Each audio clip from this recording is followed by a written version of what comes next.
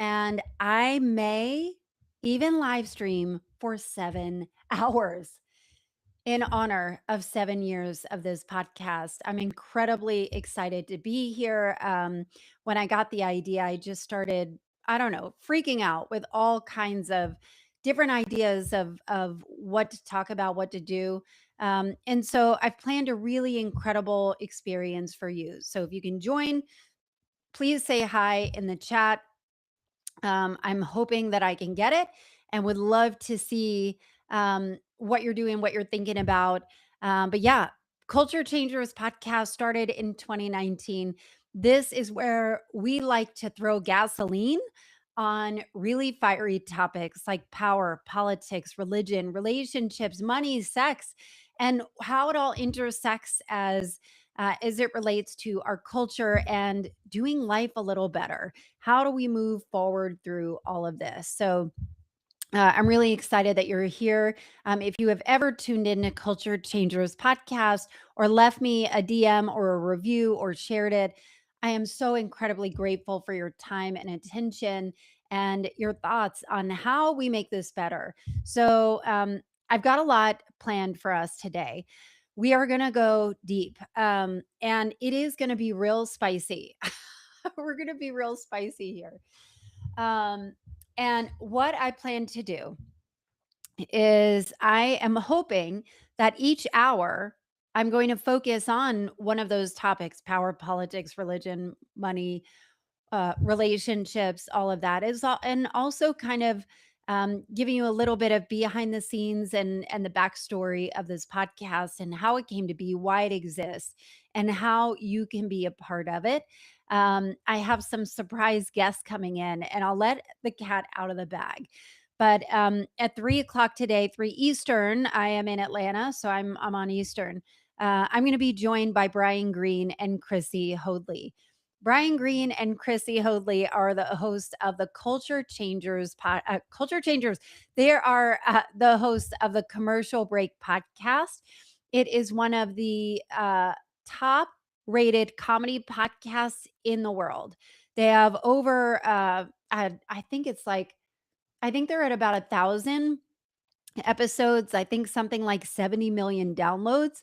And their podcast started from my podcast program in 2019. So they launched in 2020 and have gone on to do some great things. So at 3 o'clock, what we're going to do, they have a comedy show. So it's going to be, we're going to be all over the place. Our moods, our emotions, our intensity. We want to have fun. We also want to talk about really meaningful stuff. And what they're doing is we are going to be co broadcasting our podcast together. So we are recording a podcast that will be aired on the commercial break and aired as Culture Changers podcast, where we get to come together.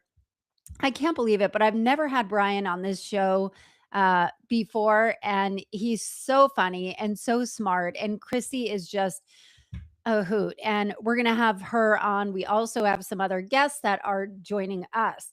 Um, what I would love to do, I'd love to hear from you as well of what's going on in your world. So I'll give you a little bit of background here. Earlier this week, in preparation for today, I started getting nervous about what am I going to talk about for 7 hours? Are people going to care? Is it going to be interesting, engaging? Am I going to run out of things to say? And like sitting in bed every night, my brain is just going, here's some really amazing things that we can talk about. But I had solicited my uh, audience on my email list. And so if you are not on my email list and would like to be on it, go to AllisonHair.com/email. Promise I won't spam you. You can always unsubscribe. But every week I send out a story and a concept that we like to take apart together, as well as podcasting tips. So if you're interested in podcasting, that is available too. And I had asked my audience, what's on your mind this week? What is occupying your brain? What is having you in thought spirals? What are some fun things that you're thinking about, things that you're watching or reading, or things that are captivating your attention?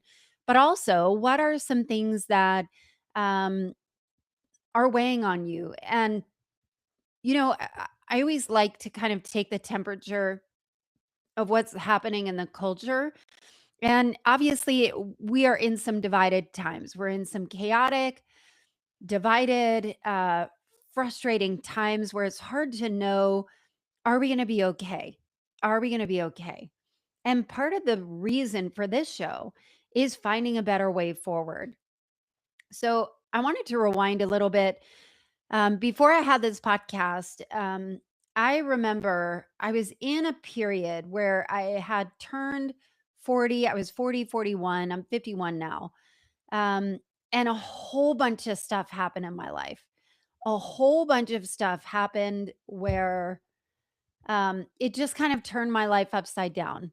I had the birth of my son, which was incredibly traumatic, and just kind of threw me in a loop in terms of like understanding the US maternal healthcare system, especially in Georgia.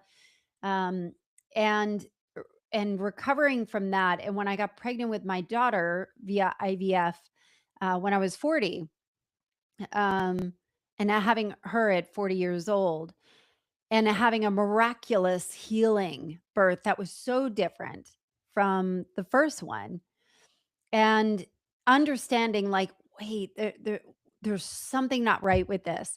At the time, I was also volunteering at an inner city school, and I was volunteering as an academic mentor and as um, and I was serving on the foundation board. And so I started to see working with these amazing kids that had backgrounds that I could not even imagine, and realizing those people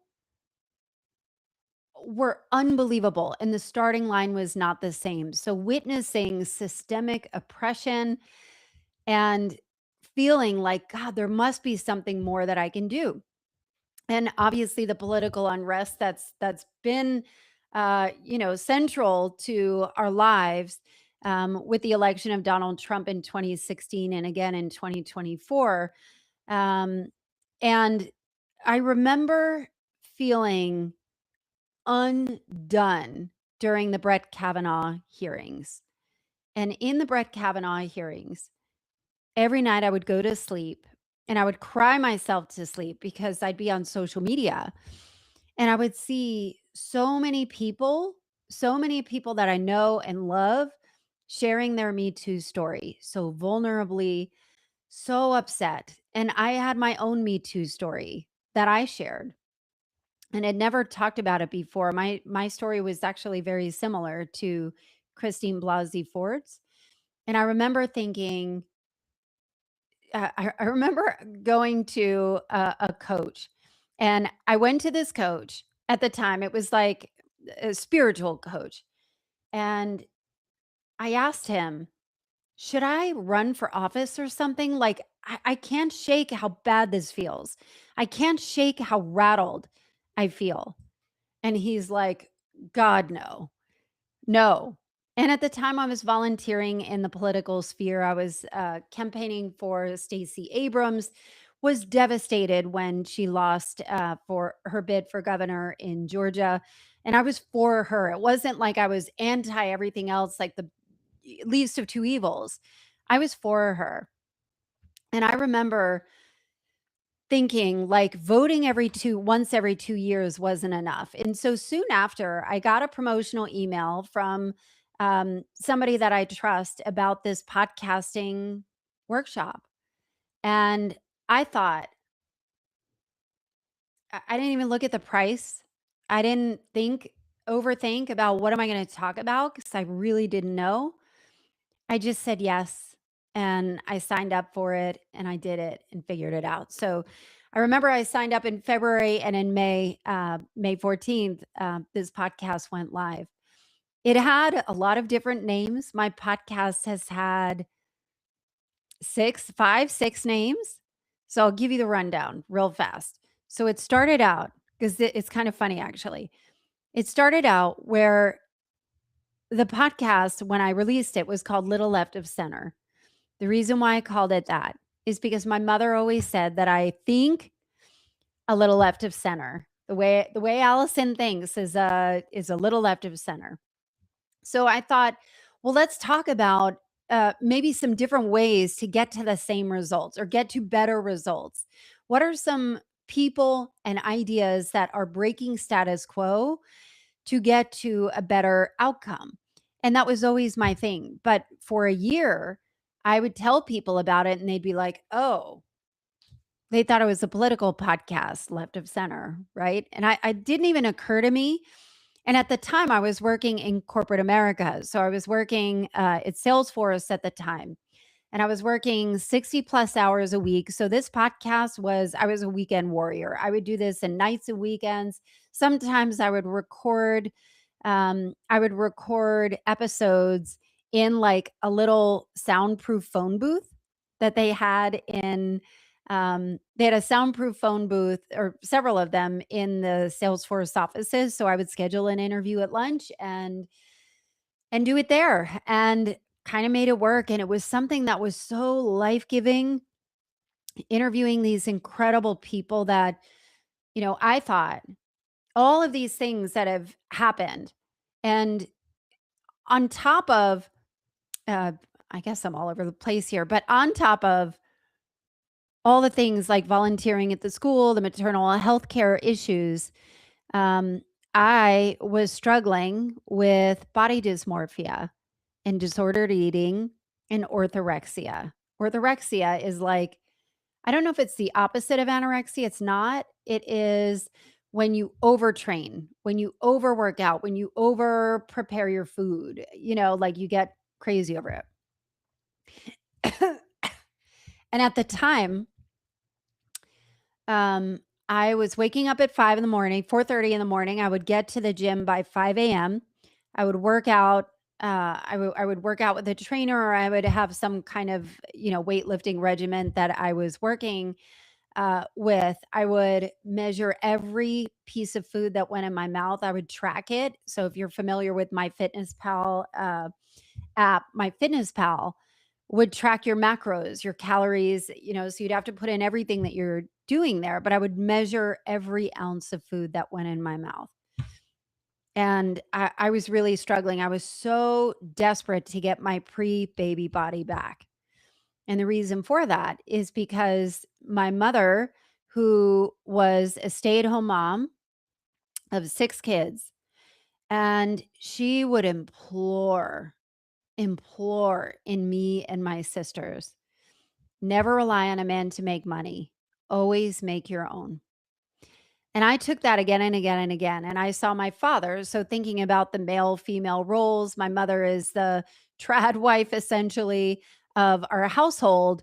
Um, no college education. My mother went to Europe to study her voice, actually. She wanted to be an opera singer after high school, and then came back to the States, was working a regular job. And my she met my dad, and that was that. And my father is from Lebanon. He's an immigrant and was 14 years her senior, kind of swept her off her feet, and was handsome and debonair and more experienced and all of that. And they had 6 kids together.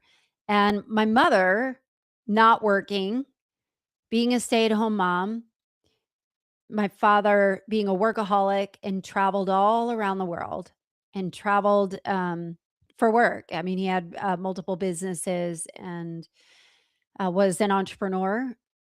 And she was kind of left as on her own with all of us, which is fine, right? It was kind of normal, I guess, in that time. But she would always tell me, never rely on a man to make money, always make your own. And something switched in my head that I was never ever going to be in a situation where I wouldn't have control. I wouldn't have options.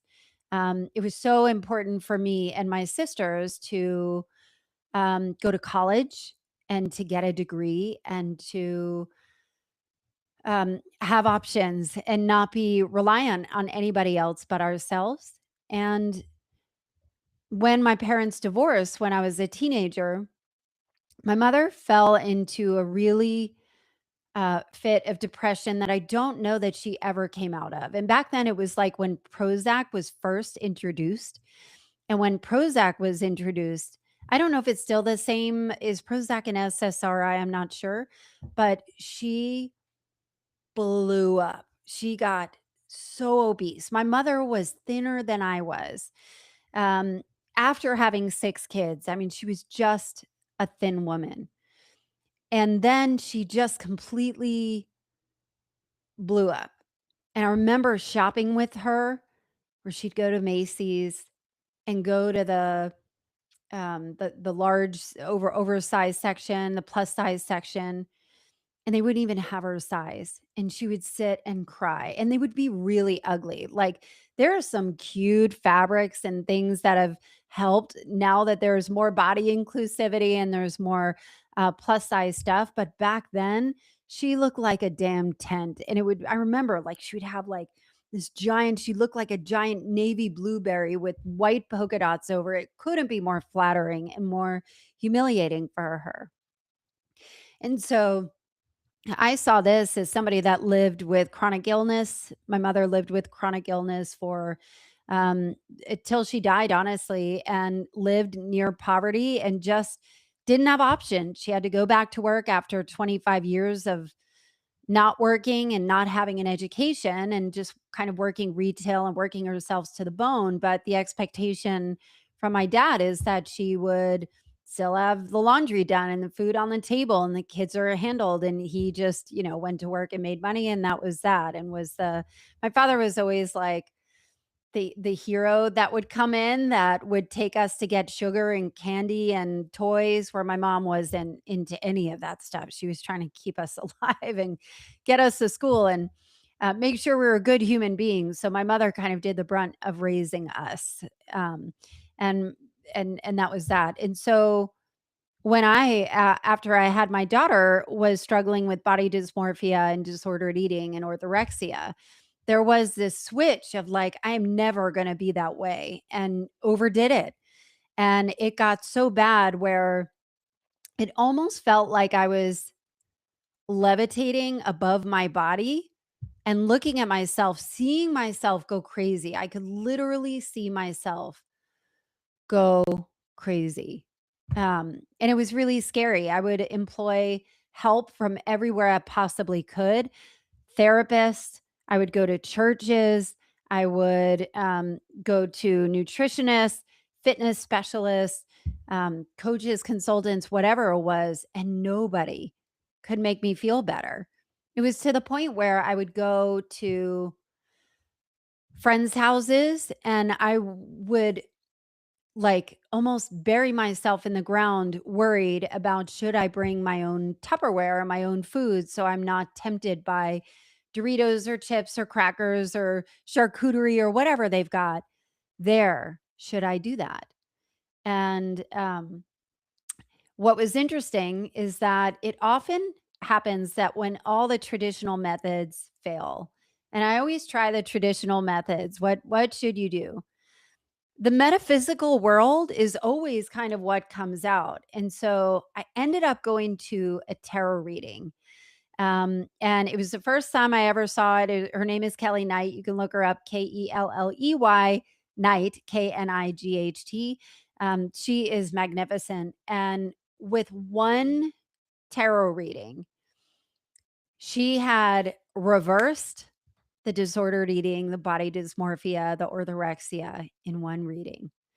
And what was interesting about that is I came in about work. So I was working in the corporate world. I was working myself to the bone. Corporate never felt like I belonged there. I felt like I was truly, they talk a lot about ADHD and wearing masks, and I am late diagnosed ADHD.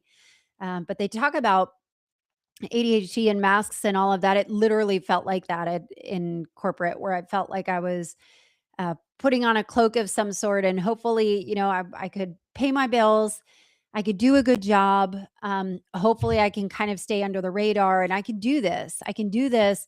But I knew that my heart and my talents were grossly underused. We'll just say it that way. I have a degree in broadcasting. I've always been a public speaker. it's something I always loved, but I did it on the side. I did it as a hobby, and part of that was, like, I would do I'm getting the hiccups. I would do Toastmasters. I had a music blog, for a while where I'd interview and promote emerging artists. I would, eh, speak, where that part felt really good, but I just never pursued it. And so, um and so when this promotional email came around about the podcast, I was like, it's time. It's time to do something real about this. And so I started booking guests. The first name was called Little Left of Center. And then I thought, because the political thing kept coming up again and again, what, what else could I call it? So then I came up with something clever. And that clever thing was Bright This Way. Bright This Way. Very clever, but it sounded too inspirational. So it was that for like a hot minute.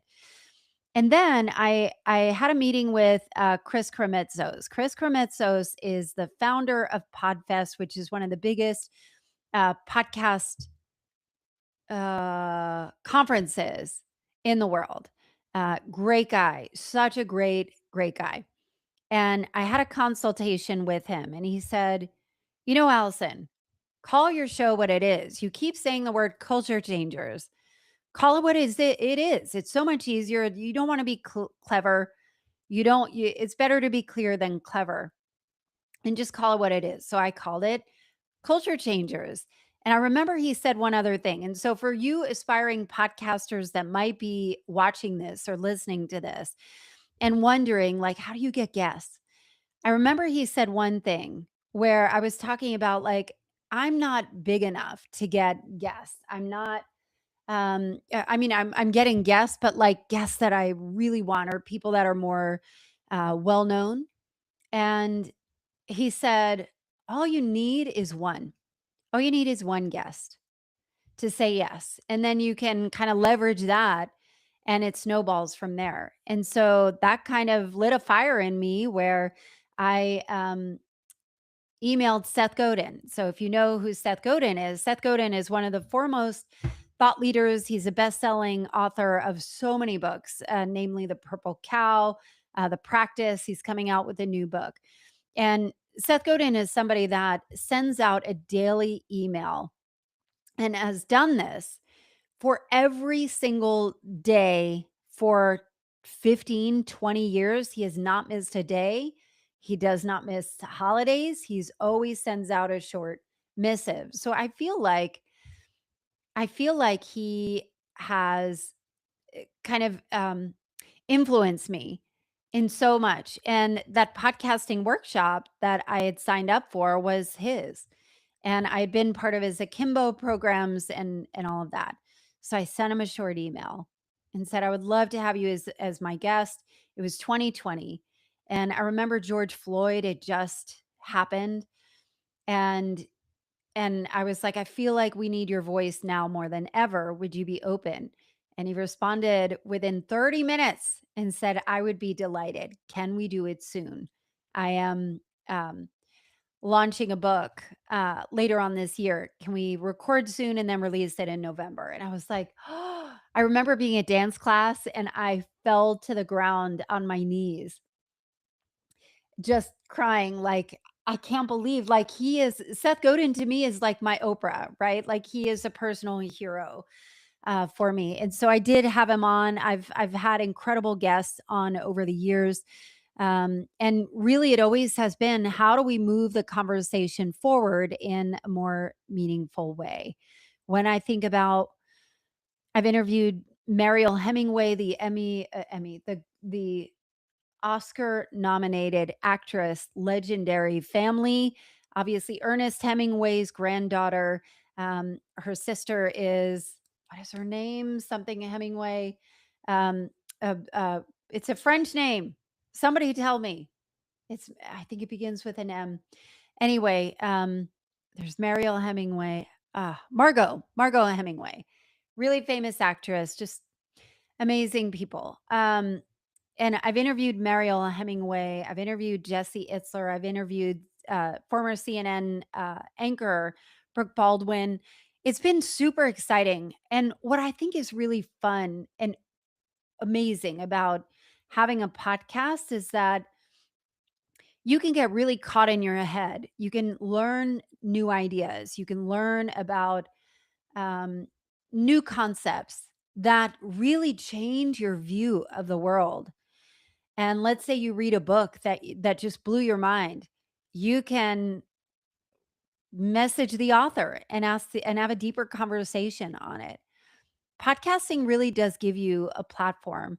And just to give you kind of a background on me, my professional background is I spend 20 plus years in corporate sales. And so I work for Salesforce, DocuSign, ADP. But as I mentioned before, my education is I have a degree in broadcasting. So when I launched my podcast in 2019, um, that kind of took off. And almost as long as I've been podcasting, I've been helping people launch and grow their shows, but mostly undercover. People would ask me about it. I would help them. I don't know if it's undercover. It was just like on the side. I was working full time. I have over 60-hour weeks with two little ones at home and, figuring all of that out. But I've been helping a lot of people with their shows ever since. And it has taken so many iterations. Like I mentioned, Bryan Green is going to be joining us later, the co-host of the Commercial Break, which is one of the top comedy podcasts. He was one of my very first clients ever. And so, which is super exciting. The first podcast cohort that I ever did. Um, that showed like there are a lot of beloved and big shows that have kind of come out of my podcasting program. And I love it so much. I love podcasting. I love the concept of having a platform. And in 2022, I left my corporate job and I left on purpose without a plan. I don't recommend the approach, but I was profoundly burned out. So you remember I told you about that mask. And I remember sitting at this desk and I would be in a meeting and I'd be looking at the clock. I'd be like, all right, it's 1:34. I have till 2 o'clock. Okay, I could do this for 26 minutes. It felt so constrictive. It felt so like I'm in the wrong lane. And I tried so hard, like I would spend my time trying to like learn more and get better at it and get more strategic where it felt like other people had it so much easier where I'm like none of this makes sense to me. I need to like work extra hard. I imagine it's like somebody who has dyslexia that's like trying to read like everybody else and it just you can read, but it takes longer and you have to figure out ways to do it. And then I would get on this mic and I would have a conversation that would move the needle in some way. And it felt so expansive. It felt so expansive to be able to have this platform and have a voice and be able to move the conversation along. The way I feel about culture, I don't know why culture is something I'm so captivated by, but I think because it impacts us on so many different levels. And when I talking about religion, power, control, politics, sex, money, all the things that they say, don't talk about that. We don't talk about that in polite company. It's rude, right? And I think that's why we are in this mess, why we are so divided. And I remember in 2016 when the grab them by the pussy kind of thing came out with Trump. And I thought, well, that's it. That's the nail in the coffin. There's no way this guy is getting elected. And then I saw woman after woman that I knew that I loved and respected defend him. And I'm like, what? How could that be? How could your model of the world be so different from mine? And I wanted to find a better way forward.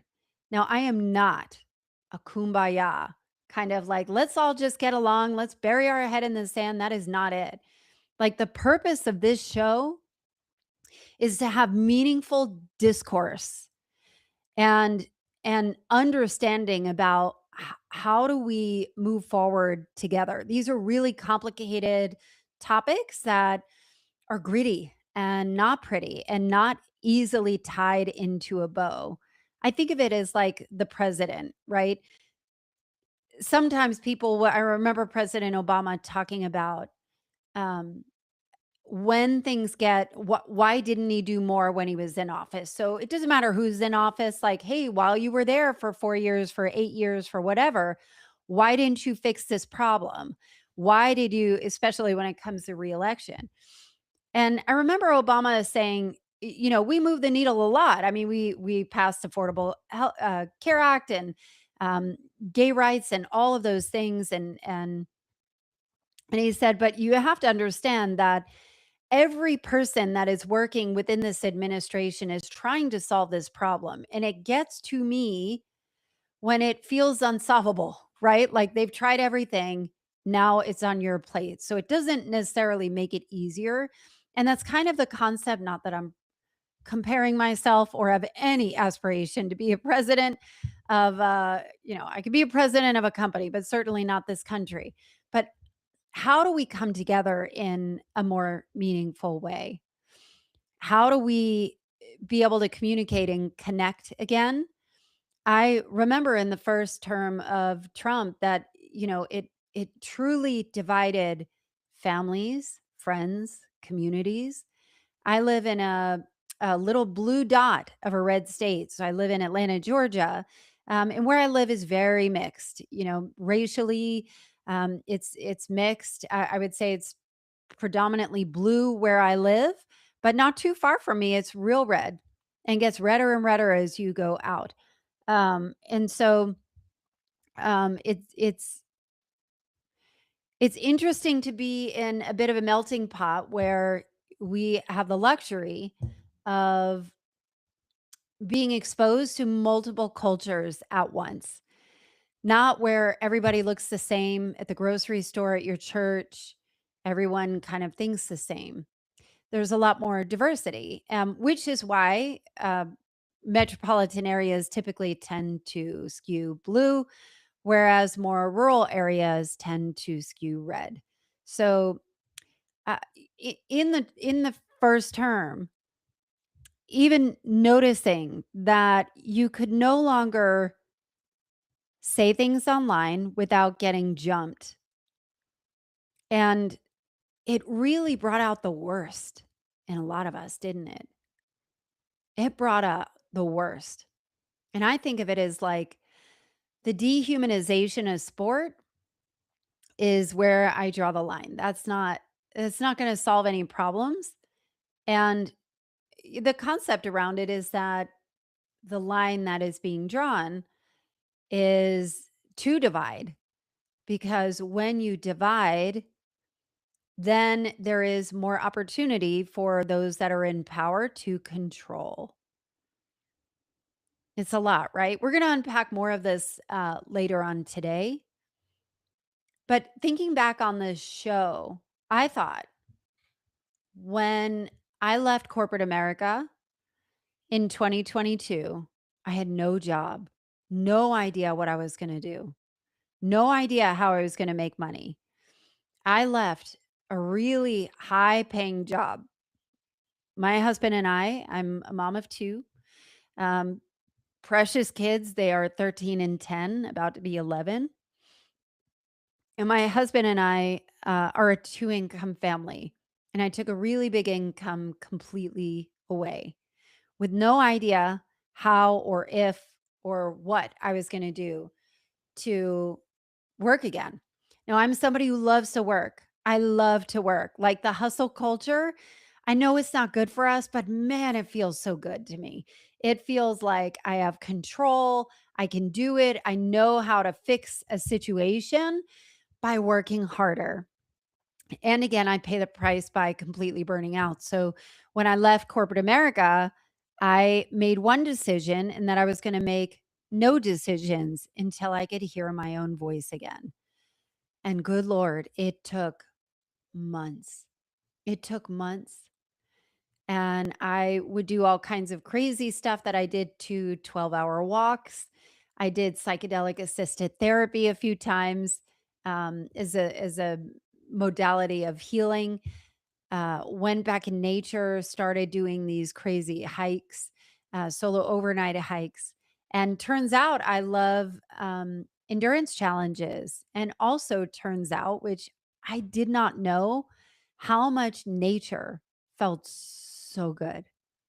It felt so good. And so at the time, I went to I thought, well, let me just make a run at Culture Changers and make this podcast my thing. That's what I've always wanted. I always wanted my podcast to be the crowning achievement, the thing that I could have as my business. And I went to a podcast conference. It was called Podcast Movement. I think it was in Austin or Dallas or something. And I remember looking at all of the presenters and the sponsors and the people that were going to be on the stages and these podcast agencies that were really reputable, ones that I really thought were doing incredible work, like Lemonada Media does incredible work. Um, they I think their tagline was "Make life suck less" from their podcast, but they had really interesting um, podcasts. And so I picked all of these people and I was like, I'm going to go find those people, create a relationship with them, and then maybe I can get a boost for my show. So I go to this conference and I freeze. I freeze because I have no idea how to describe my show, Culture Changers, without taking 20 minutes to do it. And that's a problem. Like, if you are in any kind of personal branding space or you're a coach, consultant, speaker, author, if it takes you 20 minutes to tell people what you do where it doesn't land right away, you need some work. And I know this because I went through it and it took me freaking years. It took me fucking years to figure this part out. And so I have no idea how to explain it. And my show isn't like a huge show like Armchair Expert or Good Hang or any of these big, huge shows or Joe Rogan, but it's also not tiny either. And, but when it comes to like advertisers or people that are looking to sponsor your show, they want to make sure that you've got like a badass concept and audience already. So being at this conference, like I wasn't used to anybody there. And it felt so defeating, this podcast that I love so much. And so I came back and I'm like, I got to change the name of this thing. Culture Changers. Nobody's Googling culture changer. I want to be, how do I be a culture changer? Nobody is Googling that. And so I ended up working with a personal brand strategy firm. Shout out to Brand Builders Group. They do incredible work when it comes to personal brand. And my goal was to rebrand my podcast and figure out what is the path to take here. So I was with them for a few years, first as a client, and then I ended up supporting them in a sales capacity and supporting their podcast community.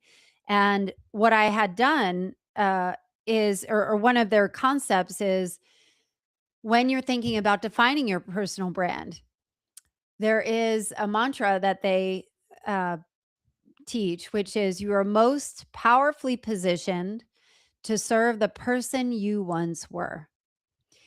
And I thought, well, I sure am learning so much at 47 years old, starting over from scratch, being in nature, finding endurance challenges.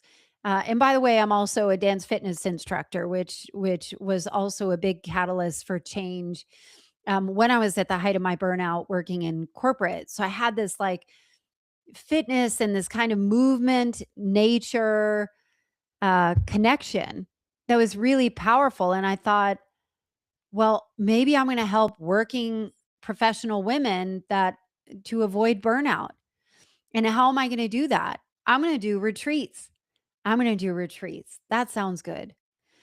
And I ended up, I did like a couple mini retreats. And I remember a mentor telling me, Allison, uh, retreats are great, but they're a lot of work and you got to sell them every time. And the margin is so low. If you're really looking to support women, support people, why don't you work with them for a longer time? Why don't you start a mastermind and work with them for a short period of time? You can build that into a membership. And I thought, you know what? That sounds great. And that's what I did. And I kept finding that I would hire the copywriters, the coaches, the web designers, I would do all the masterminds, I would hire all the coaches. And no matter what angle I did, I couldn't figure out, like from marketing and messaging, I could say all the perfect things, but it wasn't the right lane. It was not the right lane. And I just was like, let me just fit this right in the box and let's figure it out.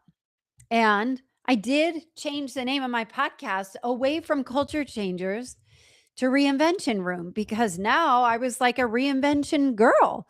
And it's true. Like that is who I am. And I tend to be really, really good at motivating people who are trying to get the thing done. I'm really good at like helping them with strategy and execution.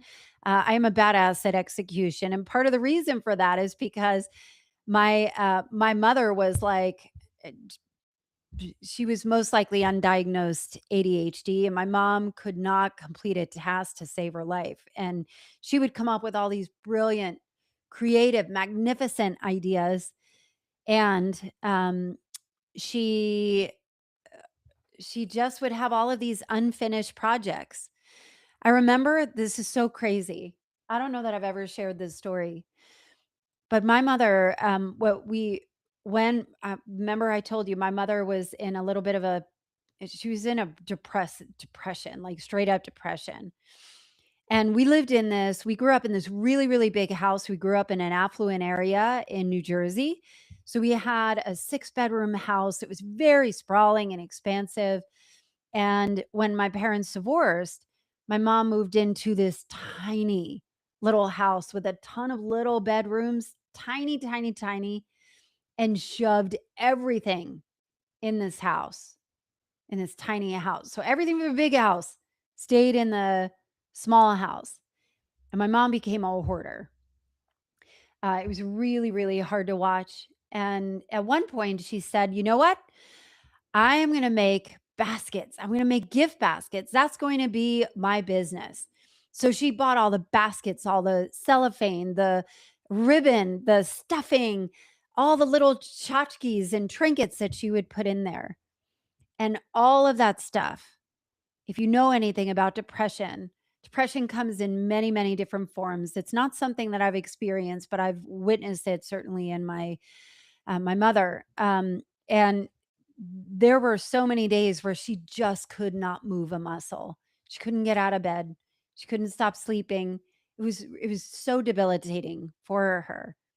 And when she would be in a wave, I don't know if it's like a manic depression. I don't really know. But like when she would be in a wave of energy, she would be like, all right, I can do this. And she would buy all this stuff. And I remember all of that stuff kind of went in the attic, all the equipment and hot glue guns and stuff that she had. And we had rats in our house. I remember sitting on the couch downstairs, and there was a little rat that would come right down underneath the couch where I was sitting. And I would be like, oh my God, where are we?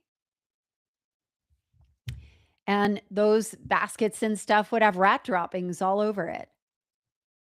And so I always took that. My mom was somebody that was really vibrant and funny and loved to talk, loved to sing. She wanted to be an opera singer. She was magnificent. And she uh, loved to entertain. She loved to cook. She was a magnificent chef and even was a caterer for a while.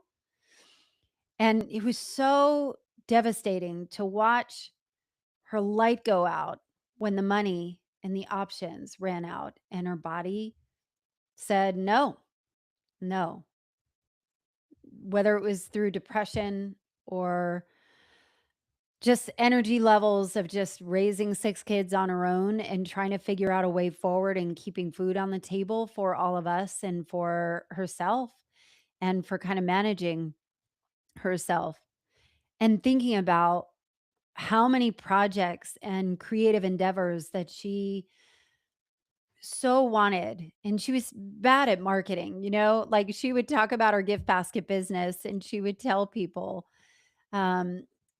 tell people, I've got a business. So she would announce it. And then she would hope that it would just take off. Right. And she wouldn't have to like go through the marketing and she just ran out of steam. And so I kind of took that and thought, fuck that. I'm not doing that. I'm going to follow through. I'm going to follow through. And so I became the execution person. Like I'm the person, not executioner. That's the wrong term. But I became the person that is going to finish the projects and I'm going to go all the way. And so it's so crazy how much of our lives are built from our family of origin, either in opposition or in admiration and respect. And my mom is somebody who loved us deeply. And being a mom now and understanding it, like I just um, I feel like I was not battling my mother, but I was angry at my mom. I was frustrated at my mom forever. I was frustrated that she wouldn't get up and go to the gym. I was frustrated that she wouldn't go out and meet people. I was frustrated that she wouldn't complete a task or complete a project. I was frustrated that not understanding, the grips of depression. I feel like I have a lot more compassion and empathy when it comes to people that are struggling with mental health and challenges that prevent them from doing what they want. And I think even just the cross the connection and overlay of how that lands in our culture of people that we have. When I left the corporate world in 2022, I really was angry at myself. I was angry that I couldn't hold it together, that the people that I worked with seemed like they weren't burned out. They were excited. They were like pumped about technology and software as a service. They were pumped about it. And I'm like, I can barely keep like, I gotta like zero in and focus on this because my brain just doesn't think that way. And I thought, I'm not good at strategy. When other people, when I ask for advice for accounts and clients, it's so easy for them. And I'm like, why is this so hard? Like, okay, that makes sense. Why is that so hard for me? And it was just not my lane. Just was not my lane. But I needed to make money. And, I thought I was the only one that was burned out. And turns out we are all burned out. We are all burned out collectively. And it makes sense. Like you open social media and you are scrolling through and you can see a cute picture of a cat. You can see somebody getting murdered in cold blood. You can go to the next one and swipe through that and see a political takedown. You can scroll through that and see a new baby being born. And that's like in a span of a minute. So, of course, we aren't well. Of course, we are feeling burned out. It's hard to figure out where all of this comes together. And so culture changers, I I just felt like sitting on the sidelines didn't make any sense anymore. It felt like a rattling of how do I use whatever talent, skills, energy I do have to make a difference. And I didn't know what that would look like. But I thought if I could create a platform or be on a platform that I could support people or I could like introduce or bring light to people, systems, concepts, ideas that were that I was learning in real time that if we knew better, we would do better, right? And so I thought, well, if a podcast can do that, like how do I go one to many? And this became the obvious choice. And it feels so expansive to talk to you. It feels so expansive for those of you that are on the live stream. Hi, Sally Ann. Thank you for your message. Um, it feels expansive to be able to have a platform, like podcasting is really intimate. I don't know if you know this, but it's such a cool platform because the way it operates, like, yes, it is like I'm in a room here where I'm talking to four walls, right? Like I'm by myself just talking. And I work really hard for me and my clients to make this podcast bi-directional, meaning I want to hear from you. I want you engaged. But if I'm going to be talking one way, it becomes very parasocially intimate. Meaning, if you have a podcast or if you listen to podcasts, you are listening on a run, you're listening on your commute while you're taking your kids to their soccer activities. You are listening while you are making dinner or folding laundry, or if you're blowing off steam because you got in a fight with your partner. A lot of times you're listening when you're in the bathroom doing number two. It just is. So when people are listening for so long, um, people tend to trust you and you have a responsibility of influence. And and knowing that you may very well be on this live stream right now, hate watching, and I'm here for that too. I appreciate your eyeballs and I don't know if polarization, but I love a good discourse. And I want this podcast to be spicy, which means it's not going to be for everybody. And that's okay. I think that part is important and something I teach as well. It doesn't mean that you have to be on full blown Tony Hinchcliffe offense or Andrew Tate, where your job is to dehumanize and go on the offense or just be a jerk. But the role of this podcast is to help you think, help you create space for maybe a new possibility that maybe you hadn't considered or a new way to think. But my favorite part about this is it's a conversation starter. All of these episodes are designed to be conversation starters because that is how culture changes. Culture doesn't change when you hear it in your ears and you're like, okay, that's interesting. And you move on to the next. Culture changes where you're like, I was listening to this podcast and I heard this idea and I don't know if I agree with it. Like, that's juicy. That's like the fun stuff.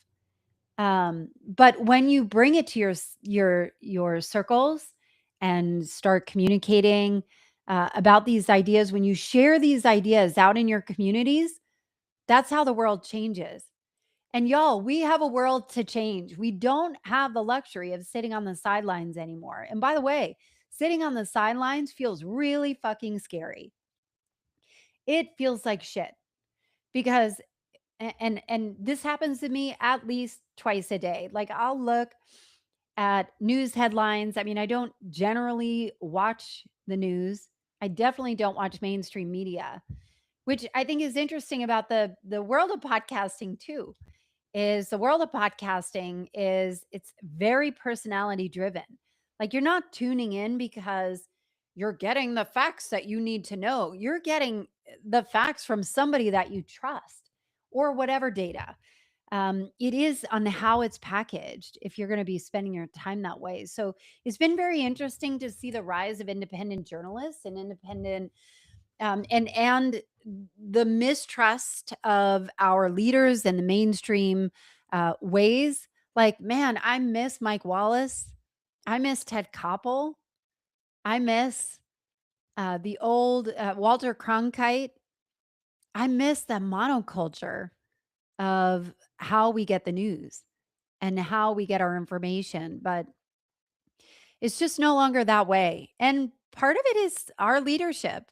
Like the message has always been don't trust the mainstream media. They are lying to you. Big pharma, all the corporations, they're all lying to you. They all just are screwing us over. So, same thing with vaccine hesitancy. All of those things are deeply impacting our everyday lives, which is why it's important to not shut up about power, politics, religion, money, sex, all of those things. Because if we knew what each other thought and talked about it more openly, we wouldn't feel so fucking divided. We just wouldn't. And that's why this part exists. So, you remember I told you this podcast used to be called Reinvention Room. And then I decided it's not that.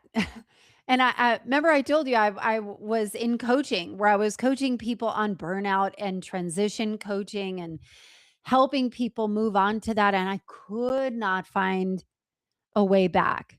I couldn't find my lane that just fit. No matter how much money I spent on like the right copy, the right images, the right website, the right funnels, the right emails, the right, all of those things. I can't even tell you how much money I spent on building this out. And then last March in 2025, I went to this conference and people kept asking me about podcasting and help them with podcasts. And most of them were in the coaching consulting space. They were coaches, consultants, speakers, authors. They were personal brands of how do I launch a podcast that actually moves the needle and is integrated with my business. And so I kept helping people out. And there is a man named Ryan Lang, who is the co-founder of Empire Partners. I'm such a huge fan of Empire. I'm an evangelist. Like I will fully join that cult because it has been so life-changing. It's not really a cult, I promise, but I'll start it.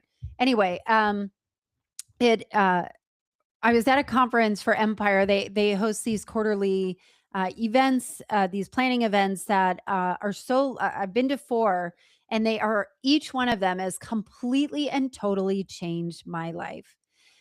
If you don't know Ryan Lang, find him on my LinkedIn or whatever it is, or just DM me. I'm happy to share about that. But this Ryan had sat me down where I'm like, man, this podcasting thing comes up. Should I change my website? Should I do both?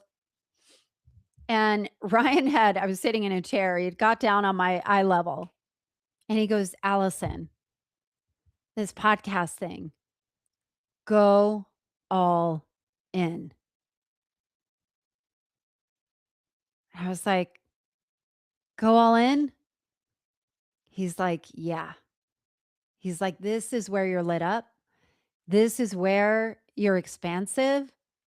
Don't try and fit a square peg in a round hole anymore.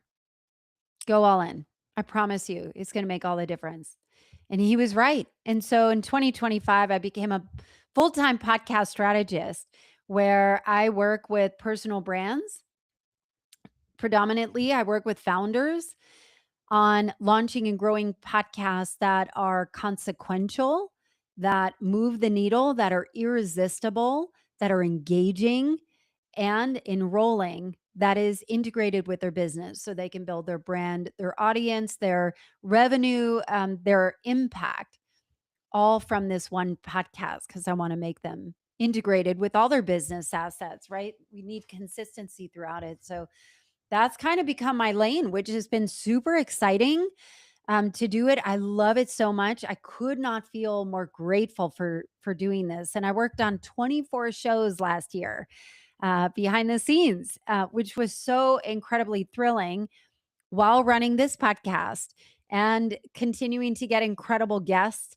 And then again, I changed my name this year again back to Culture Changers. And it felt so much better. It felt so much better. And truth be told, I was really tired of talking about burnout. I was really tired of the self help industry. I was tired of talking about because I realized something really profound. To me, it was profound. So when you go through a big transition, let's say it's a divorce or you're leaving a corporate career, or you're leaving part of your identity behind and creating a new one. There is no way where you just cleanly step off one platform and step onto another one and just keep on going. And then it's like the upward hockey stick and nothing happens. Like you are tested in ways that you would not even imagine. And I remember it was probably a year after I had left. So I was kind of building this personal brand. I was working in this coaching space, supporting people in transitions. And again, I couldn't really find my lane. It wasn't very easy for me to explain what I do in a way that people are like, oh, I need that, versus you sound like every other coach that's out there, a life coach, lifestyle coaching, abundance coaching, transition, whatever it was. It just didn't quite fit. And I was scared shitless. And so just, I just didn't know what avenue to go. I felt like I was working so hard at figuring this out, but it wasn't quite opening the doors that I had hoped. I wasn't getting the results. I wasn't sure how I was going to make money or where my next dollar was coming. Like I mentioned to you, we are a two-income household, and my income, taking a big income away, um, it required a lot of adjustment that we really needed to figure out a lot of things and have some very serious conversations about how do we make this work. And my dream of this podcast and helping people find their voices and do incredible work, how do we do it all? And I felt like I was just at the bottom. And again, that guy, Ryan, who has been a mentor to me, this was before he told me to go all in. This was before that. But he took me aside and he's like, Allison, we were at another conference. He's like, how are you doing really? And I was like, I'm really struggling. And I could feel the tears welling up. Like it just was so close to the surface. It just, everything felt like needles underneath my skin that if I pulled anything, the thread would just come apart. And he told me about this book called, I think it's called The Art of Surrender by Michael A. Singer. And he's like, I was exactly where you were before. And I read this book and it changed everything. So I read this book on my way home. I was in Nashville and I drove home and I read the whole book and I'm like, okay, surrender. And all I wanted to do is to go to the mountains. So I went to, but I was feeling like shit. Like, let's just be clear. I wanted to go. So I have a goal, and my goal is to scale the tallest peak of all of the lower 48 states. And I decided I need to get away from my house. I need to get away from all this. I need to clear my head. So I decided to go to North Carolina and scale Mount Mitchell, which is the tallest peak in North Carolina. It is the tallest peak east of the Mississippi River. And I was going to do it solo. So I went overnight, and on my drive to North Carolina. It's a 4-hour drive. I'm like, all right, I'm going to consume every self help book, podcast, whatever it is. So I would look at all these podcast names and it was like, how to fix something is broken, stop doing this. And I'm like, huh. And each time I would listen, I was like, maybe this is the one that's going to unlock for me. It's rare that you have 4 hours alone, right? To be able by yourself to listen to things. I'm always on the go as a mom and somebody that's working. And I remember looking and going, wait, this is fucking bullshit. This self-help stuff is bullshit.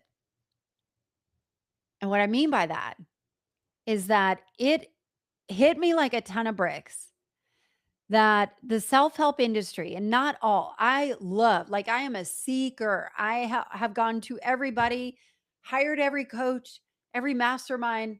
I've done it. Like I love it. I love all of that stuff. And the self-help industry, I think, is designed to keep you sick or feeling like you are sick. And I was looking at all these names like how to fix, stop doing this, you're essentially broken, right?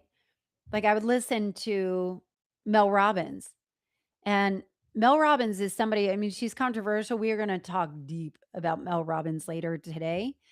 Um, but I can listen to her stuff and be like, wow, I think she is a magnificent podcaster.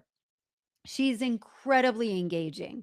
Whether you like her or not, or trust her or not, or think she's a grifter or not, or think she is overblown or overrated, I don't care. She is a magnificent podcaster because she knows how to engage people. And what I realized about Mel Robbins is that you can listen to her and then you're like, wait a minute. I am anxiously attached. I didn't know that. And my parents are emotionally immature. But here's the problem. I didn't have those problems this morning. So it's almost like a lot of these self-help platforms are inventing problems to keep us sick. Like, oh, now I've got this ailment and I now have this condition, whatever it is, and it is designed to keep you sick. So I have to limit my Mel Robbins. I really respect what she's done as a entertainment or media, I should say a media platform. I really respect what she's done. But I feel like for all the money that I've spent on coaches, consultants, speakers, not speakers, like events, conferences, therapists, I should be fucking levitating by now. I should be levitating. Instead, I feel like shit. I feel worse. And so on that drive to North Carolina, I said, no more. I am done. I deleted all of those podcasts off of my download shows that I follow. And I shut off the music, shut off everything completely for the rest of the ride. And as I was approaching the mountains, and as soon as I turned it off, I felt a weight lift. I felt like I was lighter and more capable. And what I realized is that I am not broken and I do not need to be fixed. And having a podcast called Reinvention Room and having guests come on that were experts that were in the self-help field, like I was just done. I was done with it. I was done with all the how-tos and the hacks and the shortcuts and I didn't want to be part of the conversation that you are not enough unless you do these 5 things. Now, I'm not saying that there isn't a place for it. I just think the amount that I consume information is a lot. And so I needed to put some brakes on it because it was making me feel worse. And also to start trusting myself that I have the answers more than I think I do. I didn't have to outsource everything to an expert or to whatever. I'm going to take a sip of tea, which is my first drink since broadcasting. Um, so, of course, that tea is completely cold. So, anyway, I changed Reinvention Room back to Culture Changers. It was actually very gratifying to because as a podcaster, I get guest pitches all the time, and so there are companies that people will pay to go and like kind of knock on doors of shows to have their clients be guests on. And I normally like 99% of the time I say no to those, but it was nice to not get so many requests for here's this person that reinvented their life and did what is an expert in this or is a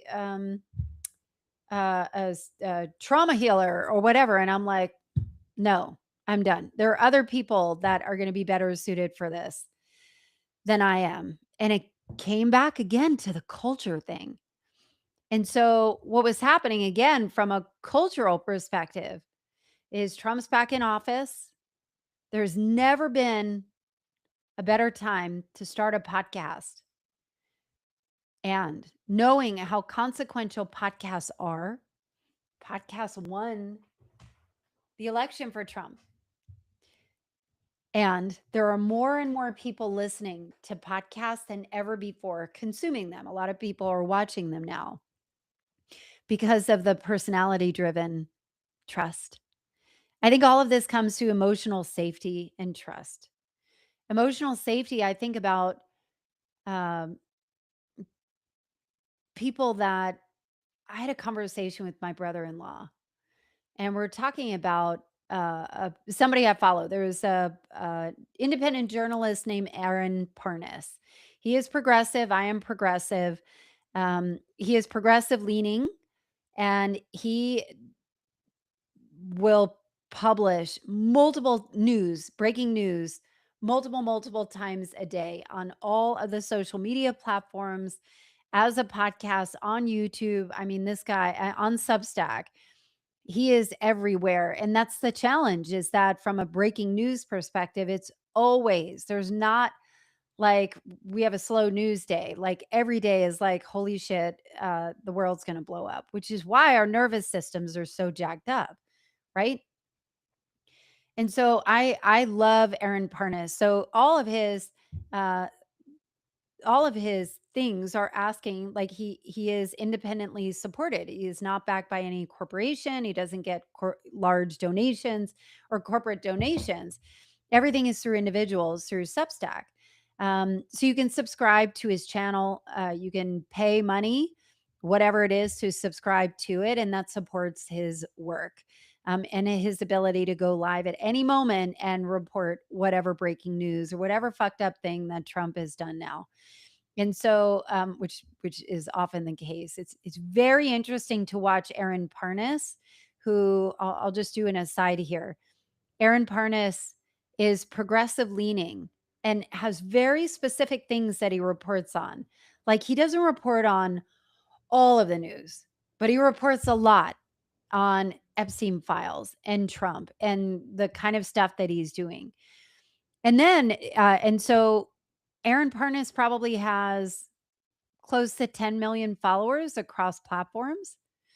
And then there's somebody named Moshe. I don't know what is. I don't know how to pronounce his last name, but it's called Mo News. He has an incredible platform, independent journalist, covers everything, and very balanced, very balanced. Where he will report both, where it's balanced when you're getting both Republicans and Democrats going, I knew it. You're for the other side. I knew it. They both think that he is clearly, because he's reporting both sides. Whereas Aaron Parnas definitely has a left leaning slant. And Mo News, I think he's got about 600,000 followers on Instagram. Whereas Aaron Parnas has grown a lot. And and again, both of them are platform supported where you can contribute money and subscribe. You can subscribe to support their work, and they have premium subscriptions and that kind of thing. And what I think is interesting is that when I was talking to my brother-in-law, he's like, "Well, essentially, you're paying somebody to hear what you want to hear." And I was like, "Damn, you're right. We are paying to hear what we want to hear because the news otherwise is really fucking scary. And sometimes you just need a win." It used to be where I would listen to The Daily when I felt like Trump was finally fucking going down. But anything else, I'm like, I can't even deal with it. And now I just can't get over how the news has turned into what it is now and how we navigate it. And I think there is something to be said about how you contribute to the noise, like I would love, I don't know, like I've never been one of those people that I want to get off social media. Like I'm so addicted. I am so addicted. I am chronically online. I cannot get enough of it. I am perfect for those people, right? For all those free platforms where I'm the product, it's my eyes and my ears. But I often feel like, even just back to the companion thing of being a podcaster, is the companion piece of it is that I feel the same way. Like there aren't usually times when I don't have headphones in my ears and I always have somebody talking to me. Always. Whether I'm putting makeup on in the morning or going for a walk. There are times when I don't. I won't have it if I'm going on a hike because I want to tune into nature, like a big hike. I won't have any music or headphones in because I think nature is its own music. Um, but I also feel like there's a little bit of a psychosis with that too, of like, of not being able to hear my own thoughts. And the quiet is really scary for us when everything is so loud. And when I think about this podcast, I can get twisted in knots trying to prepare for podcast episodes. Whether I'm interviewing somebody or if I'm doing solo episodes, I like to make sure I don't script it out, but I will have outlines. So I'll make sure that it is interesting, engaging, and has data or something to support it. And then afterwards, I feel so energized and feel such a release. It is, this podcast is really an addiction for me too. And so the good news is I get to hear from you and I get to see when you share the stories. I always say that my love language is I was listening to your podcast and dot, dot, dot, because it just is. It just is my love language because it becomes an expression of you. This becomes a true expression of who you are, whether it is writing on Substack. It doesn't have to be a podcast, but I think it is important for us to have an outlet of expression. That could be singing in a church, that could be writing newsletters on LinkedIn or missives on Substack or a podcast or speaking on a stage. And I just feel like if you are not happy with what you're seeing out in the world, how do we contribute to make it better? And what does that look like? I'm very excited. So, okay, so a little break for a second. I am broadcasting on Instagram separately. So I am working on a platform called Riverside. And Riverside allows me to simulcast on Facebook, LinkedIn, Instagram, if I had Twitch or Twitter. I have Twitter, but I haven't logged on in years. And now I'm just straight up against it. But and it allows you to go on TikTok, but I'm not on TikTok right now. And so I'm trying to see, does if you're on LinkedIn or YouTube or Facebook, if you log in, can you chat? And so Tim Smith just joined. I'm so glad that you're here. And chatted me. So I've never live streamed before.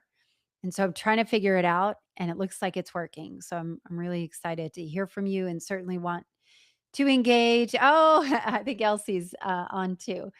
Um, it's good to see you. So yeah, all of this stuff is super exciting. And as I go into my 8th year, this is the part I'm super, super stoked about. So I feel like this podcast has been ranked top 1.5% globally. I'm almost at 1 million downloads, almost 300 episodes. Some of the biggest names in the world have been on this show. And I feel like I'm playing small. And what that means is that I feel like I have had so many dreams to take this podcast to somewhere else, whether it is take it on a live tour or have live recordings where there are people in the audience watching us live, upgrading even like the YouTube presence and all of that, and certainly the guests as well. I'm always so proud of my guests. And so in year 8, my goal is to go all the way out of my comfort zone. And part of the reason for that is, or one of the ways that I'm doing that is today is like simulcasting with the commercial break and Bryan Green. That in a little bit, he is going to jump on this live, and we're going to be recording essentially. He's going to be dropping in here. We're going to be recording an episode that will be aired here, and um, also hold on. Okay. It's going to be recorded here and also going to be broadcast on the commercial break, which is super exciting for me to do. And so the commercial break. So, okay, I'll give you a little bit of inside scoop here. The commercial break is one of the top comedy podcasts in the world. That show started in my very first podcast cohort when I started working. When I started working with people. And so this show, The Commercial Break, is so fucking funny. Bryan Green and Krissy Hoadley are the co-hosts of this. Bryan is like a super smart, funny guy. And he used to tell me that he's like, I would create all these characters and all of these like voices of just funny characters. And now I get to channel it. And so when he launched that show, I thought I've never heard anything done like this. It was so creative and so inventive. And that podcast has like 70 million downloads. I think it might be over 1,000 episodes in, and it has a growing platform. It's super exciting and it's funny. I don't really consider myself that funny. I love to laugh and I love funny things, but I'm afraid to go on the show. And we're going to be going on it. And so you're going to come along with me. So I always felt like, I'm like, Bryan, do you want to ruin your show? Like people are going to tune out if I'm on there. And he's like, don't even worry about it. It's going to be fine. So I'm going to try and exercise my ability to just riff. And that was the other cool thing about this is one of the biggest lessons that I've learned doing this podcast. And this is something that I teach even for my podcast clients, is that I spend so little of my time teaching about podcasting, and most of my time is spent welcoming people home to themselves. And I have had periods of the show where I would edit out so much of my vocal stylings, like the ums and ahs. And I know I say, a lot. because I'm like trying to get it out there. I'm trying to be like snappy, quick. And part of this process is trusting that my voice is enough. And actually, Brian Green had shared that with me, where he said, Allison, if people are going to tune out after because there are too many no's, he's like, they're not your people, they're not your audience. Those that are going to hang around with you because they get it. And you have to be yourself. And that was almost like permission. That was almost permission to just be who I was and let it be imperfect. And also a permission slip for aspiring podcasters or podcasters that are trying to find their voice because it's so easy. You know, our nature is to mimic what we hear out there. And that mimicking what we hear out there could be Jay Shetty or Mel Robbins or whoever it is, Andrew Huberman or Joe Rogan or who you hear out there. But it's not your voice. It's never going to reach the kind of success that you want it to unless it is truly authentically your voice.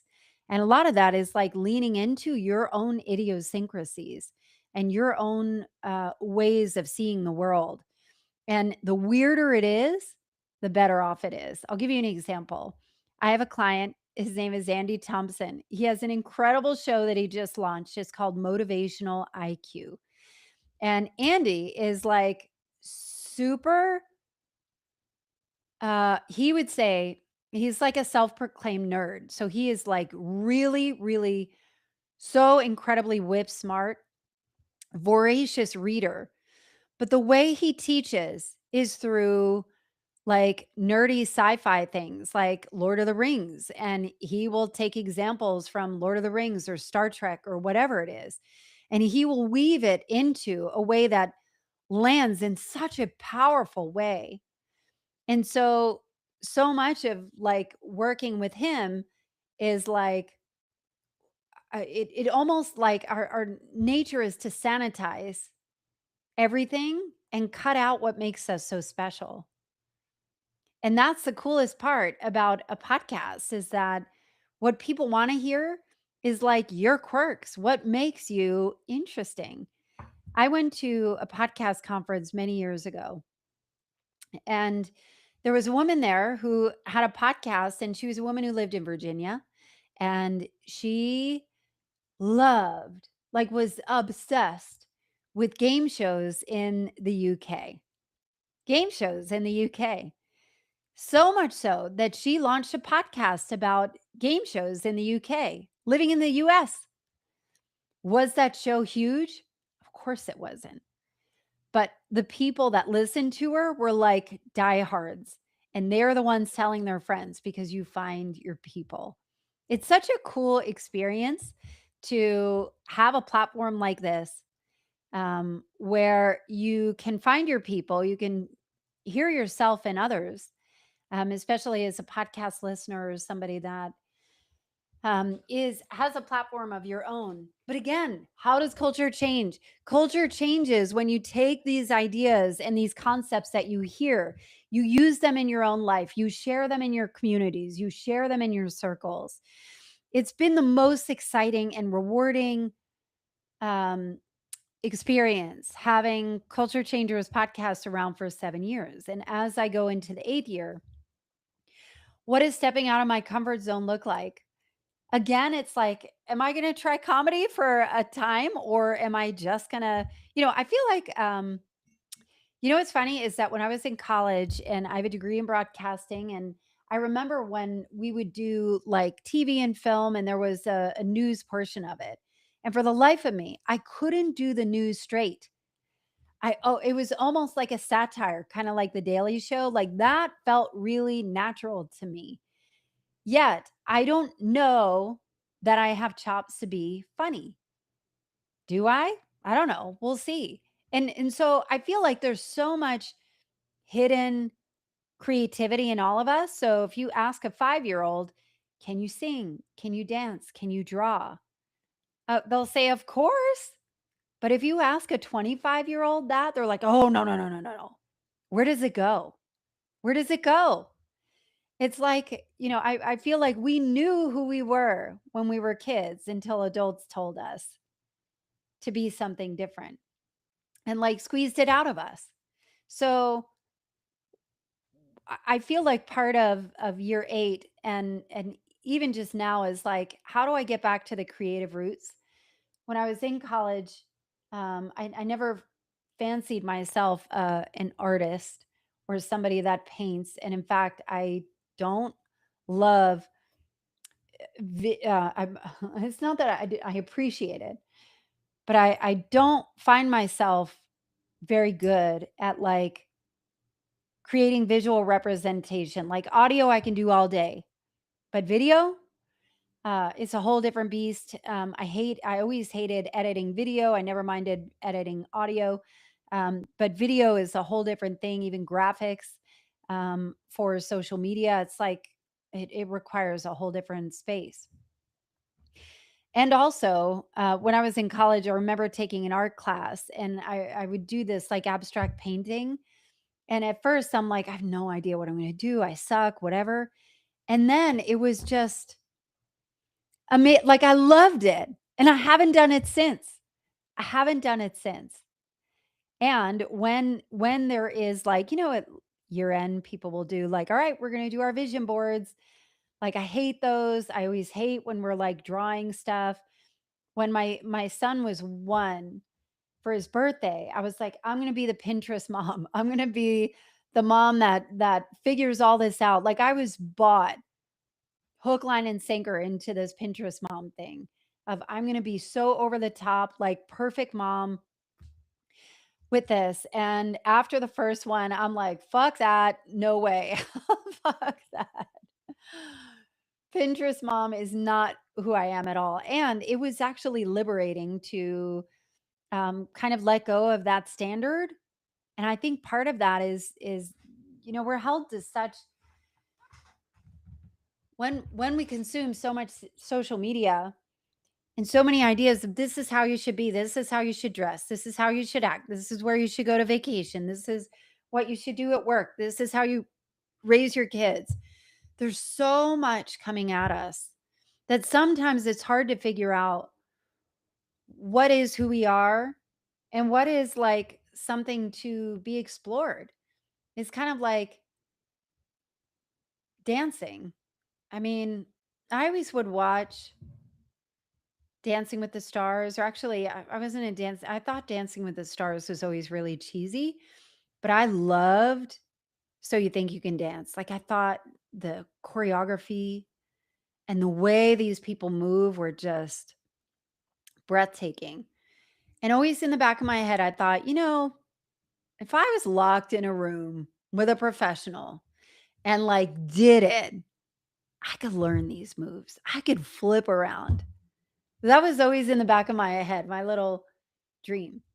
And so, as I mentioned before, when I was in the height of my burnout, I had this routine where I would go work out at like 5 in the morning. And at the time, and I feel like this was a total flex. I'm not like this anymore, but sometimes it comes back pretty quickly. But I would have, from the moment I wake up to the moment I go to sleep, completely scheduled out. And um, I had like 30 minutes where I would go see a trainer, 5 to 5:30 in the morning. And then the rest of my day was owed to somebody else, to work, my husband, my kids, to podcasting. I would kind of fit it all in, you know, running a house, that kind of thing. And my trainer went away for a week. It was around Christmas. And I started looking on the phone for like, I was on ClassPass or something. I'm like, all right, now that he's gone, what should I do? Should I do another hit workout? Should I do weightlifting? And I was like, wait a minute. What do I want to do? And I was like, I want to take a dance class. So I found this dance class. I stumbled on it, never heard of it before. It's called Rebel Fitness, Rebel Groove. Um, And I went to this dance class on a Saturday morning. It was packed. It was packed. It was so packed that the mirrors were foggy. Like you couldn't even see in the mirrors by the end of class because it was so sweaty. And I felt like I was struck by lightning. I felt like something had completely changed. It was so thrilling. I have no dance background at all. I'm not coordinated. I'm still not coordinated. But it felt like this rush of adrenaline. And I remember thinking to myself, and this was like at the height of my burnout, like I had no time. And I remember thinking to myself, like I felt this intense rush where I could open my arms wide. And I'm like, wait a minute, am I allowed to feel this good? And I'm like, that is such a fucked up question to ask because I was so used to just being so wrapped around the axle and so tied up that it just felt insane. And I felt like I was changed and I was hooked. So I went back again and I started to like rearrange my schedule where I would go at lunch, where I would somehow like wear leggings. So I'd wear black leggings. I'd wear like a nice shirt over it. So like something I could switch out of, go dance during lunch, come back completely dripping in sweat with the button down shirt over it and pretend nobody noticed and just finish my workday. And I was so taken by this. And this was like right before the pandemic happened, early 2020. And then obviously COVID hit and it went offline. Actually, it went online where the whole format is online. But I ended up, as we started to get back into the studio and stuff, but I was so obsessed with it. It was so life giving that I ended up becoming a dance fitness instructor and getting certified in it.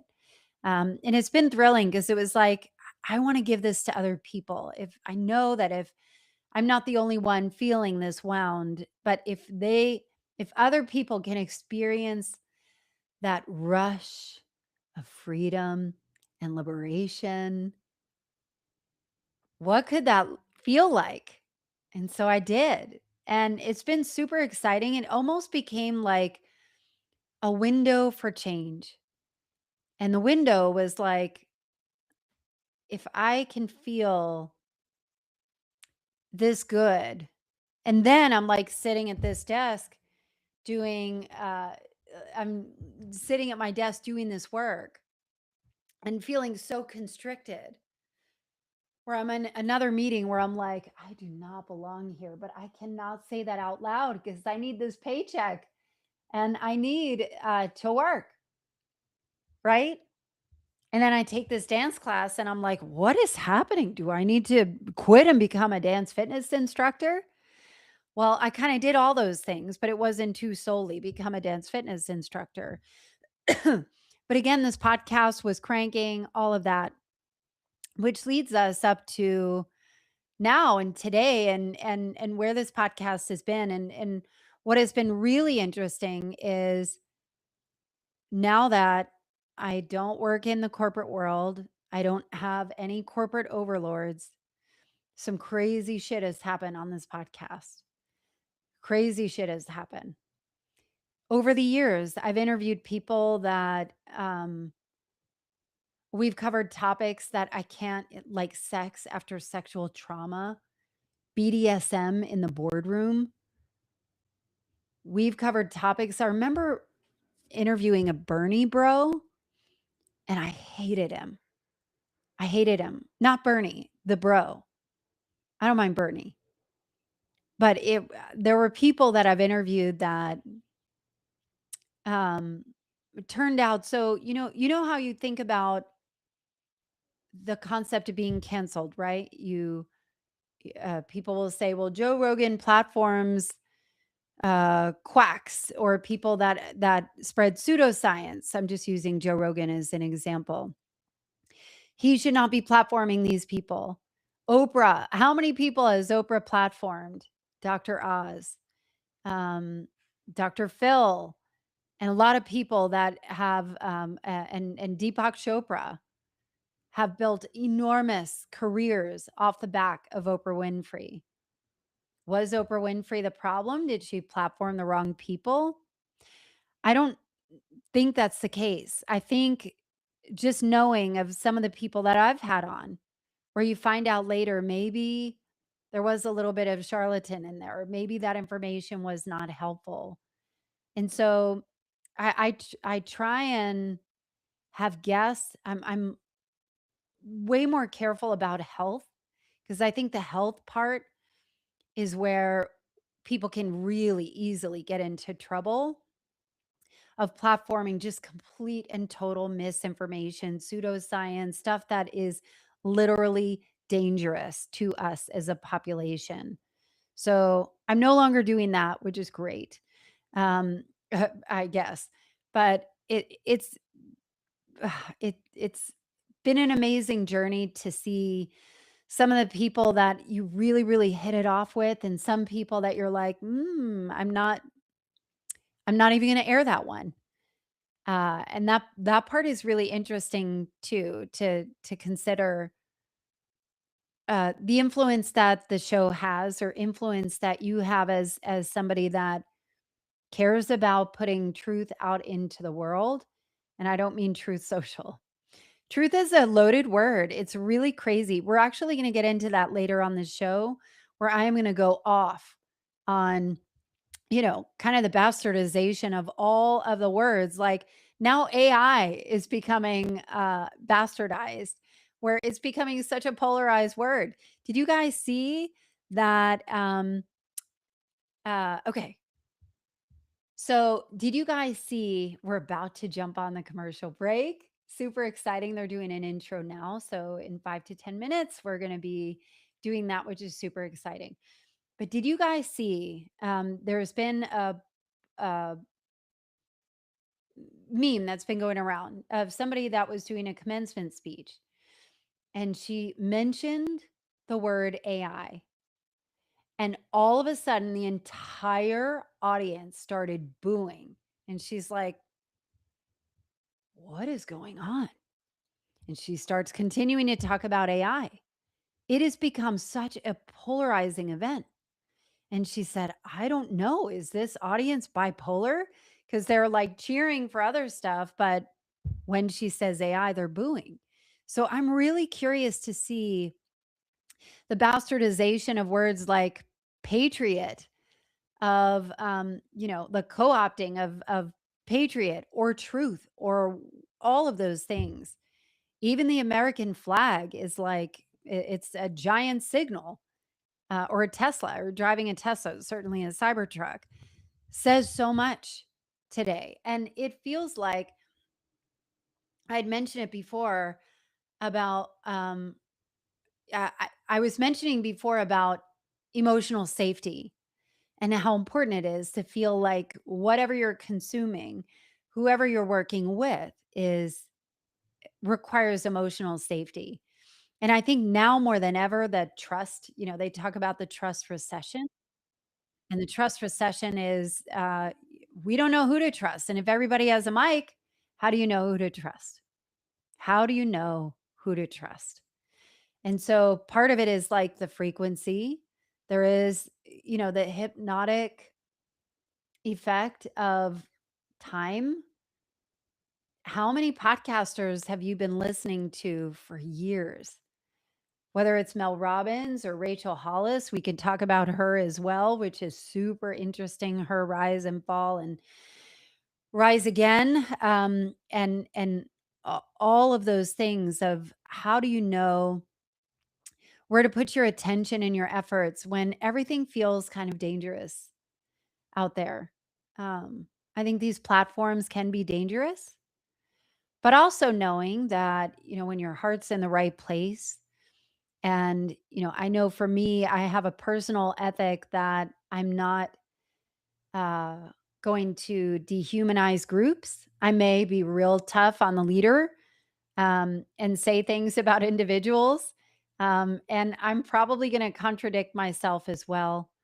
Um, and so understanding from the standpoint that we are all in a very fragile state. and figuring out who are the people that we trust, who do we spend our time with, and is there a path forward for us to come together? Again, my personal ethics are, I'm not dehumanizing groups. I don't believe in it, right? Like I feel like I have been guilty before of it and may notice certain things, but I don't think it does us any good to, trash groups of people. And I do think that we need to bet on each other again. One of the most interesting, fun, surprising things that I've found over my journeys as an entrepreneur and being part of a lot of different communities and business groups and um, people where we gathered together, where we definitely have different political beliefs. But I have found that it's so much easier to hear each other when we're not trying to convert each other or not trying to put each other down. Like, well, you listen to Fox News, so obviously you're going to think this, right? Like, that doesn't help anybody. But kind of pursuing like the human first approach makes all the difference. It makes all the difference of figuring out how do we find a way back to each other. And so I think about, let's take Trump, for instance. I think Trump is a complete and total piece of shit. I think he is a malignant narcissist, dictator, so dangerous to our world, to our lives, to our freedom. I think freedom is another bastardized word. He is a total piece of shit. And when I think of Trump, if as a human, and I noticed this really wild thing that every Sunday he is fucking unhinged on True Social all the way through the night, always Saturday morning, Sunday morning. And these are holidays like Easter. He is talking about blowing up Iran and like complete genocide of killing an entire world of people, blowing up an entire society and just going off every Sunday. And I'm thinking about Trump being almost 80 years old, being somebody that has a lot of stress. Whether he processes it as stress, I don't know. I think he is definitely a sociopath or missing some of that empathy. And also, he's a grandfather. He is not spending his Sundays resting or enjoying time with his family. It is a vengeance tour every Sunday. And even Mother's Day, like he went on some kind of crazy unhinged rant and never mentioned Happy Mother's Day. There's such a weird disconnect that this being the leader of the free world and people that follow him and think he is literally sent from God, that yes, he's imperfect, but he's going to save us. He's going to save us from all the liberals, the crazy liberals. They're all unhinged, crazy, radical left. They're killing people. I just think I think that I don't know how much more we can take. I don't know how much more we can take of this before we say enough is enough. But let's say, he's kind of like a cockroach or catch me if you can that just keeps coming back. In my opinion, these are all just my opinions.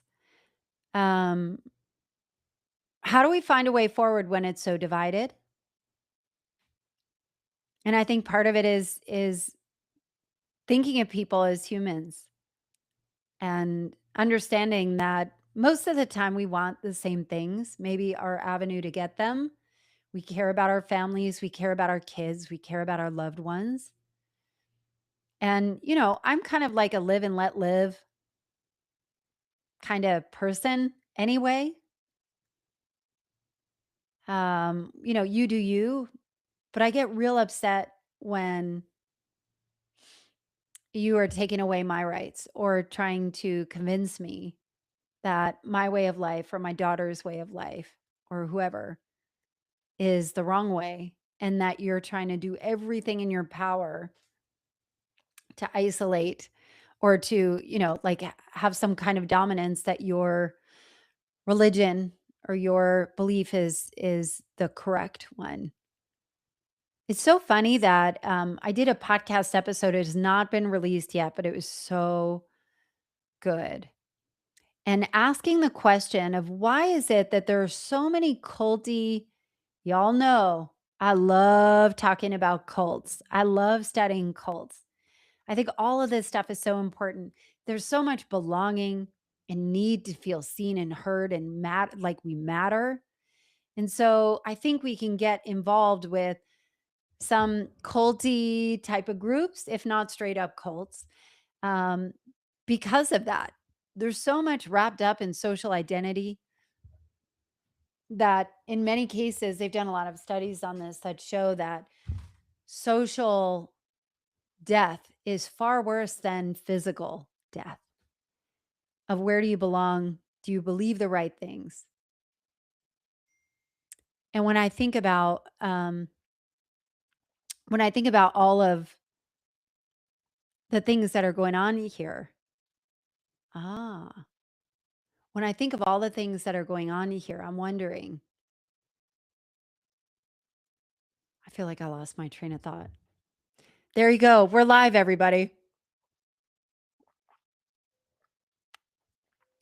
Oh yeah.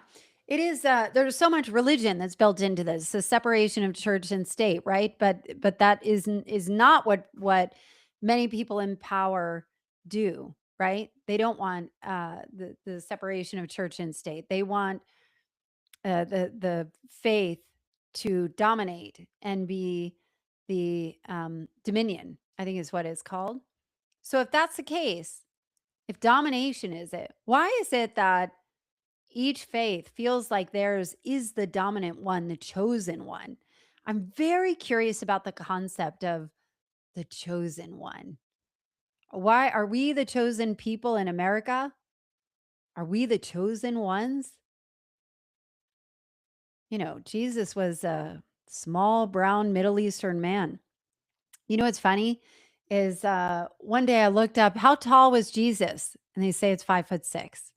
You heard it here, folks. It's so crazy, right? Why do we think that we are the chosen people? We are the promised land. We are the ones that should have dominion over it. It just makes me wonder about like how many people say, well, I prayed to God and this is what God told me. And then this is what God told me. But are we getting conflicting information? Like, how do we know it's the truth?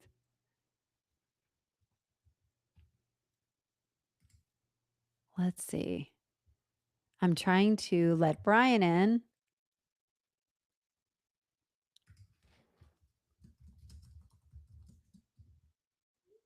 All right. I think we are about to get started. Do you want to hear something funny? Have you guys heard about the Kit Kat heist? Apparently, over 400,000 Kit Kat bars were stolen during transport across Europe. And it's now known as the chocolatiest crime. Now, I know that my father freaking loves Kit Kats, although um, he's not in Europe.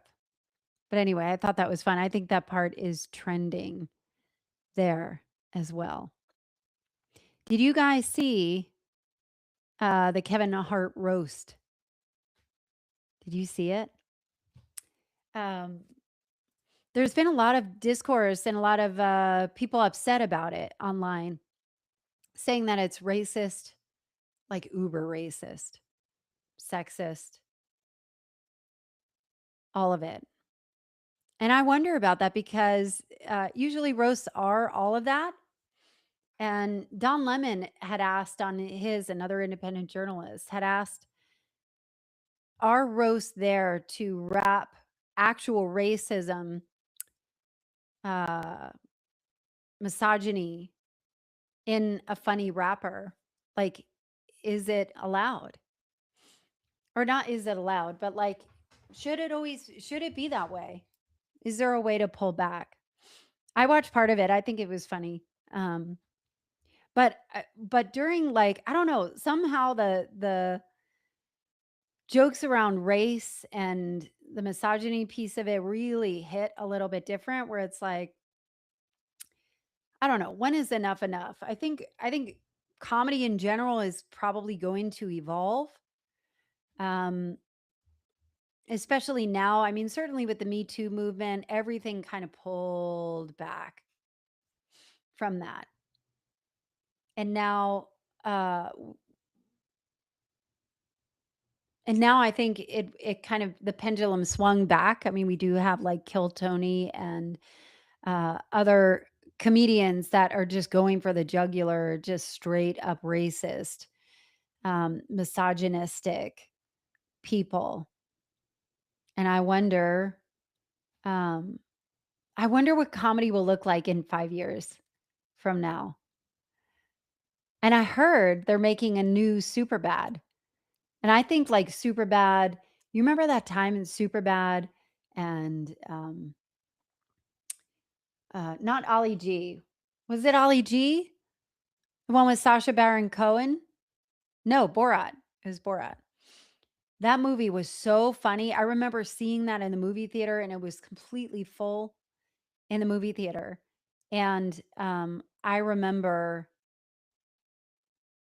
uh, laughing so hard that I couldn't even catch my own breath. And I remember I was like getting over a cough when I was watching Superbad. So much that I think I broke a rib, like fractured a rib, because I was laughing so hard and I'd been coughing. So it was probably a little bit weakened. But yeah, all that stuff is really funny. I'm curious about, I even think, I wonder about comedians anyway. I have a comedian that's coming on. Her name is Rachel LaForce. She'll be on in a few weeks. And I wonder about comedy right now, that I wonder if people needing a break, people needing to laugh in some kind of release. I wonder if comedy clubs are doing great. I hope so. It's been a really weird time, especially with um, prices being Let's high. see if we can join Hey, Allison here now. Oh, but I can't hear her. I know. what do you mean? I'm right Wait. here. There, I got there you. we There we go. go. I got you. I Ah, got you. Woo! I got you. Hi. Hi. Wow. hello. This All right. appears to be working, except our camera on our feed is not on. Hold on one second. Oh, Let me see if I can turn it on. oh, There we I go. can there see Okay. you All right. guys. Hi. You can see us? Yes. Okay, great. Hi. Hello, All right. Allison. I'm gonna shut off this Instagram live feed because we're Okay. on a marathon right now. Oh, So if you're watching on Instagram, go on YouTube, and I'll be back in an hour. All right. Hey okay. guys, Hey, how are you? I'm great. I'm excited for this. Yeah, we're Yes. excited too. Congratulations on your big On your- anniversary. Yeah. 7 years. Wow. What? How many hours are you into this now? I'm almost up to 300 episodes. I mean, I'm not commercial break No one's level commercial break. volume. No one's dumb enough to be commercial Yeah, break level. yeah, it's a Allison, lot. that's just silly. We were just talking on the intro, we were talking about how this kind of all coalesced. Yeah. Like your role in standing up the commercial break, your role And I was saying to everybody that I'm not sure that the commercial break in its current form would exist without you putting out the siren song, Yeah, you the being the siren call catalyst. to do this cohort that Mhm. I ended up joining. And then, I think if I remember correctly, it was you who said, "Hey, you should do a comedy podcast, right? That's what you should do." And then in my mind it all took a turn. I was like, okay, well, I guess I have a sense of humor. Maybe somebody wants to hear it. And then I invited Krissy to come on because it was about 3.5 months between the end of that cohort and the first episode of the commercial break. So it took me a while, even still, to get up the courage to go on the microphone Mhm. and do it. And I didn't want to do it by myself, so I found that Krissy was a good backstop. You I found her couldn't on the laugh side at of the it. street and thought, "You'll do." Yeah, that's exactly what I thought. I said, "Hey, well, if you're Yeah. around, you could do it." Yeah, jump on for one You look like you episode. have nothing better to do. Well, it was April of 2020. Yeah, We I were all mean, stuck at I home. mean, you really literally did have nothing better to do Literally. than start Yeah. a yeah. podcast. Wiping off groceries. I think we recorded our first episode on March 15th exactly is when we recorded it, and I put it out about 3 weeks later. It took me about 3 weeks Are to you gonna edit do that a first 7-hour episode. live stream on March 15th, 2027? Yeah, could you Well, we've already done the We've 12 done hours of 12. TCB. Yeah. Yeah, God. we've I remember. Oh. been there, done that. And then we did the 23 days of TCB for Christmas. Yes, So there was that too. I literally was You driving guys are glutton for punishment. I know. I was driving in an hour to Roswell. Yeah. I think she was here on Christmas Eve, if I'm not Like, mistaken. all through December. Yeah, it was crazy. How many hours are you into the marathon now? Are you just a couple of hours in? I'm just a couple of hours in, so I started at 1. It's 3:08 now. Okay. My voice is getting ragged, but I'm good. I'm doing fine. Are But you like waiting for you, I'm like, all right, I gotta think of some shit. I gotta think of something to say.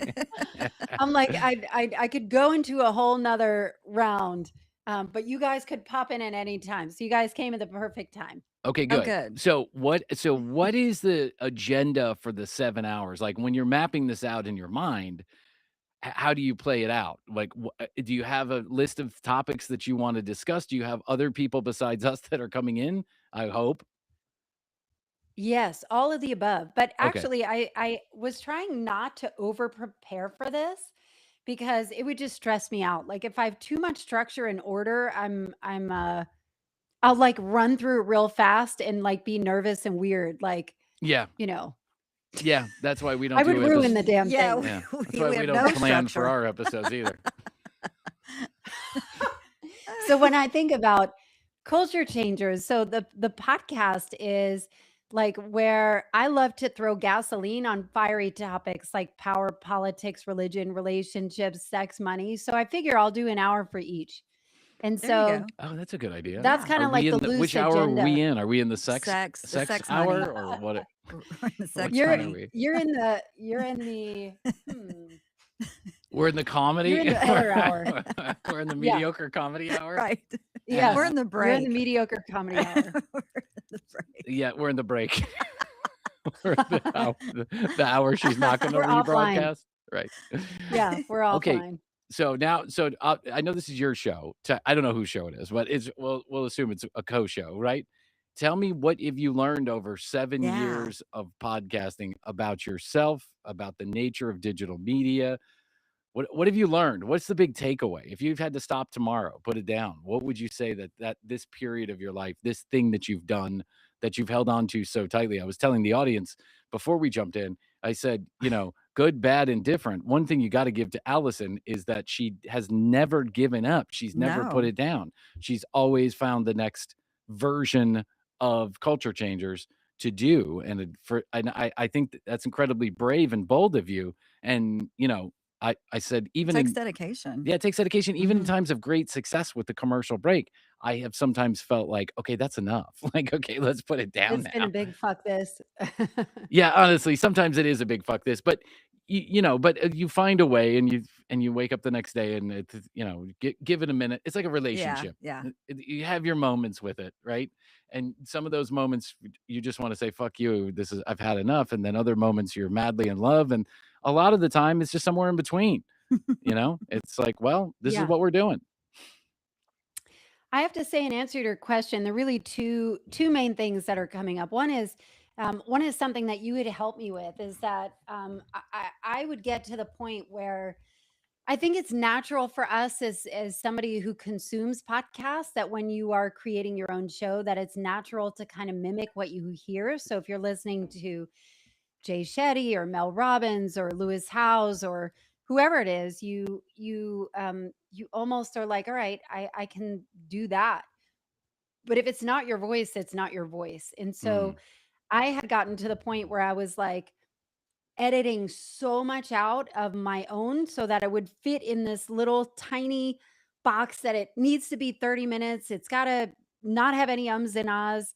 And you were the one, Bryan, where you're like, if they're not going to listen, fuck them. yeah. Like they're not the right people. You have to go to yourself. And so, I work now as a podcast strategist. So I help predominantly founders, like coaches, consultants, people that are like mission driven, Hmm. and have some type of thought leadership, but I help them launch and grow podcasts. And most of my time is not spent teaching people about podcasting, but it is kind of welcoming them home to themselves. And one thing I know about you, Bryan, I remember when we first started, like your first iteration of your podcast, when you were going to do like a commercial real estate podcast. That we were just talking I about that. mean, Yeah. that would have been boring as shit, like, but It you would have, was. I did a number I of trust you would have episodes. figured out a fun way. Yeah. But when you released your first few episodes, my jaw was on the floor.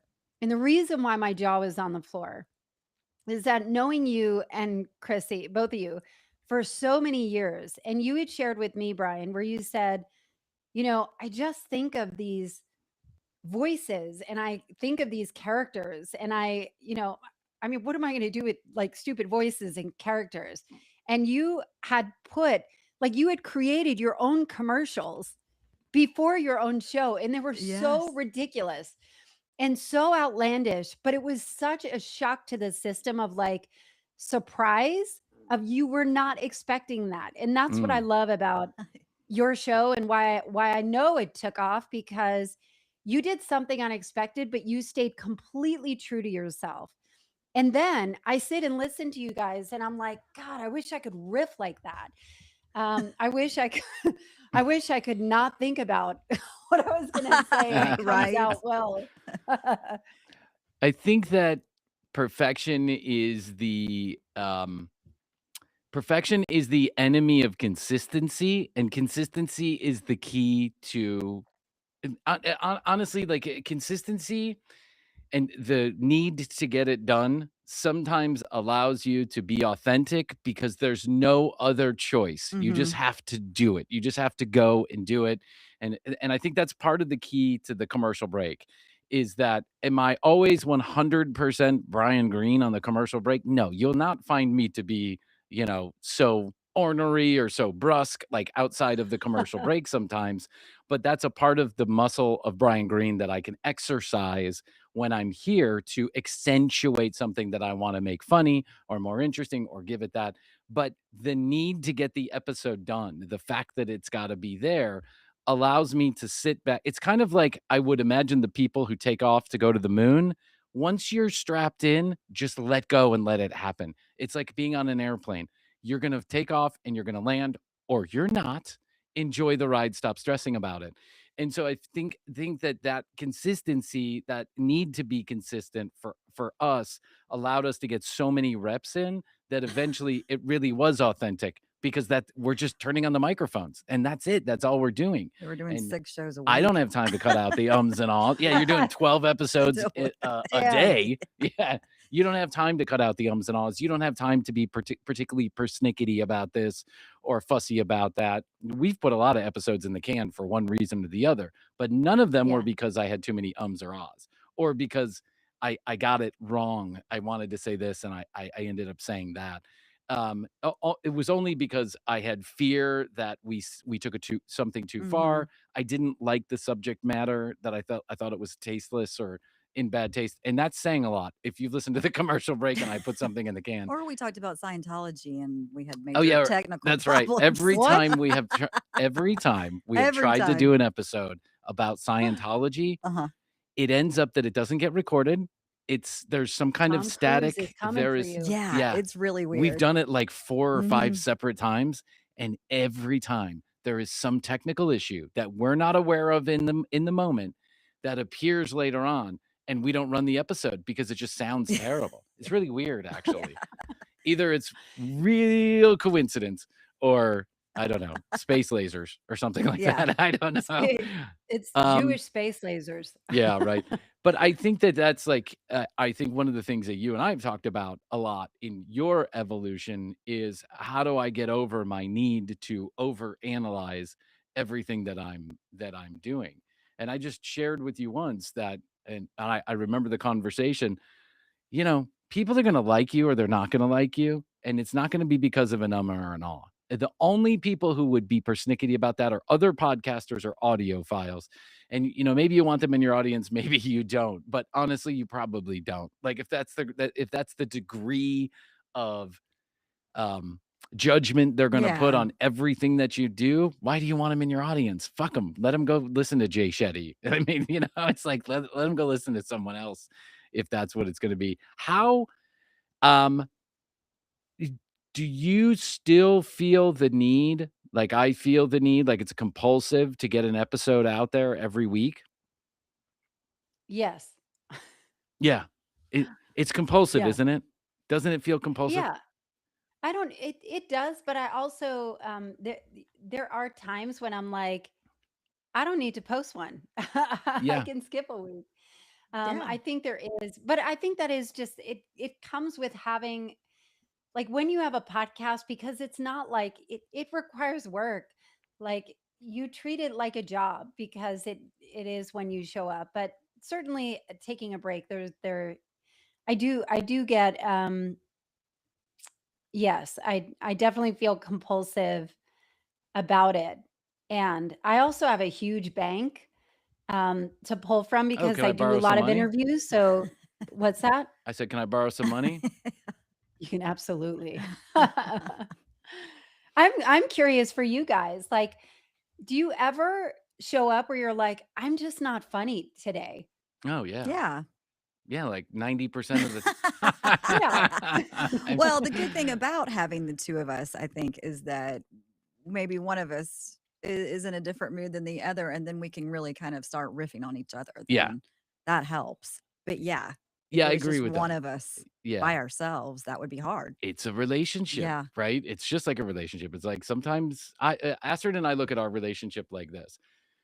And I think Astrid there's is your wife, Astrid's my not wife, yeah. Krissy. No, and Right. that is the mistake that Just is for often those who made are by listening people to who don't culture know us. changers. Yes. Yeah. Yes. Yeah. Astrid, my wife, and I a long time ago decided, I don't know where we saw this, but I liked it. And like especially when you have children, you come in and you say, I'm at 20% today, hon. Like, Yeah. Mm-hmm. and I need you to be the other 80%. And she'll say that to me a lot too. And I think it's unspoken in the room. That's not how we address it in the room, but I think it's unspoken in the room that there's a lot of days where, I got a lot going on. Krissy's got a lot going on. We come in here, it's a break for us. So Yeah. we have a little bubble. There's a little bubble in the room. But there's also like interplay. There's interpersonal tension that sometimes happens. But whenever we turn on the microphones, I think it somehow finds a way, right? And I know there are days where we put together an episode and I'm like, not Yeah, the we've best. done that before. But since we put out 12 But episodes a day, we'll it put it doesn't out. matter. Yeah, you got to put it out. Yeah. But I've heard from a lot of people over the years, and especially the ones who are like kind of like more like kind of hardcore commercial break listeners. I've heard from a lot of people that the nature of our friendship and the nature of the interplay and the nature of the back and forth is what makes them keep listening. Mhm. It's not the punchlines. It's not the funny voices that come out sometimes. It's not the, Bryan being angry about the next dumb thing.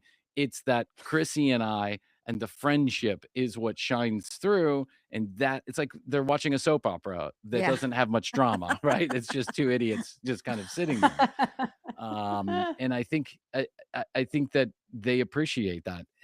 2 or 3 years ago, someone wrote us an email, I think it was, and they said they wrote us a review on Apple, and the review said, "This is the dumbest, funniest, stupidest, smartest show about friendship What I've a ever compliment. heard." Yeah. And so that I had struggled for so many years to describe to people what exactly Yeah. the commercial break was, besides mediocre comedy podcast. And it struck me when I read that review, when we read that review, I said, it's a show about friendship. Mhm. That's what it is. It's a show about friendship. Well, So as if we were talking to each other in a bar, like we used to do all the yeah, time. exactly. Uh-huh. Yeah. So it doesn't need to be funny all the time. Sometimes it's just, we're not in the greatest of moods, and here's what we're thinking about right now. But I think that's also the benefit of having someone else in the room. I cannot imagine having done 1,000 hours without Krissy or without someone else just by myself. The original plan, I can't imagine I'd be at episode 100, let alone 1,000. I really can't. I can't imagine that. But So there's I so give many you, people that wish they would have a show where they're like, "Hey, my best friend and I, people tell us all the time we should start a podcast." And it's not always like there has to be a special chemistry. Like you guys are magnificent. Like I could not imagine this show being the same show if there was somebody else in either one of your seats, like it just wouldn't. You guys really, really are magic. And I wonder what your advice is for people who want to have a podcast, they want to have a co-host, but like finding that chemistry and somebody that can play off each other and behind the scenes is, on the same page. That's like a whole nother thing. It's like going into business with somebody. Yeah. well, I'll say this. I mean, I was just thinking about this. You and I, Allison, for like a year, did probably just as much content on Clubhouse as Krissy and I did inside of the commercial break studio, if not Right. more. That's Right? right. Clubhouse. Clubhouse is still going strong. We I just know. looked We it up the just other looked it up day. the other day. I need to tell you about this. I What? went to an event where there was somebody that it was a speaking event, and there was a guy who like gets a ton of business from Clubhouse by doing this like breakfast club meeting. I think that started when we were like back in our Clubhouse It days when sounds it was first familiar. gaining Yeah. steam. It's still a thing. Yeah. Well, I don't know if it's still going like it what used to, because we went in there and That we was saw gangbusters. that when we were had a there, blast. Yeah. it was a blast. When we looked at We it the other checked in day, the other day. I don't know what What did you version. find? I don't know how to God, describe this no. without being too rowdy about it. It was really first of all, it seemed to me that at least the rooms that we were getting served were very much Is it focused all on like crypto rooms? hip hop culture. I think is probably the best way to describe it. It was more I don't even know I what they were think talking about. We thought we heard LeBron, but yeah, it was not LeBron. they were they were They're talking about Iran, but they were really Yes. talking about who was going to sleep with LeBron. Yeah. Okay. It was weird. It was weird. And then I think we heard the N word 5 times in the 13 seconds Yeah. we were on the Yeah, we were like, okay. okay, well, we'll dip out of this real quick. Did you record that? Like, could you Yes, put we it did as it part on of the your show? Yeah, we did it as Oh, part of the show. awesome. Yeah. I need to go That's back and where we're listen. at too. And Yeah. to where we just look up stuff on our phone. while Yeah, we're doing just like the whatever. show. Okay, all right, let's do it. I think I think in a lot of ways the commercial break has gotten tighter by getting looser. Yeah. If I'm being honest. We used to be that we would do a video at season Oh, number yeah. 3. I think like 100 of those 300 episodes are just us like reviewing videos. Yeah. It became like a video review show for a while, and then we were doing nothing but interviews for a while. And then, I mean, there's been like iterations of the show. I was doing the bits for a long time, and I still do them on occasion, but it takes so much time that it's just not something that I'm afforded right in this moment. But I was going to say, to answer your question, like my advice to people is like, you and I had chemistry in a different way, right? We were doing those rooms night after night, day after day, time after time, and we were good in those rooms together doing what we were doing regarding podcasting. you find the right person Yeah. for the right tone that you want to set. There, you have lots of people in your life. They're probably good at different things. Like, the friend you're going to go to the Grateful Dead concert with, and the friend Yep. you're going to go to the Mhm. Jonas Brothers concert with, right? Right. My friend is Astrid. That's who I go to the Jonas Brothers Yeah. concert with.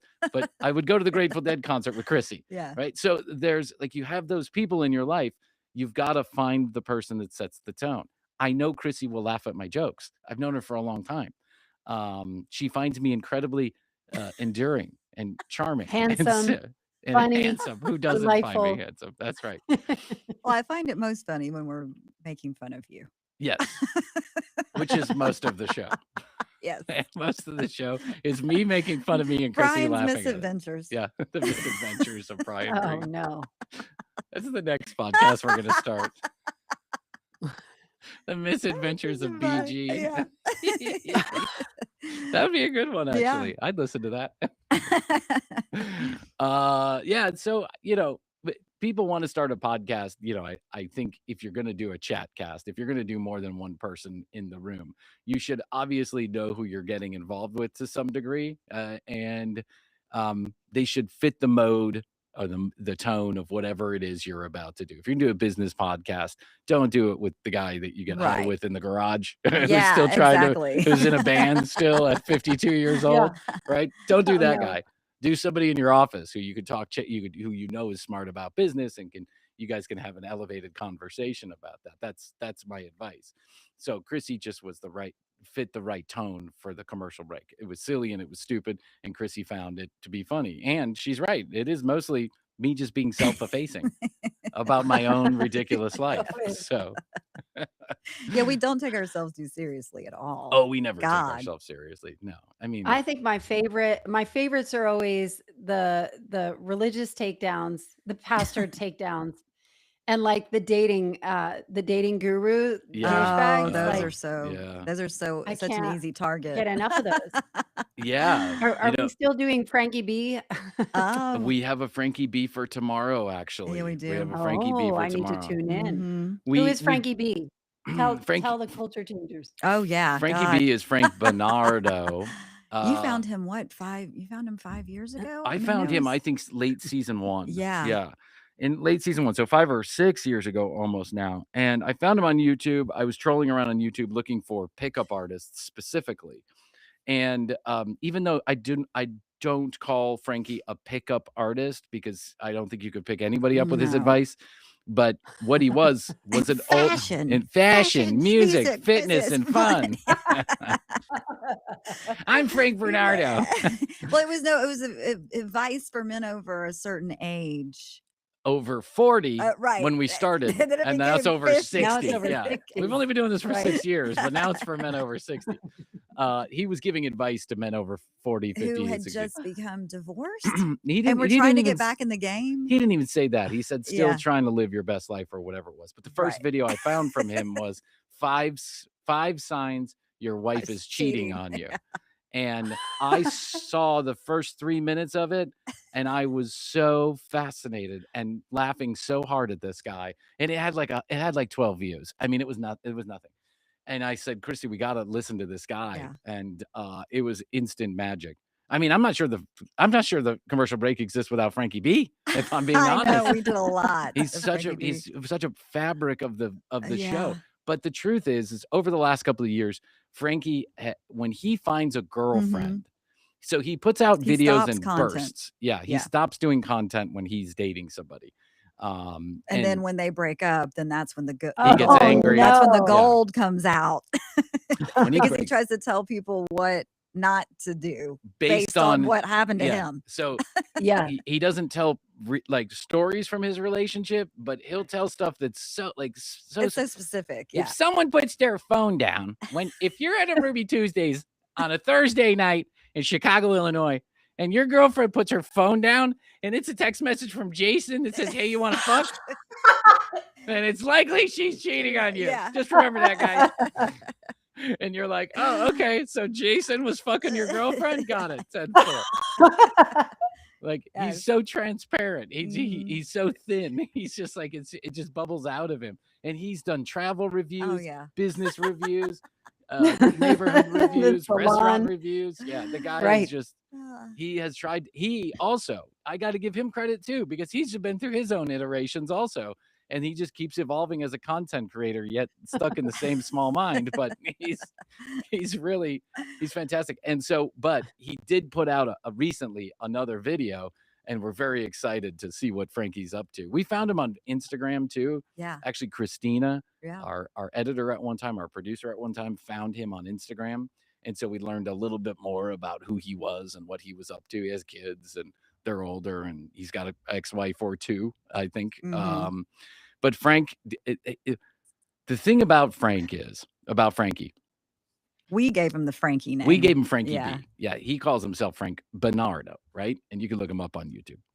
The Yeah. thing about Frankie is when we started doing his videos, I started noticing that his view counts were going up, and the comments section was people were starting to call him Frankie B, and they were starting to parrot some of the things that we were saying.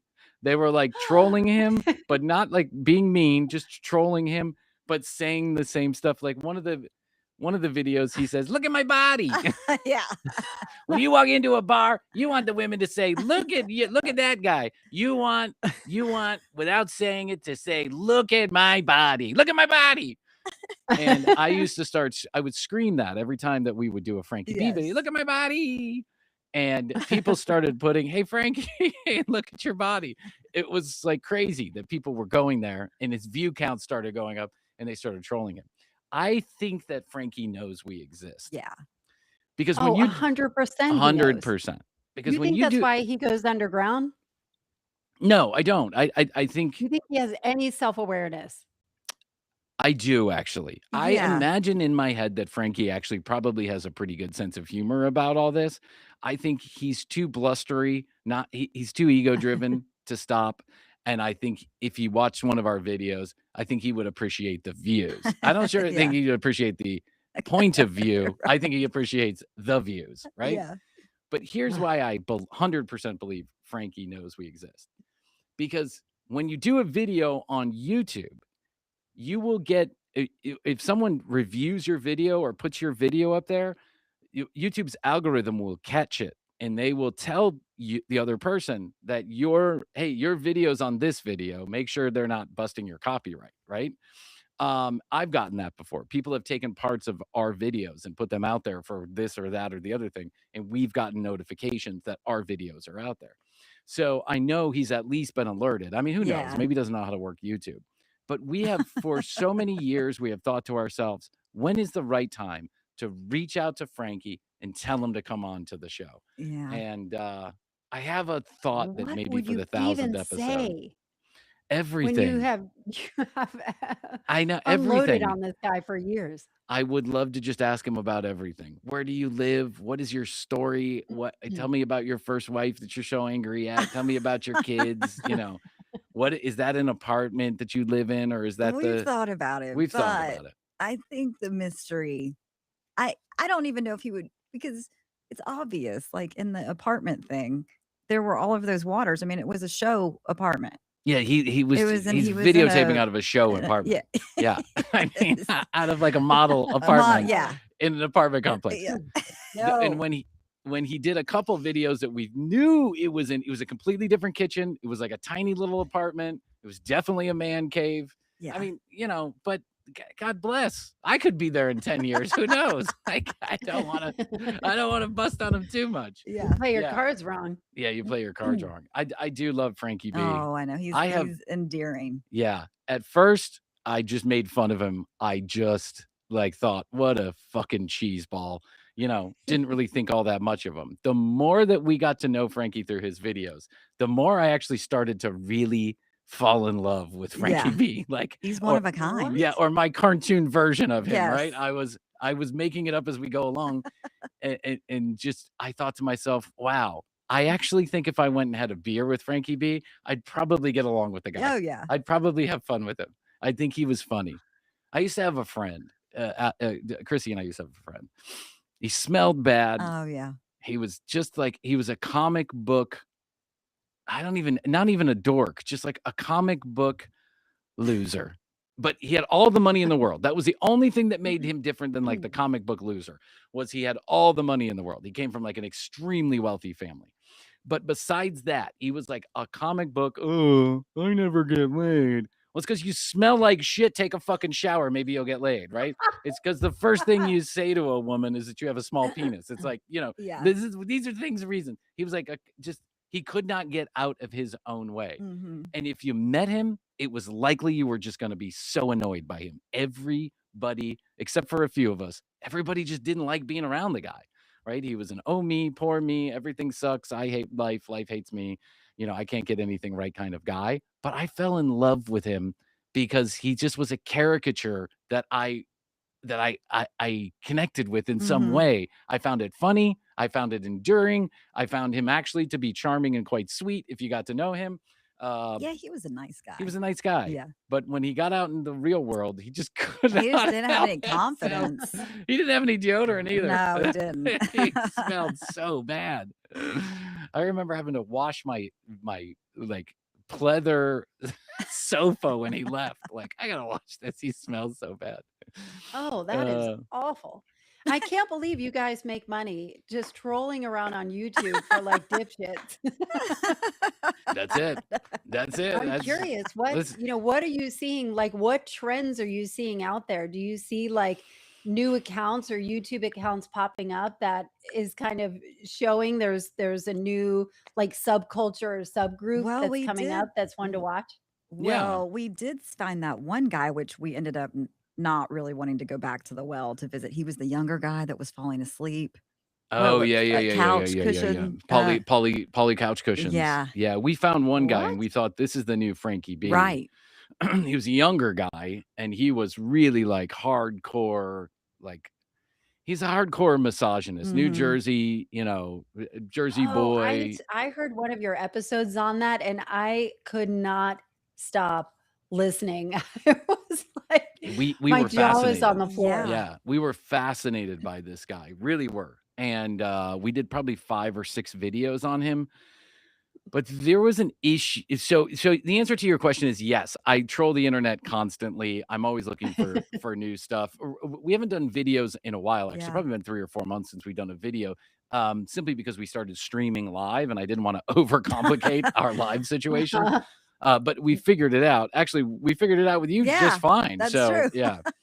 But we figured it out. So, but we have found, to Krissy's point, we have found people before where we start going down the rabbit hole with them and then we see something that's not Troubling. as funny. Yeah, like troubling, not as funny. We think we might be amplifying something that we don't want to amplify. And this guy clearly had a drug problem. And he was like nodding out in the mid sentence.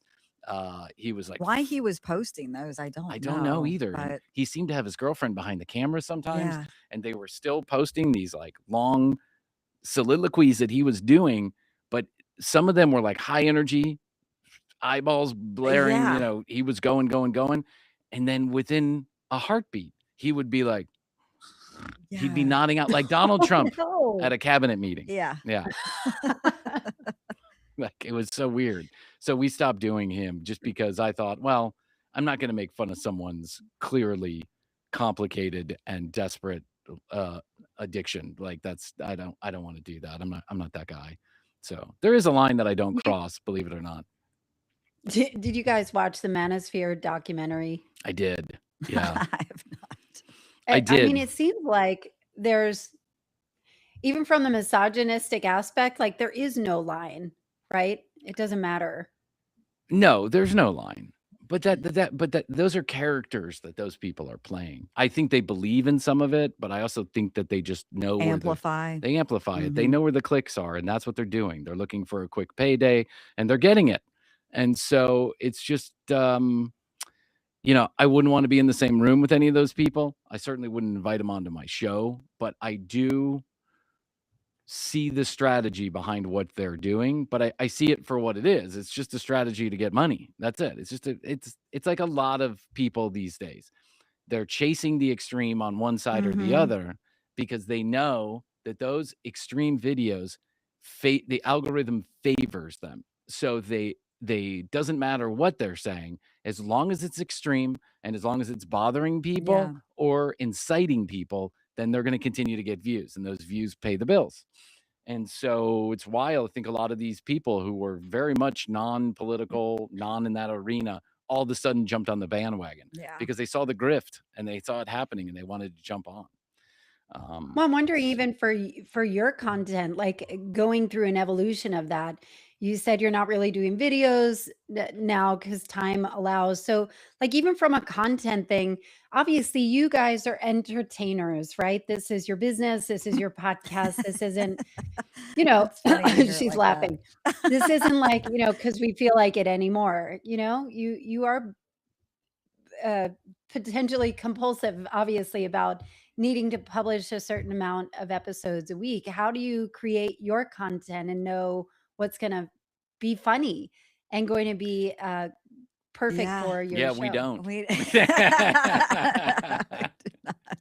We don't. There's no grand plan behind this. I promise you. I'm not playing No, I 4D mean chess. we have, and we've even tried in the past to come Yeah. up with like a spreadsheet of like topics that we want to touch on, but I mean we don't we don't we don't really do that We don't anymore. really do But that. I think that we do kind of have topics that maybe we want to talk about to begin with, but then we Yeah. always go down another Another rabbit another road. hole. Yeah. I always start the show. I said this kind of from like season 1. Just come in and I'll shoot at you and you can respond. Yeah. And I always have, like, I have a list of 1,000 things that I have a list that's going. I walk down the street, I see Right. something funny, I write it down Or real I'll quick. send something to Or Krissy you. will send We'll something. send stuff. Yeah. And I put it on that list, and then right before the show open, I'll look at that list and I'll say, okay, or something happened yesterday and I just know I want to talk about that. And then I go for it. But it's strategically, like, I'm not chasing after a particular laugh, if that makes sense. I don't have a strategy to move one way or the other to chase the listeners. The listeners have been good to us. They've stuck around regardless of what we've talked about, actually. They have. And that's good. And I think that they are coming along on the ride with us for us, not always for what we talk about. And I'm sure if you asked any one of our listeners, there's some people who've listened to every one of the 1,000 episodes. There's more than Who one. are these people? Have you ever met them? They've got a lot of time on their hands. We've never met them face to face, but we've talked with them. Like we connect with them on the phone, or we talk to them on chat or via email or whatever it is. I listen, I appreciate their dedication to something they really enjoy. If I die tomorrow, I'll have done something that I was just saying this. If I die tomorrow, I'll have done something. I'll have done something. I don't necessarily know what it is, but I'll have done something. Put together 1,000 hours of mediocre slop, right? But it's not AI. I didn't cut corners. I did all 1,000 hours. I've been behind the microphone. I got my reps in. And, some people really appreciate that. But I have not strategically pointed the show in a direction to chase after the audience. The audience has come along with us, regardless of what we've done. And for that, I'll be forever grateful. Oh, definitely. Yeah. I mean, they've paid our bills largely. Well, sometimes. Yeah. All 2 of them. Yeah, depending on Right. how the podcast gods depending on God. how the podcast Well, I gods mean, treat that's you. another thing. It's been a wild ride over the past few years. I'm sure you know too, with just the business of podcasting and how Yeah, people get it's paid. how people get paid, how they sell into the show, what they're selling into the show, the metrics they use to sell Yeah. into the show. It's all very wild. I mean, the digital media space is ever evolving. And so you really have to, that's why I get afraid of chasing, not afraid, but I don't want to chase after a particular topic, right? I don't want to go after Charlie Kirk's death, or I don't know, whatever it is, space lasers, or whatever the next Pick whatever, anything yeah, pick in the anything, the news. next Yeah. trendy thing. I don't want to follow it because the digital media space is ever changing. And if you're off topic for even a moment, the audience goes away. However, if you just stay bland and mediocre, then you can get a good base of people just to listen to you no matter what Taking you notes. say. Yeah, that's They right. just, I mean, because it's just so different. We're always talking about different things. Yeah. So you never know what we're going to come out with. It's And I mostly think people it's tune in to mostly see my exactly what yeah, that's right. what are they talking about now? Today. It's mostly my misspent youth that we talk about. We did that for a while. Now it's you moving into family life. Yeah. It's your pool. So what I'm It's- hearing is you don't plan anything. There's no strategy. You just wing it. Yeah. In And it summary, works. yes, Allison. This is listen, perfect. Find somebody you can just wing it with and get Yeah. on a microphone. Yeah, that's I it. guess. Listen, there's been some thought put Yeah. into it. I just don't want to make it sound like a lot because that would be a lie. It's largely been just, hey, let's talk. Yeah. I mean, I used to plan out like, I'm going to do We this did. bit on Friday and this bit on Wednesday. But, who wants to work that hard? Who wants to work? Who wants to work for a living? Who do you have now that let's turn the tables on you. Who do you have coming up in the next hours of your day here? I've got a guest who I heard about. She wrote a book, and this is a woman that's like a badass president of a company and Okay. like up and just hike the entire Appalachian Trail. Ah, Kind of Oh, like wow. Wild. you know? Yeah. Yeah. Well, I think That's tough. yeah, that's Yeah. fascinating. So We've talked we've about, talked about our that. Yeah. adventures on the Appalachian Trail. We have. I love I- that stuff. Her name is Jenn Cooper. She's here in Atlanta. I've never met her. I don't really know her story. I heard about it and heard this was a really, really great book that's not even publicly available. So I thought, let's have her on Yeah. Cool. and have some interesting things. Yeah. Allison's Underground Book Club. I like it. I like it. Yes. All right. Well, listen. That's where it's at. Why don't we let you get on with your hour and let and Krissy and I are going to wrap up this episode because we have 30 more to do. Yes. Well, thank you guys so much for Hey, coming on. It's Absolutely. great to see you. Congratulations It's a big on accomplishment. 7 years. Yes. I want to thank you for always being a wonderful supporter of the commercial break. You're probably the first person that ever heard it. Yeah. You're probably the first person to ever say you liked it, even maybe before my wife. It took my wife about 600 episodes before she found one that she liked. And you've been a great support to us. I don't think that we would be here in this current format had it not been for your encouragement and your help and your guidance along the way, and your partnership throughout the gold years of the coronavirus and Clubhouse. And well, I will say this to your audience and to mine. Check out Culture Changers, first of all. Second of all, I think you'll like it. It's not the commercial break, and for that reason, you should check it out.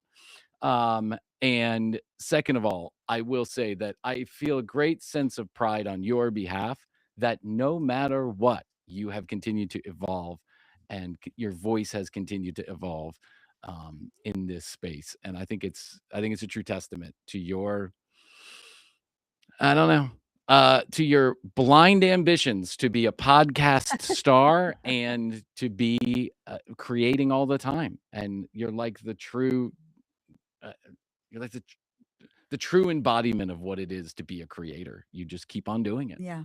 no matter what. I'm blushing. Thank you guys so much.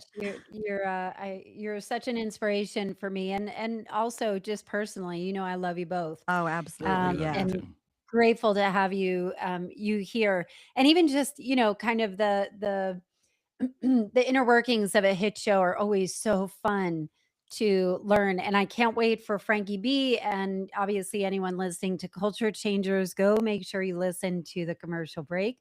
It's always such a good palate cleanser of just ridiculous fun. Yeah. And it's smart and funny as well. Oh, thank Smart, you very dumb, much. and funny. Yes. The smartest, all of it. dumbest, funniest. I forgot what it was. A really good review, actually. Yeah. It's my favorite review ever. The dumbest, smartest, funniest, stupidest show about friendship I've ever heard. So, All right, We we love love you, and you. we'll tune in Love as you guys. as soon as I put all my kids to bed, I'm gonna tune back in. All right. Okay. Have a great Bye, rest of your y'all. day. Bye. Bye. You Talk soon. too. Bye. Bye.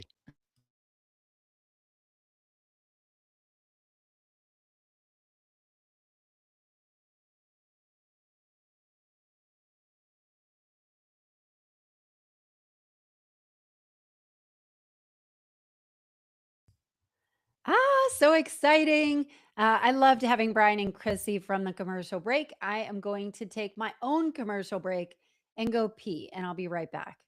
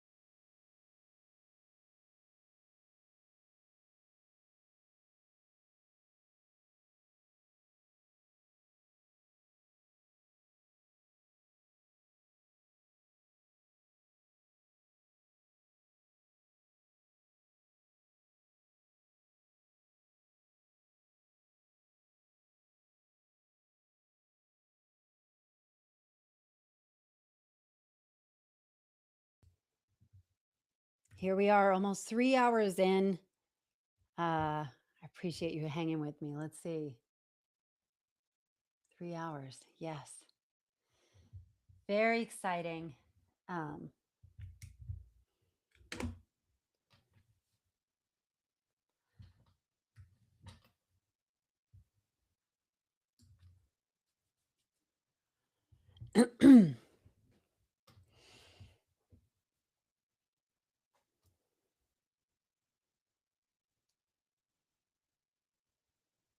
I'm just checking a few things.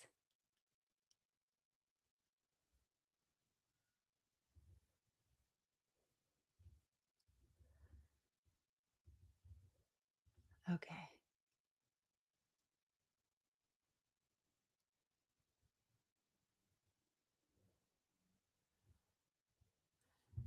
All right.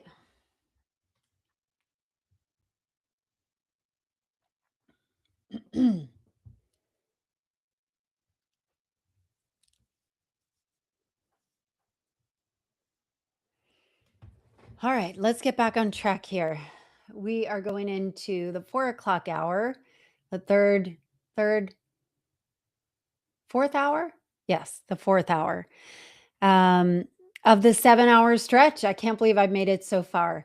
One thing I wanted to talk about, y'all, if you know me, you know that this girl loves to talk about trad wives. Trad wives are, if you're not familiar with what a trad wife is, a trad wife is trads is short for traditional, and a trad wife is somebody that um, typically will want to become a stay-at-home mom, often will homeschool their kids. And the concept is they want to create a lifestyle of the 1950s, one where the wife is submissive to the husband is the head of the household, makes the money, makes the decisions, and her role is to make the home beautiful and look beautiful herself. There are not a lot of old trad wives, as we've seen, and raise the kids. And in many cases, it's like a subculture that is often tied to religion. It is tied to the concept of being submissive towards your wife, that your husband is the head of the household and is the one that answers to God. And what I have noticed is that there is a massive trad wife explosion happening right now. And I'm seeing it everywhere. I'm seeing articles written about it. I mean, the trad wife concept, when you think about people like Ballerina Farm, and actually, what I'm going to do is I'm going to actually do this again. We're going to talk about it live on Instagram as well, because I can do that.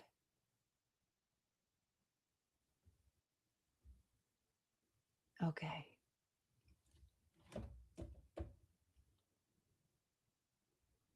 All right, let's do this.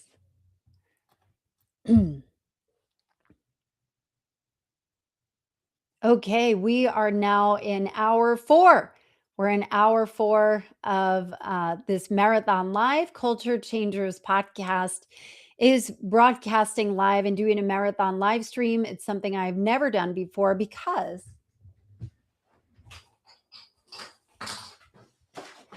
the podcast turns 7 today. Super exciting. We're doing a marathon live stream. I have had guests on. I've had Bryan Green and Krissy Hoadley on as guests from the commercial break. So we actually simultaneously recorded an episode of the commercial break and Culture Changers at once, which was super exciting. The commercial break is one of the top comedy podcasts in the world. Over 1,000 shows, something like 70, 80 million followers. downloads at this point. Super exciting to talk to them and get some fun, exciting laughs, right? Because sometimes we talk about some heavy stuff here. So on Culture Changers, we like to pour gasoline on fiery topics like power, politics, religion, sex, money, relationships. And what I wanted to talk about are my favorite topic, which is trad wives. And so there has been a trad wife explosion happening right now. I'm seeing write ups in it, not only in Reddit. I mean, trad wives have been, I'll explain what a trad wife is, but I've seen articles. The Atlantic just wrote an article about what happens when trad wives go wrong.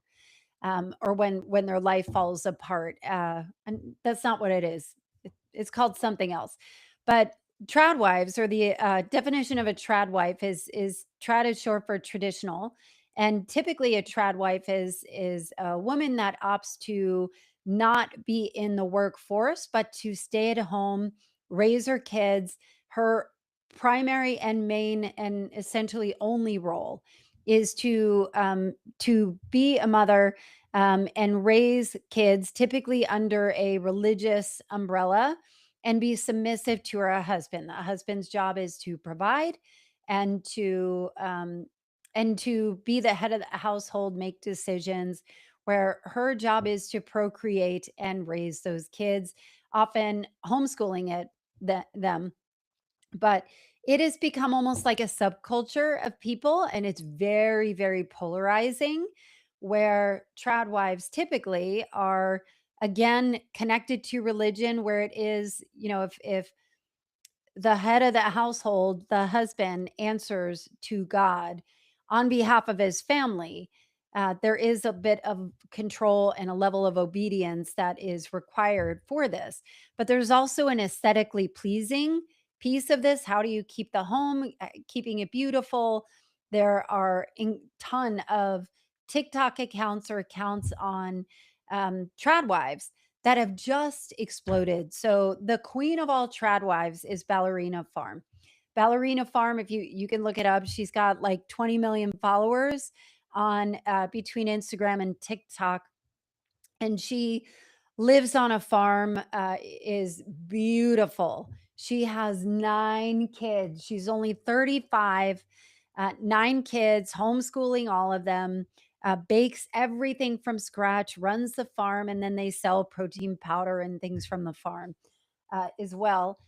And Ballerina Farm's husband is the son of the founder of JetBlue Airlines. So comes from a ton of wealth, no background in farming or as a cowboy, but pursued this passion of this. And so Ballerina Farm makes these beautiful, beautiful food, makes everything from scratch. She wears these prairie dresses, which is interesting when you see there's a new book out called Yesteryear that's gotten a ton of press.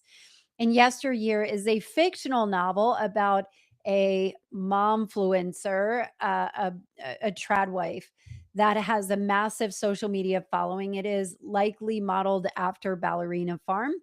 And accidentally, or not accidentally, but mysteriously wakes up in the 1800s living on an actual farm and trying to, figure a way out of it. So super interesting premise. It is the debut novel from the author. Her name is Caro Claire Burke. And there's been so much buzz around this book that it has already been optioned, and Anne Hathaway is going to be starring and producing the movie. So it is added to a lot of discourse that's happening. And when I think about some of the trad wives, there's been this explosion of trad wife content that is happening. I think there's an interesting conversation around the girl bossification, like trad wives versus girl bosses, in that they are often like a false comparative or a false binary between those two. And often there are a lot of overlap with it. So I found some other trad wife. One is Nara Smith. And so Nara Smith also has a really large account. Nora Smith is a model, and she wears these like couture gowns while she's creating s'mores and graham crackers completely from scratch because she would never want to put preservatives or something from the grocery store in in her, you know, like they're drinking raw milk and all of those things, right? And so there's another one. Let me look at it. It's MT, like M is a Mary, T, MT Promised Land Farm, MT Promised Land. And there's a woman named Carly, and she also has like she has like 11 11 kids, and her husband is a pastor, and she has such a different approach because she is like, she just has no guile. She doesn't look too precious. She's not teaching. She's not, it's almost, it's really beautiful actually. She looks super nice and kind and has this huge following. And I think she's here in Georgia. And then there was somebody that I found that, y'all, I hate this woman. I hate, like, I literally am a live and let live kind of chick, right? Whatever you decide to do is perfectly fine for me, as long as you aren't judging me for my choices or taking away my rights, right? Or trying to convert me to whatever it is. Live and let live. There's another woman. Her name is Brooke Raybould. She has about 1.2 million followers. And her tagline is empowering moms with structure and strategy, mom to 5 boys, and routines that actually work. That is her. I had to read it uh, um, outside of where I am. Brooke Raybould, like, it is almost like you imagine us, many of us who listen to this podcast or follow me are often very type A, ambitious women. I believe that this woman is type A, ambitious towards teaching her kids. So in her posts, she has a lot of whiteboards. She is teaching all the time. She is selling, pushing all kinds of stuff. And when you think about it, you think about there are momfluencers that go there for financial gain, right? So if they are a financial trad wife, then they have to teach you something. They have to be the expert in something. We saw this play out with like Ruby Frankie. Ruby Frankie is a woman that is now in jail, but she is a Mormon mommy vlogger.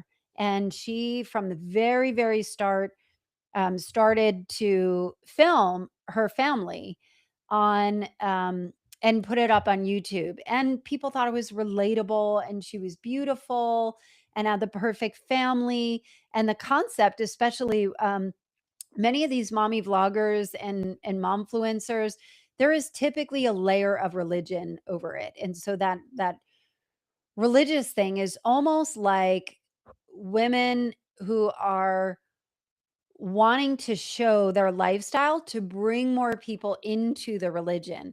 Look at how perfect and well behaved my children are. Look how beautiful my kids are dressed, and they're funny and delightful, and we're not perfect. And there's so many challenging questions that happen as a result of this. One is privacy for your children. And also, like in the case of Ruby Frankie, she lived out in Utah, Mormon upbringing, very, very conservative, and broadcast everything. So it became where everything was for content. And so her daughter, who is on, you know, film for ever since she was a little teeny baby, she's vlogging about her getting her period, you know, and like all, or coming home from a bad date, or something awful happening, where everything became content for her, to the point where they were able to earn millions from their YouTube following and their viewership. So it's so interesting to think about um, how much privacy means to people, and also pushing your lifestyle on it. So she would teach about crafts and those kind of things, and then it took a turn, and she had gotten connected with this therapist. I put that in quotes. Um, who was Her name is Jody Hildebrandt, where she was teaching some kind of self-help thing, but she was essentially alienating people that came to her from their spouse. And like everybody was trying to cure their addiction to porn, addiction to what, like everything was just wrong and bad. Like it had to be this crazy obedient thing. And often in the Mormon culture, obedience and perfection is really what gets you to that celestial, I think it's called the celestial plane, or of some kind of exalted way of being having favor with God, that you would be eternal, live in eternal heaven, um, if you abided by these rules, and if you didn't, then that would be a problem. And so Ruby Frankie, uh, something changed and something snapped, where she was so manipulated by this woman that she ended up like torturing, literally torturing her own kids. Felt uh, she was taught that her kids had demons in them, and that's why they weren't behaving or being obedient.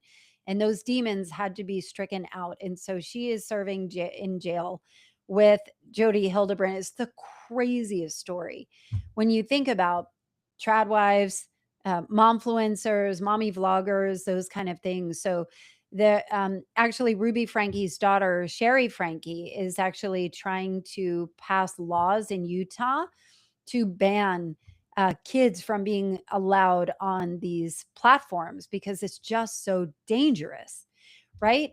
So, so this woman, Brooke Raybould, is teaching about the 5 ways to do this. Everything is like structure, order, keeping her kids in line. And of course, her kids are delightful and always dressed perfectly, and they never disobey. I hated this account. And the thing that's so weird about when I watch Ballerina Farm, so I purposely don't follow them because it triggers me so much. And again, I am like, live and let live, you do you. And I think the discourse and the frustration around Ballerina Farm is that she's not, I mean, she talks about she is a Christian, but it's not like beating anybody over the head. She is Mormon, but again, she's not talking about it constantly. It's just kind of here. It's really well produced, long form Instagram reels of her cooking and being in the family or farming and doing all of these things. And she used to be a Juilliard trained ballerina, and then met her husband, her very wealthy husband, and then ended up marrying her and then him, and then they, ended up buying a farm in Utah and building this life. And I find myself, when I watch it, it's so beautiful, and it's so nice to think about, what would life be like if you could take your time and cook every ingredient, whatever it is, and just have this beautiful life at home. And I think about how lonely it must feel as well. And the loneliness is like, if your role is to have as many kids as possible, to raise them, to homeschool them, you're literally opting out of society. I mean, certainly they can go to church, but it's an insulated world where often they are opting into a lifestyle that may or may not have existed. So they said like the 1950s lifestyle, that really wasn't it. That was like Beaver Cleaver. That was it. It was not like reality. Reality was harder. It was post World War II. The food started to be in boxes and cans because that's what people needed to survive. And so cooking at home and husband, doing all those things. And then I heard that Ballerina Farm has a sister. Um, Ballerina Farm's name is Hannah Neeleman. And so she has a sister, and the what is the account? It's called Vogue versus Vintage. And her sister has 11 kids. Most of them are daughters, I think. They might all be daughters. And she makes dresses from scratch with them. And I found myself so delighted watching these beautiful girls, and they would create these things.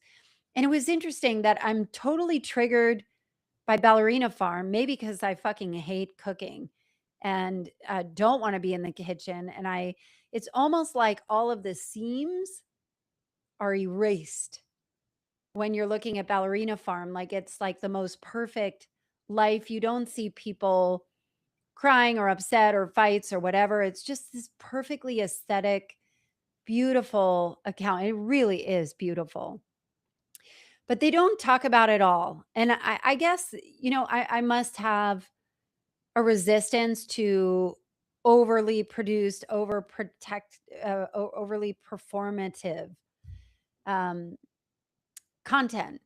And who knows if it's true, but apparently people who work on the Ballerina Farm, like they don't show people working as tutors for the homeschooled kids, but there are, and that she doesn't wear the prairie clothes off camera. Usually she's like a jeans t-shirt person, but the videos are they're cut um, so much. Like it requires so much effort. Who knows who edits all of that and puts it together?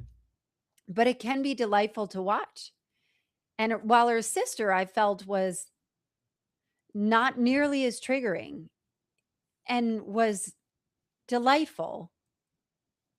And it seemed like capturing a moment with her daughters and how special that was. I even sat around and watched her give birth, for real. They put that shit on Instagram, um, which I don't know. Like, I should have better things to do, right?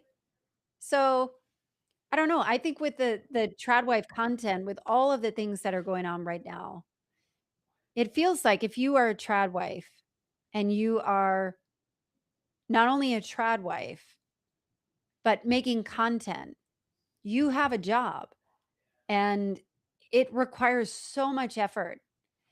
And the performative nature of it feeling like it is effortless. That part annoys me. I don't like it. And again, I can still see the appeal of watching somebody unload their dishwasher or do the dishes or make something. And also look at, the giant failings. Not even giant failings. I mean, I had shared with you that I was raised by essentially a trad wife. I had a stay-at-home mom of six. My mom was a stay-at-home mom of 6 kids, and really suffered greatly when my parents divorced and my mom didn't have an education to fall back on or work experience outside the home, even though she was very talented. And my mother would always say to me and my sisters, never rely on a man to make money. Always make your own. Because my mom got fucked in the deal. My father was the one who worked. And again, whether she got fucked or not, I don't know. But my mother just worked herself to the bone to keep us together. It meant so much to her that we were going to be okay. And we're all productive members of society. Thank the Lord. And also, she really suffered. She suffered. She lived in near poverty and lived with chronic illness. She fell into a depression when my parents divorced. Um, that I don't know that she ever got out of, but it was pretty profound in the beginning. She had to go back to work after 25 years of not working. And so the trad wife thing never really seemed appealing to me. And I, kind of watched my mother struggle and said, I am never going to be in that place. I love to work and work my ass off and still work my ass off. I am still very much a workaholic that, burnout is a part of my past and often part of my future, where not part of my future, part of my present, where it feels so natural to work myself just into the ground. So when you think about the girl boss and the trad wife, it feels like, good Lord, like, how do you go outside that? I think what's interesting, and we'll talk about it later on today. We have a guest coming on in a few minutes, which I'm very excited to introduce to you. Her name is Jenn Cooper. She's got such a fascinating story. I don't know much about it, which is kind of interesting, because normally I try and read up as much as I can, but I heard about this woman and her story, and I'm like, yes, come on. So she's going to be on in a few minutes. But when I think about the girl boss, when you think of girl boss, that was like something that was really kind of started from essentially Sheryl Sandberg when she wrote the Lean In manifesto of essentially like, buck up and act like a man, man up at work and do what you need to do, get the corner office, climb the ladder. We do not need to sit down anymore and just take what men are going to give us. And girl boss had almost become like, the concept of the girl boss has come into like almost a joke, because it kind of got co-opted by people that were in MLMs, like multi-level marketing companies, where, girl, you can be your own boss. You can buy into these, and we can recruit your friends and whatever, and you can retire your husband, and like, we can girl boss it all up. And it's become almost kind of a joke of the girl boss thing. And I think even just kind of winding down from hustle culture, or at least not winding down, deconstructing hustle culture. What does that even look like when it comes? um, what? So, okay. So coming in on the feed, Michelle to Scale says, I hate girl boss. I'm just a boss. I feel the same way about mompreneur. I hate mompreneur or CEO. It just feels like pandering, and it feels like, oh, I can't stand when people say that, or even like girl boss, mom boss, CEO, mompreneur. I don't love it. I feel like it kind of I don't know why I hate it so much, but it just feels like diminishing. I think I'm done diminishing our value as a female, as somebody that is smart and capable, and we as women are smart and capable, and all of that. All right, here is what I'm going to do. Jenn Cooper is here. Hi, Jenn. Hi, I'm sorry I'm early. I think I'm a few minutes early. Oh no, it's all good. So here's what I'm going to do. I am going to cut off the Instagram live, and I will be back in 30 minutes or so. But you can join me on YouTube and meet Jenn Cooper as well, and hear her incredible story. And we can go from there. But I will be back. All right. Hey, Jenn. Hi, how are you? I'm good. So great to meet you. Nice to meet you as well. So you're based in Atlanta, right? Yep. Where do you live? I live in Atlanta too. I'm in Sandy Springs. Very good. I'm down in Old Fourth Ward. Oh, you're in Atlanta. I am so in Atlanta. I'm I right on the love that. Beltline. I love that. I'm jealous, I have to admit. So I have to kind of preface this of Jenn, I don't know you. I had a friend who had texted me on Sunday and she said, I just read this book. It's called Piano Road. You need to read this. I just read it and felt like it was right up your alley. And I was like, all right, what is it about? And she's like, well, a friend of a friend gave me a copy of it. And it's somebody that was like a president of like a badass girl boss. I'm using girl boss because I was just trashing the Love word it. girl boss, I but love like that.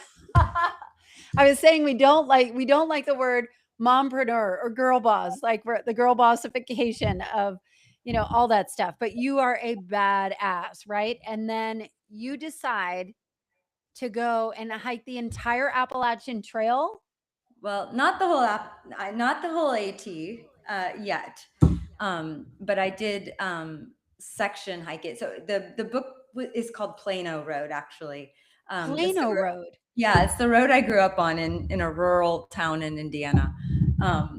So yeah, I've hiked the first 500 miles of the Appalachian Trail. And I've since God. done a couple of other trails, but the Appalachian Trail was interesting because I did it solo and I had never hiked before. So it was just me and my What? pack, and yeah. Can you rewind a little bit? Yeah, of course.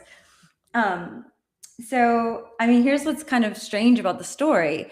I have no background in hiking or even outdoor adventuring of any kind. In fact, before I did this, I had never slept outside. So I was asleep in the car. We were coming back from a family trip. I was with my then husband and my two children, and we had been away for the weekend. And I fell asleep, and I woke up, and I turned to him and said, "I'm going to hike the Appalachian Trail." And he was like, "Okay, whatever." And Where I did said, that "No, even come from? seriously." I don't know. I actually really don't know. I think I've always been really fascinated with the trail systems, and I knew the Appalachian Trail was really close by. I'd seen the signs for it. So I made him take me to an outdoor store here in Atlanta immediately, and I bought a backpack. And that sort of started the whole journey. It was nothing more than a whim and a weird Did dream. you read Wild before? Was that No, something? No. Okay. I'm actually kind of glad I didn't, because I do think that it might have made me have second thoughts. But no, I'm not even for sure that book had come out at the time when I did my very first stint in the wild of my own, I guess. So, from there, I bought the pack and had no idea what I was getting myself into. It took a lot of sort of research online and trying to read and understand like what I needed in order to be prepared to do that and to be able to. It's one thing to hike long distance backcountry. It's another thing to do it solo, because you have no one else to rely on. You have to carry everything that you need. So there was a lot to learn, a lot of gear to buy, a lot of and even going into it, like I could never have been prepared. Was it technical, like a technical hike, or was it? No, the Appalachian Trail, I will say, like, just a little like commercial for anyone living near sections of the trail, because it does go up the entire east coast of our country. Yeah. And it's beautiful and it's completely accessible. It's it's maintained by different trail agencies along the way, and they do a beautiful job. So it wasn't technical, but North Georgia is very, very hilly, and you don't realize it until you try to walk up those hills and you really start to have an appreciation. It was a grueling, and it was grueling physically for sure. I don't think I could have been prepared for the physicality, but I'm a runner, and I've always been very active. But mentally, to be alone for that long is a whole nother story. Yes. Where in your life were you? Were you unhappy? with your So, life? Were things wrong? you know, I was like everybody, corporate world, young family, married for about 10 years at that point in time, young daughters. And I was putting one foot in front of the other, and I wasn't thinking a whole lot about anything. I was, fully in mom survival mode, working mom survival mode. So if you had asked me that at the time, I would have been like, no, I'm perfectly happy. And I walked into the woods, thinking this was going to be a great adventure for me, and was obviously feeling a little bit guilty and conflicted. Like, should I be doing this? I have young children and I have a big job. So it felt indulgent, but I was super excited. God, what a word for moms too. It really did. It felt a little selfish. Everything feels indulgent when it's away from your family, Totally. And I will tell you, like, I spent the first 7 days when I came off, I was a very different person. That much time with no distraction and just alone with your thoughts.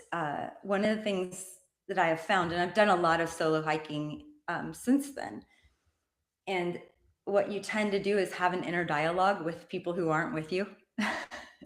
So you talk through a lot of things with someone who's not a privy to that conversation that you're having with them. Yeah.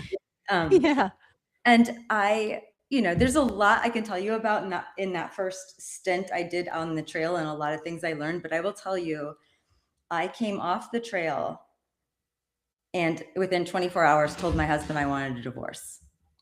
Whoa, he must have really regretted letting you. He's like, I should have gone. It's interesting in hindsight, because the first night I got on my satellite. The only way you can contact the outside world is through a satellite device. And it is like texting in 1980s. So like to put a letter in, you have to dial the same number like 3 times to get to the J. Do you remember texting like that? Yes. Yeah. So you're not long, you don't say a lot. First night I got that satellite phone out, and it's very limited battery. You don't use it very often, but I was immediately like, I've made a mistake. Like, come get me. Like, where can you pick me up? And, it's that first night of loneliness, and you're in the middle of the woods, and it just hit me. And thankfully, he may regret this now, but thankfully my husband ignored me, like completely ignored me. So in hindsight, it was so great, because the next morning the sun rose, it was beautiful. And I had this whole renewed, like, I've got this, I can do this. But the night times, especially the first few nights, it hit me every night that I was like, I can't do this. I want to go home.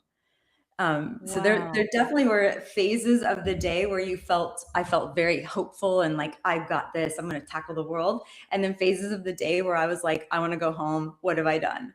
So in hindsight, he probably wishes he had picked up the satellite, like responded to my messages, but it went a different direction. Wow. How long did it take you to do 500 miles? So the first trip I did, I just went out and tested to see if I could do this, because up until then, I bought my tent and I pitched it in the yard and slept in the yard one night. That's it. Like, I had never done anything like this before. So my first trip, I stayed out there for 7 days and came off the trail. Whole story around that, but came off the trail, went home, blew up my life basically, and then was back on the trail within the next 2 weeks for a month. So I did a solid week, and then I went out for a solid month. So I've done it in chunks and pieces, and it's probably taken me 3 solid long stints on the trail to get through the first 500 miles. I eventually, the trail is 2,300 and some odd miles. So someday I want to do it, and I want to do it start to finish. But I have to wait until my kids definitely don't need me for a few months. Oh my God. This is so wild on so many different levels. So I think from my perspective, when I left corporate America in 2022, and my background is in corporate sales. So I worked for Salesforce, DocuSign, Oh ADP, yeah. and when I left on purpose without a plan. I don't recommend the approach, but I was profoundly burned out. And I made one decision, and that I was going to make no decisions until I could hear my own voice. And so somebody had recommended that I go to the Hike Inn. Do you know what the Hike Inn is? Yes, I know it well. So, yeah, so the Appalachian Trail and the Appalachian Trail approach starts in North Georgia. And so there's a 5 mile stretch where you go into this inn that looks like it was like dropped from heaven, like right in the middle of the woods. And then that connects to the Appalachian Trail that you just keep going. Um, and I remember, and I am saying this because I'm curious about yours. Like, I'm somebody who lives in the city. And so every time I do a hike like that, and I did it solo to do that hike in, which, is nothing, it's laughable compared to what you've done. But it takes me 30 minutes in the woods by myself before my nervous system can even settle down. Like, you hear a squirrel, Yeah. you think murders are coming. As a female, you're definitely going to die, or you should have bought bear spray or whatever it is.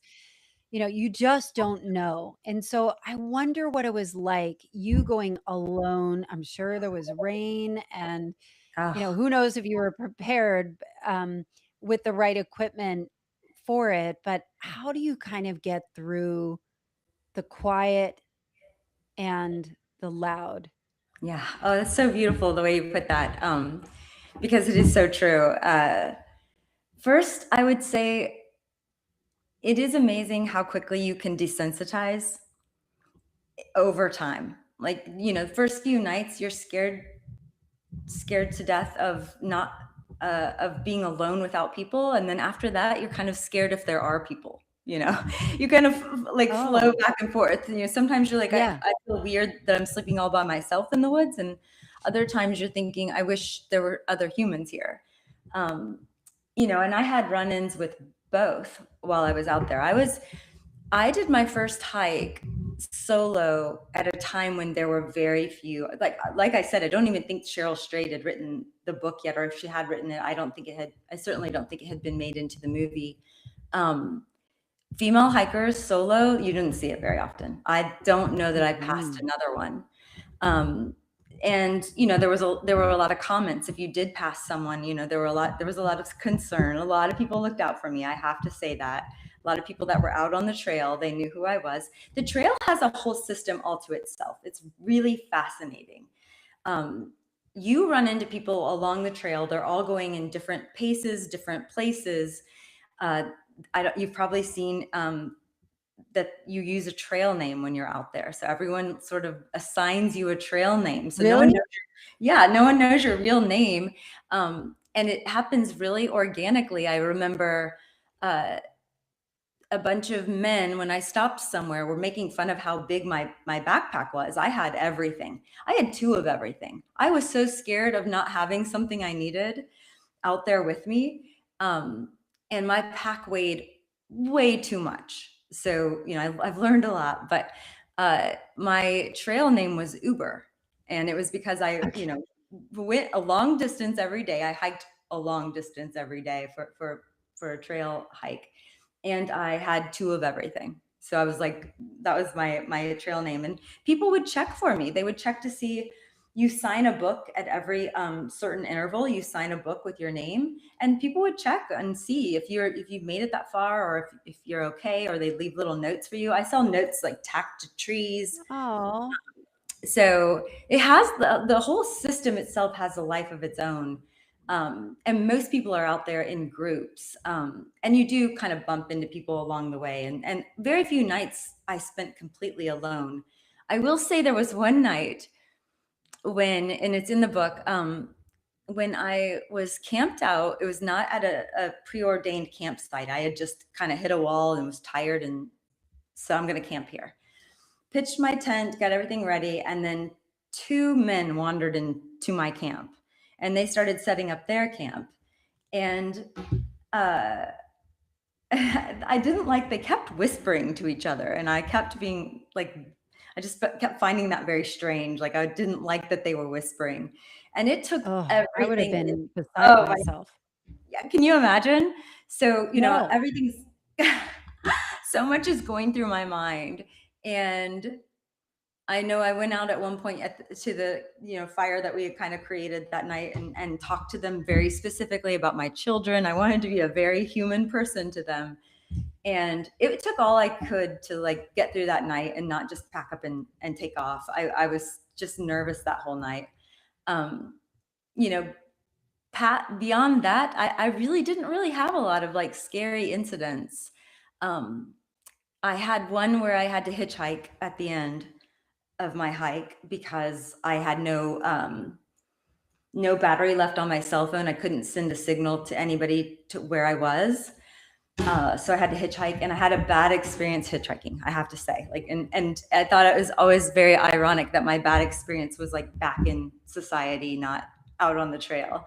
So Wow. yeah, it's very strange, but you do desensitize to the, you're in the dark in the middle of literally nothing. And animals are around you. You hear them walking past your tent at night. It's fascinating I would what lose you my can.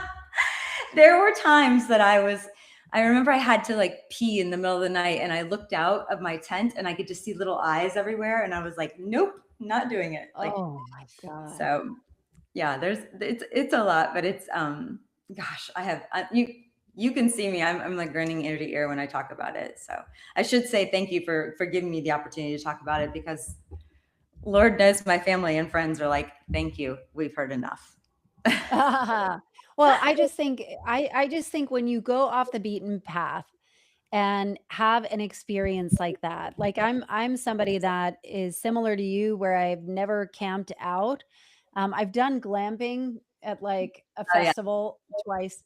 But I am so scared to be overnight by myself because of just my nervous system just, Oh, yes. is just jacked. And I have a goal to hike the tallest peaks in each of the lower 48 states. So I've done Georgia, North Carolina, South Carolina. I have many, many more to go. And so I'm even more curious about how, like, what happens in the silence. What did you learn that you didn't expect? I would say for me, the confidence that I could rely on myself, even when things, one of the things you don't think about before you go out there solo is there's no one to ask a question of. And I mean that from the sense of like, did we pass that tree already? Are we going the wrong direction? Like, there's no sounding board around you. And in the silence, with no one to sort of check in with, you develop this really sort of quietness in your soul and a reliance upon yourself that, I came off that trail. When I say I came off differently, I came off knowing that I could walk into the woods with everything I needed on my back and survive, and with no help from anyone, and that I can't like overstate what that does for you to realize that level of self-reliance. So, it's funny when I think back on it now. It can be incredibly mundane and boring. Do not get me wrong. Days are long, and you sing songs in your head, and oh my God, and the worst song in the world is going to get stuck in your head. I promise you that. I cannot, it will always be the worst song. And even if you're trying to remember other songs to drown it out, you just can't. And there's a lot of that. Like, there's a lot of weird stuff where you're just singing a song, or you're going through the Chili's menu in your mind because you're like going to lose it. I joked that I'd As been one does. Chili's probably would have tasted really good on a trail.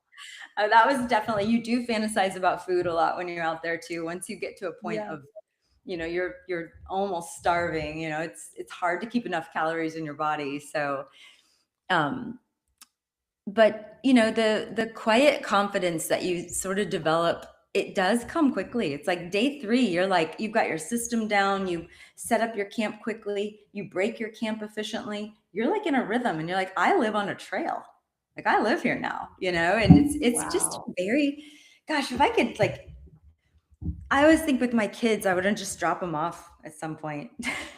It was such a great life lesson for me that I think, I've encouraged my children all to, like, take a trip solo. If nothing else, just go on a trip somewhere completely by yourself.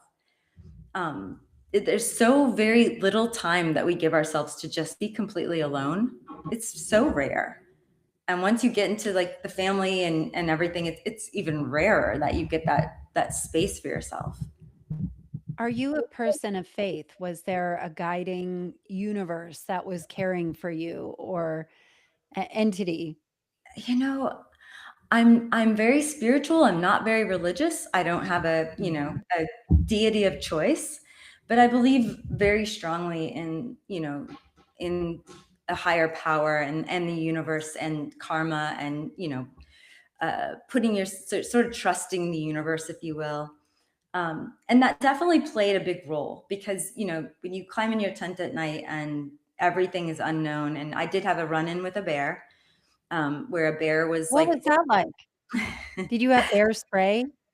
I did, probably somewhere in my pack. Unfortunately, you do get kind of lazy when you're out there. Like, I think It's probably science. so heavy on your back to, like, get it out is like a Well, I was in production. my tent at night. It was a nighttime run-in, and the bear had gotten my food down out of the tree and had eaten all of my food, and was just kind of tormenting me. It was like coming up against my tent and nudging my tent. And Oh, yeah, and I mean, you're just thinking, and I knew I'd done my research. The bears here aren't bears that attack humans. We fortunately do not have those bears here, but things happen, and you can't tell. In that moment, you're just scared of the bear. It doesn't really I matter. don't know. What do you do in that? I every time I go on a trail and they're like, beware of bears, I'm like, fuck, why didn't I look up how to why don't I have bear spray? What do you do? Is it like where you have to make yourself big, or what do you do? Textbook I did not follow. I mean, this bear bothered me for so long that I kind of lost my mind. I was tired anyway. I'm in my tent trying to go to sleep, and it starts sort of circling me. I was the only person at this campsite, so it's circling me. It's nudging my tent. It's sniffing at my tent, and first I just started trying to make noise. Like, I growled. Like, I mean, I kind of lost my mind that night. I did everything. I growled at the bear. I swung my poles. My hiking poles were near enough to my tent that I grabbed them, and I was swinging them at the bear. The bear would not leave me alone. It kept, like, going away and coming back, going away, coming back. And I was exhausted. So I eventually, honestly, I was ready to fight the bear. I mean, I had lost my mind. I had gone, like, completely nuts. And I got out of my tent. I stuffed everything into my backpack, and I put my backpack on, and I just took off. I was like, I don't know where the bear is. It could be right near me. I don't know. It was middle of the night. I just finally gave up and had to get out of there. But I've seen a lot of the different things to be scared of, but I just kept telling myself, like, you got to kind of trust that if it is your time to get eaten by a bear, I mean, it's your time to get eaten by a bear. I mean, it's a great story, I guess. My kids are going to have great college essays. That's what I told myself. Did you find yourself crying or having unexpected emotional releases? Yes. You mentioned rain. You cannot imagine the irrational fear I have of rain because of my trail experience. Why? Even to this. So the worst thing that can happen when you're hiking is rain and cold. The worst. If you think about it, you live here, you know what these torrential downpours can be like, especially like in the spring months. It is pouring. You're hiking on a trail that is basically becoming like a stream coming down the sides of these mountains. I mean, you're soaked. Your shoes are soaked. Your socks are soaked. Everything you're carrying soaked. You can't dry it. There's no way to dry it. You don't have enough, and I mean, you're mentally thinking about blisters, you're soaking wet, you're freezing cold. There's no way to get out of it. You just have to keep walking. So it is absolute torture. And there's one section of the trail through the Smoky Mountains where it rained on me for 9 days straight. And I, at one point, was weeping and screaming to the sky and just like sobbing. And I actually took my camera. I had like one of those little point and shoot cameras and took photos of myself, because I was like, I want to remember how miserable I am right now, because I'm going to quit. I'm going to quit the trail. I'm not doing this anymore. And what kept happening was you would get to those moments where it was so miserable and you were like, I'm done. This next road I see, I'm hitchhiking out of here. But then the sun would come out and it would dry up and you'd be like, what am I talking about? This is glorious. So I remember taking my picture thinking, you need to look at this picture even when you're happy and get off this trail. But it never happened. It never happened. I got rehooked the next day when it was, when the birds were singing. So the rain and the wet, I mean, you got to envision that you're pitching your tent. It's pouring on you. Everything's wet. It's pretty miserable. That sounds wild. It's, When you got off the trail and after the 500 miles and you've asked your husband for a divorce, what changed in you? Like, who is Jenn 2.0? well, I definitely took that confidence into the rest of my life. I think as an executive, it changed who I am. I think as a female executive, there's always sort of a tough road for you. And you know this well. There's a ton of second guessing. It's always a hard room to sort of find your voice in, and you're sitting in a board meeting and you're the only female there. It's, it definitely helped me assert myself a little bit more. I just felt a little bit bigger and bolder and maybe a little scarier in the world. Like I used to tell myself, like, yeah, like maybe I'm this. You became scarier. Maybe I'm the scary thing. Maybe I'm the thing everybody Ooh. should be scared of. It was kind of an interesting, thought process to kind of switch to maybe I'm the one that should be intimidating everyone. Yeah. So I think that piece, and also just look, it occurred to me while I was hiking. I said, you know what? I don't actually have to live this life. I was with a man I was not in love with. I would have gone through the motions, so many of us do. It's like the thing you're supposed to do. Did you know you weren't in love with him? I did. I just hadn't faced it. I hadn't taken the time to like look it in the eye. That's hard to admit, because when you admit it, then you have to do something. And I had this thought, and I remember being on the trail and thinking, I could totally live a different life. I don't have to do this. And I tell you, the weight that lifted off my shoulders at that thought while I was hiking, I could have skipped the rest of that day. I mean, I was so light. I literally felt like someone took a load off of my shoulders. Wow. When I just had that stupid realization that I'm not stuck here. Like I actually can just change everything. And I knew right then and there, as soon as this was over and I got back and settled in, I was done. And I was going to live a very different life. And that for me was the big change. Yes, I'm a different person. Yes, I feel more confident. Yes, I take that into the boardroom and certainly into my, team conversations and things like that. But I think more than anything, I just had the guts to change my entire life. And I don't think I would have done that if I didn't take that time. Yeah. I feel like like the first half of our life is becoming and the second half is unbecoming. Are you less tolerant of bullshit? Oh, God. Yes, you should ask my now husband and my girls now. Like they're absolutely.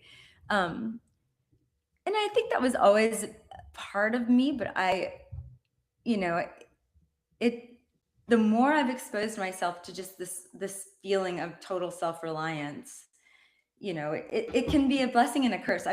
You don't know this, but I've actually written a second book, because after years and years of solo hiking and doing all of these various hikes by myself, I remarried and I did a hike and brought him with me.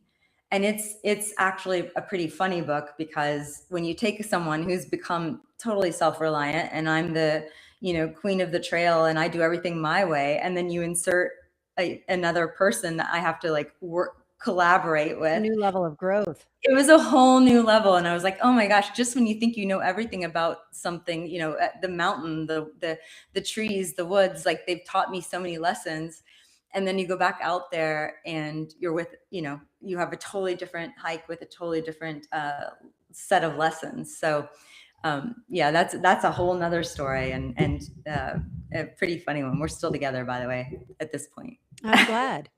I wonder about, even just the togetherness piece of it, because when you talked about people looking out for you on the trails and the goodness of humans as well, there must have been an appreciation, I imagine, for humanity of not feeling like it's you against the world. Yeah. Did that change your perspective at all? There are so many good people out there, that I met along the way, that were looking out for each other, and that system. Like I never met a someone out there that wasn't out there for the right reasons, and that wasn't learning their own lessons along the way. I hiked for a day with a police officer from, oh gosh, somewhere in Indiana. And we just bumped into each other. He had terrible blisters. So I was trying to help him get through a section of the trail. And he was telling me his life story and stopping every so often to take pictures of a little stuffed animal for his daughter, like pictures of the stuffed animal along the way on the trail. And just, hearing his life story, and he, he couldn't keep up with me, but I wanted to make sure he got to the next camp. So we developed a system where I would hike ahead of him, but I would cling my poles together and he would cling his back. So I'd know he was still making his way. His feet were awful. Like blisters on the trail, like will make a grown man cry. I mean, he was walking barefoot at one point. They were so bad. But, just taking care of each other and getting each other to the next camp. I mean, that was it for me. I couldn't get him any further, but I got him to a place where he could camp that night and try to hike out the next day. But it's a whole ecosystem that you really don't even know exists unless you walk out there. Tell me about World 50 Group. Oh, fun. Well, it's really interesting. I helped start this company over 20 years ago, and it is a very private organization that exists to bring the world's top leaders, top business leaders together to connect them to each other as they're trying to make critical decisions for the businesses that they lead. So you can think of it sort of as a very private, completely off the record space for C-level executives to come together, connect with each other, share their strategies, vet their ideas, get somebody else's opinion. They're making decisions that largely change our world now. So it's a very cool organization that I like to think helps make better leaders in the world and more informed leaders in the world. And Lord knows we need those today. So it's been a very cool business to be a part of. That's amazing. What is next for you? What's your next adventure? I've still got the Appalachian Trail, the full thing, on my bucket list. Do you have a time frame? My youngest daughter is now driving, so that feels like a game changer for me. Yeah. Knowing that, back when I first started hiking, I had an Excel spreadsheet to cover like who was going where and who was picking who up and who was dropping them How off. many And kids do you have? I have two, and I had Okay. a sea of, a whole entourage of nannies that would take one from there to there. And because I basically was a single mom after I got my divorce. So it was logistically challenging to continue the hiking for a while there. But now that my youngest can get herself places, I could be gone for longer. I don't think I'd be gone for, I think it would take me about 4 months to do the Appalachian Trail start to finish. Wow. Would you do it with somebody or would you only do it alone? Please don't tell my husband, but I would definitely not do it with him. I like hiking alone. I like to go my own pace. I like to, I guess that's a little bit of where I do take my type A-ness to the woods, because I get very fixated on like going a long distance each day and longer distance. And I Yeah. kind of challenge myself. So it makes it hard for me to hike with somebody else. I get a little impatient. I really like hiking by myself, and I like to do my own thing and not have to follow anybody else's agenda. And that's a long time to be by yourself, and that's something to sort of factor in to the whole mix. So I won't say I never would hike with someone, but it would have to really be the right person and a good fit. Yeah. My husband and I did the John Muir Trail, which is a gorgeous trail on the West Coast. And it actually connects with what's called the Pacific Crest Trail. It's another trail that goes the entire length of the Western United States. Muir's kind of the Appalachian Trail for us here in the East. And it was beautiful. And it was a 211-mile hike. Gorgeous. And it took us 14 days. And that was fine, but I got to tell you, he was physically falling apart and I was like coming into my own by the end of 14 days. Like I was ready to keep going and he was, on his last leg coming across the finish line. So, I don't know if he's got 2,600 miles in him, but he would definitely be a good supporter. I feel like we should be friends because I feel exactly the same as you. Like when I hike, I prefer hiking alone. But I think it's because of just the time in my own head is so scarce because, running household and business and all of that stuff, it's just scarce to have that time and spaciousness. So precious. And I don't know, I feel like nature is healing. I completely agree. So it would be hard for me to give that up. There is I don't know if you've heard of I forget what they're called, but I wonder if you would do something like this, that there's like a dark cave, like a cave of darkness. Have you heard of this where you would be in 100% darkness in a cave? It's like in Idaho for like 3 or 5 days. So you would see nobody. You would have like meals, 2 meals, one like passed under some kind of doorway that you would eat by yourself for 5 days, 5 days. Totally total sensory deprivation completely. Would you do that? No, I don't think so.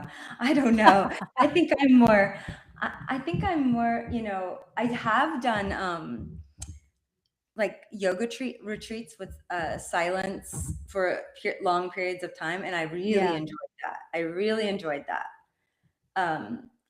I don't know if I could give up being able to look around. I just think this world is full of so much beauty and so much of it is only accessible by foot. And, it's just such a privilege. While I can still walk, while I can still physically do it, there are so many things I want to see that, I can only walk to. And I plan to take full advantage of that for as long as I can. But I do love the silence, and I wish I could invoke that rule here at my house, like no speaking before 11 a.m. Yeah. That doesn't work. But well, actually, my kids don't get up until noon now, so it's pretty quiet. Yeah, you have some spaciousness as they get older.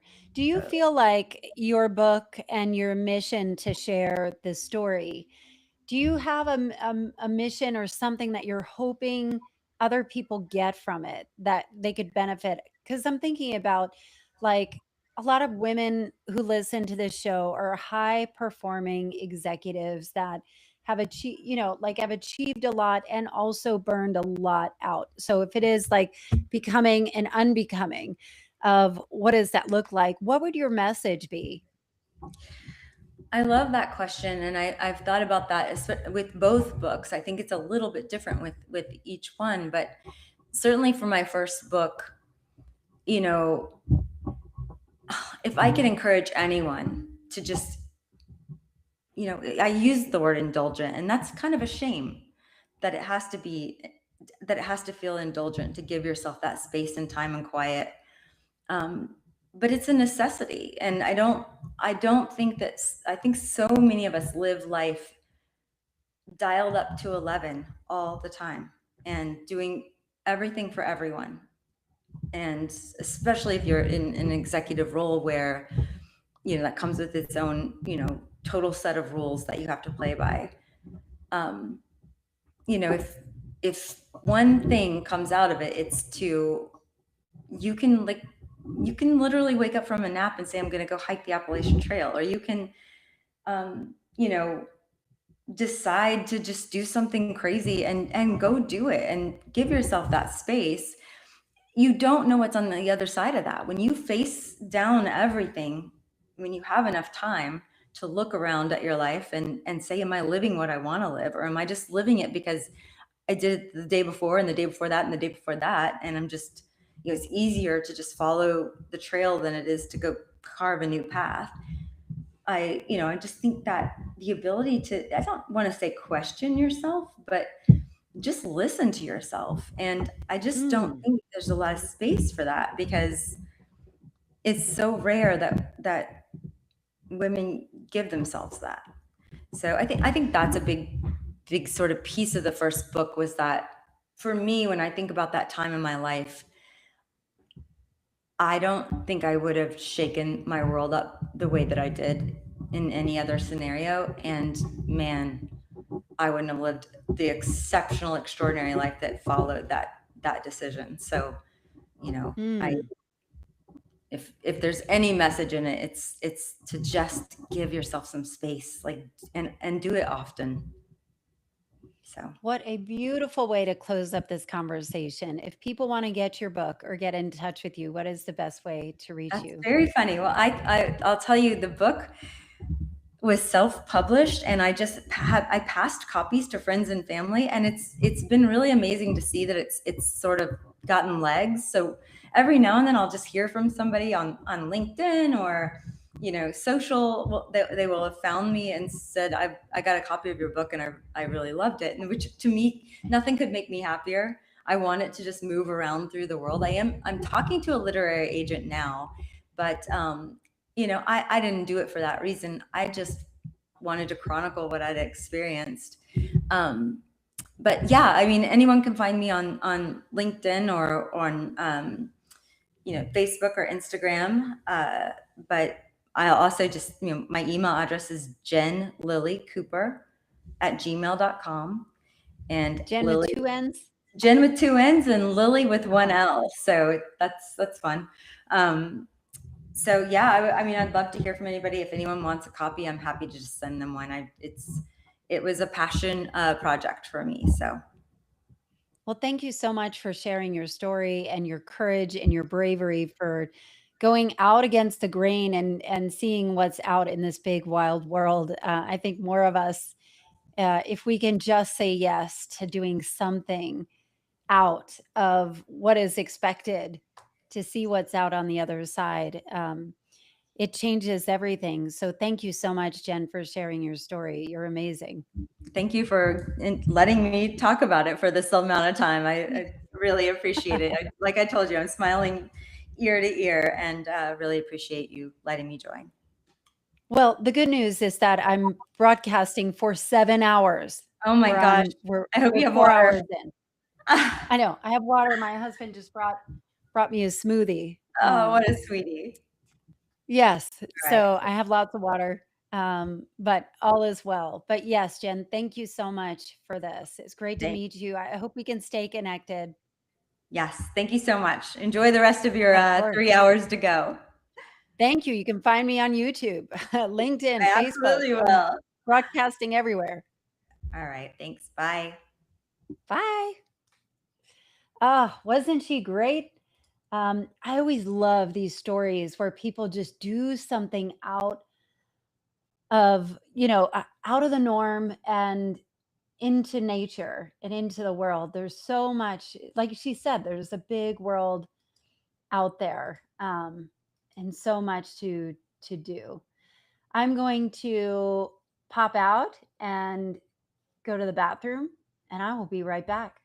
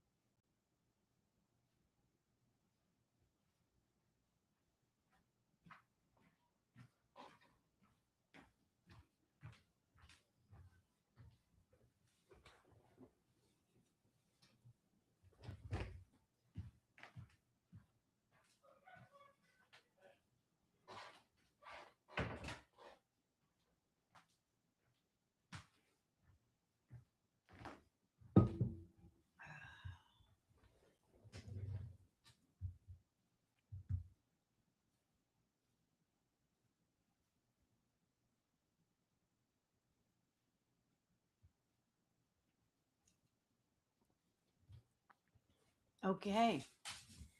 I'm going to refresh my lipstick. We got some time still to go.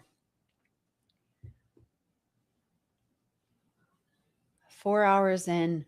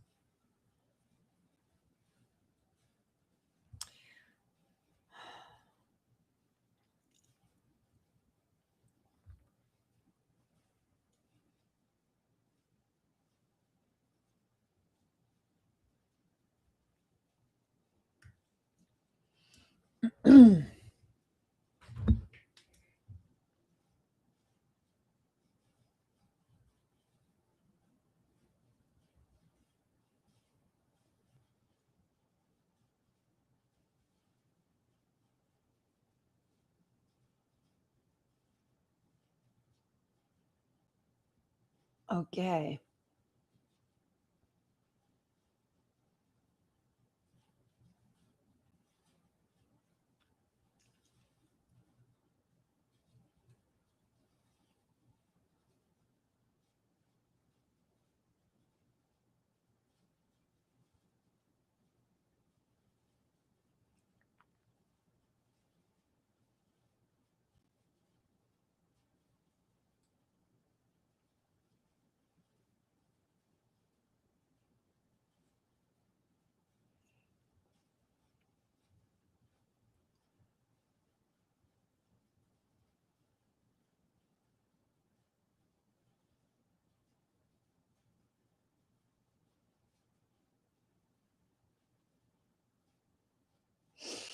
All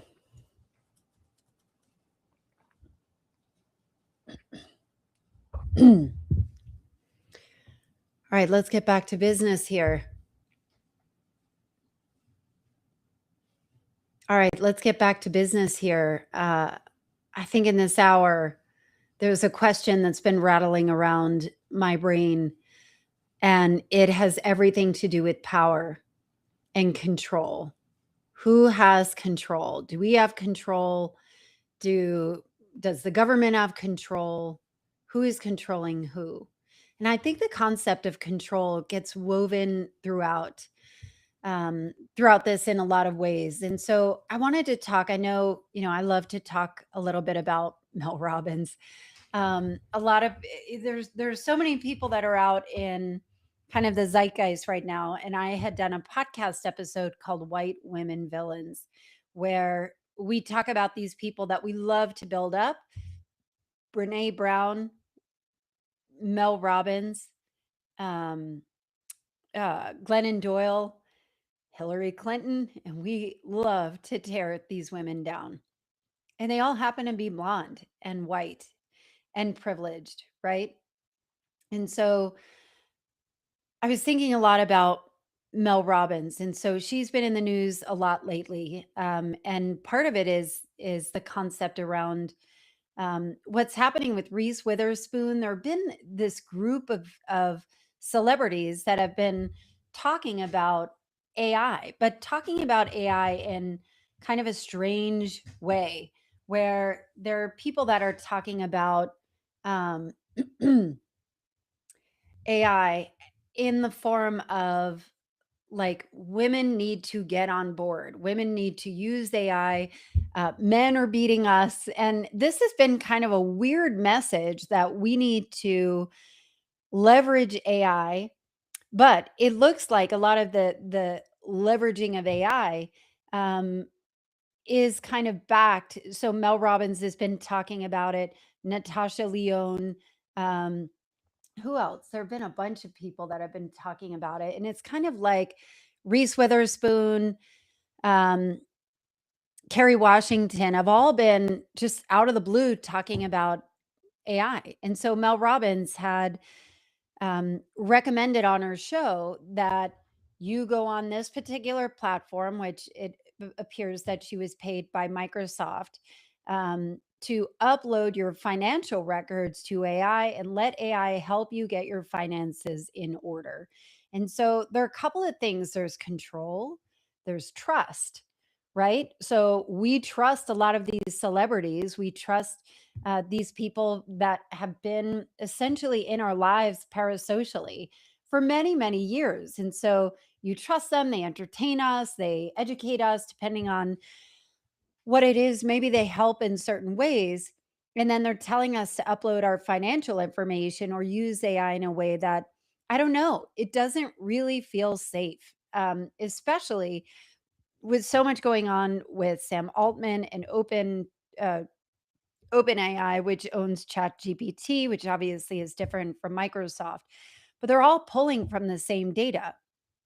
And all of these data centers, it's a real challenge where AI has become this kind of bad word now, where personally I feel like AI is, I feel optimistic about AI actually. I mean, certainly there's going to be a lot of disruption, and there's going to be, and there is a lot of disruption, a lot of fear, a lot of questioning. Um, and it is challenging when you think about the billionaires who own all of these companies are also owning all of our information, all of our intellectual property, not just ours, but everybody's. And this kind of dumbed downification, or just this watered down version of no original thought, going into AI. Where I think that the um, progress is going to happen, I think, is in the medical field. Is going to help us so much. I know I use AI a lot. I don't use AI to write, but I use it to organize and help me with so many areas. It's just made life a lot more efficient, especially when it comes to running my business. And now with like I'm a Claude girl, so I broke up with ChatGPT. Once I saw that government stuff, I'm like, no. But Claude has become my new boyfriend, and Claude is so much better. It's so much more sophisticated. Like, it'll even say, like, I'll write it and they'll say, this kind of sounds like AI wrote it. And it'll flag me before I change it, right? And that helps too. And so when I think about AI, I think there's so many great uses for it. And then there's so much happening politically. There's so much happening with, we're in Georgia, right? And so in Georgia, there's been a drought in Georgia, and there have been so many data centers that require millions and millions and millions of gallons of water. And so a lot of the water that would be otherwise be supplied to us as residents of Georgia are going to these data centers. And certainly the power that it takes, the land mass that it takes, is really becoming an issue. And so I think, even from a political perspective, how do we kind of manage what's happening there? Again, there's politics, there's trust, and control over, do we have any control over this? Is voting enough? Are we going to be in a position where we're going to be okay? And so I think AI is moving faster in a lot of ways, but also not as fast. And so they had showed that a lot of jobs, like radiologists, would just be gone, and coders would be gone. And it turns out that both of those positions, the job openings have gone up. And so they need people to read it. They need people to kind of police over it. I think, even from a creative perspective, people don't want to hear, there are a lot of AI podcasts out there. It's actually kind of hilariously ridiculous that there's literally more than 50%, like 51% of new podcasts are AI built. 51% are not real, but they're also mediocre. They also suck. And so I think when we're listening to AI or reading AI, our eyes just glaze over. I mean, we see it's not about X, it's about Y. And so it feels, I see that a lot online. I see that it's not about X, it's about Y, the reframes, the AI obvious things. Here's the thing. And then the stacking, like boom, boom, boom, the statement stacking that is very obvious. And I'm even hearing it, like, when I go on YouTube, and there are a couple of channels that I subscribe to, and so they'll have a lot of those commercials. And when I'm looking at the commercials, I'm like, I think all of this is now AI. And so it's so weird to consider how much are we looking at is real and how much is not. And then you have these prominent people, celebrities, people with massive platforms, telling us as women, um, we need to get on the AI train. We need to leverage it more. And I think the accusation and the question is, were they getting paid by Microsoft or by whatever platform to be able to say that, even though they're not saying, hey, I was sponsored, or this is not an ad. Reese Witherspoon said nobody paid her for this, that it wasn't an ad. But somehow it's connected to Sunny, which Sunshine, what is it? Sunshine Films. I forget her. I forget her movie film company and her media company. I know it's going to come to me as soon as I get off this.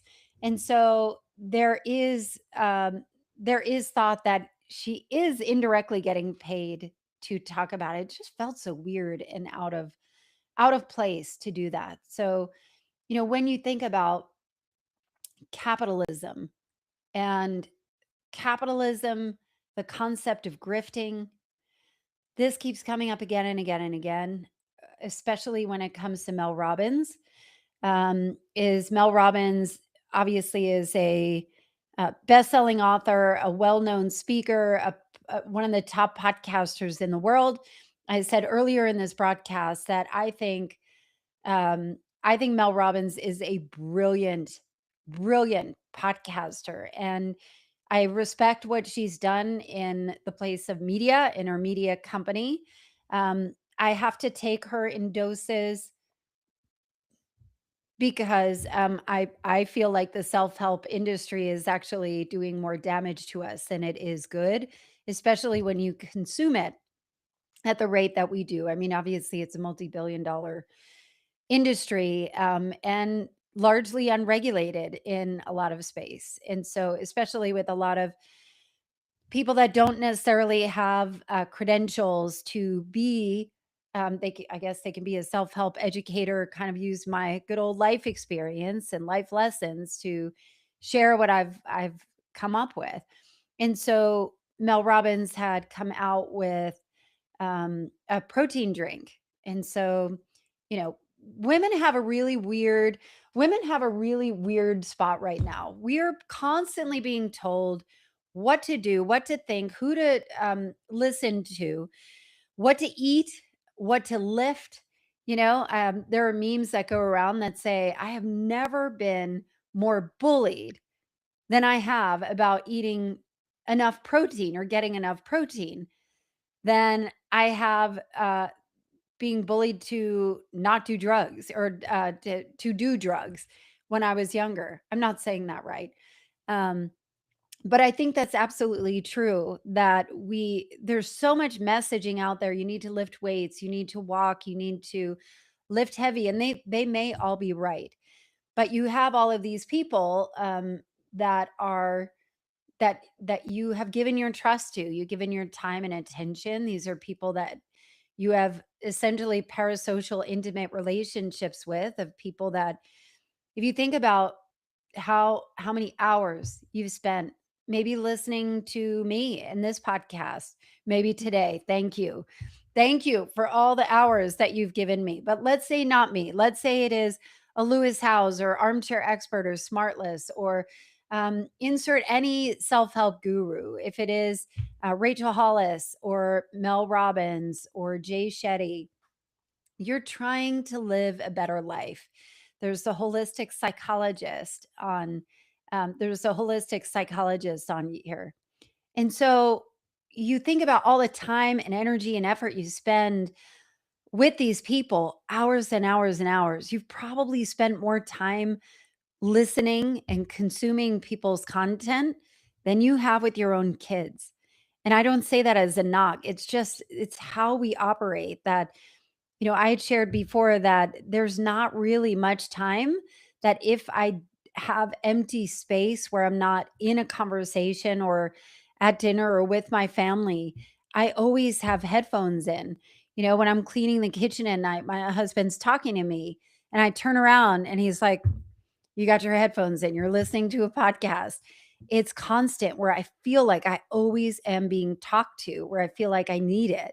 It's an addiction to it. So it adds up of the time that you spend to it. So certainly if somebody that you trust and respect and feel comfortable with, and maybe you love watching them Maybe you love watching them empty and unload the dishwasher or get ready with me videos and all of those things, which sound super fun, and it's a entertaining, almost hypnotizing way of people to consume information.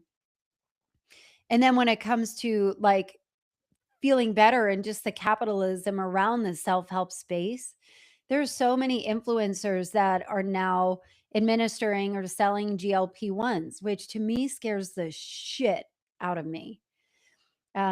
Because when you think about, like, I'm somebody who is on a GLP-1, I'm on a really light dose. I'm working with a functional medicine doctor on it. And so, but also, I struggled with an eating disorder and body dysmorphia and orthorexia. Is it really safe for me if I know somebody, parasocially who doesn't know me, doesn't know my medical history?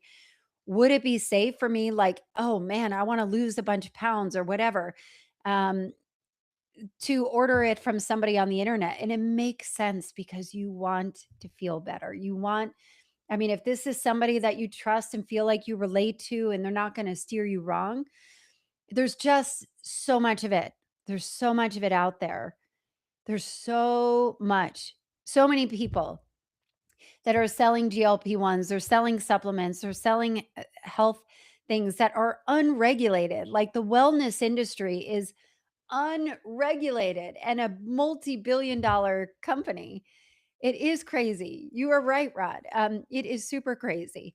So if it is unregulated, but we are trusting them with our health, and I think it's fine if you want to try makeup or hair product or something like that, but when it comes to your health and things that you're ingesting, I just think it can be too risky. But again, I have been guilty of buying stuff.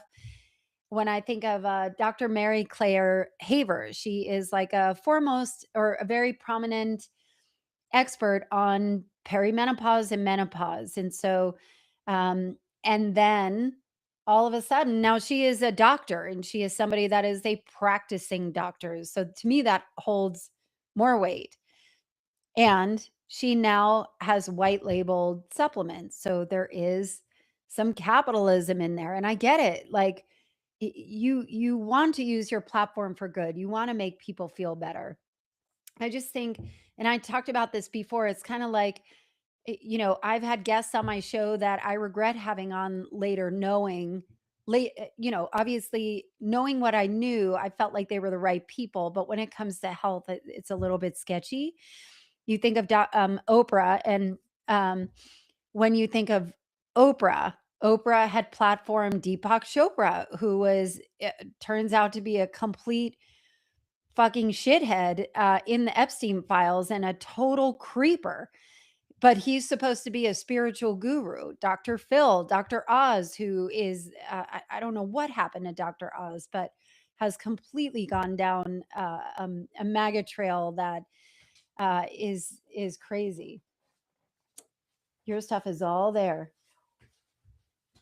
There's my son, Danny. We're live streaming. You want to say hi? What's up, chat? That's my boy. Can you close the door, honey? Thank you. Yeah. So all of these people we can often put blind trust in.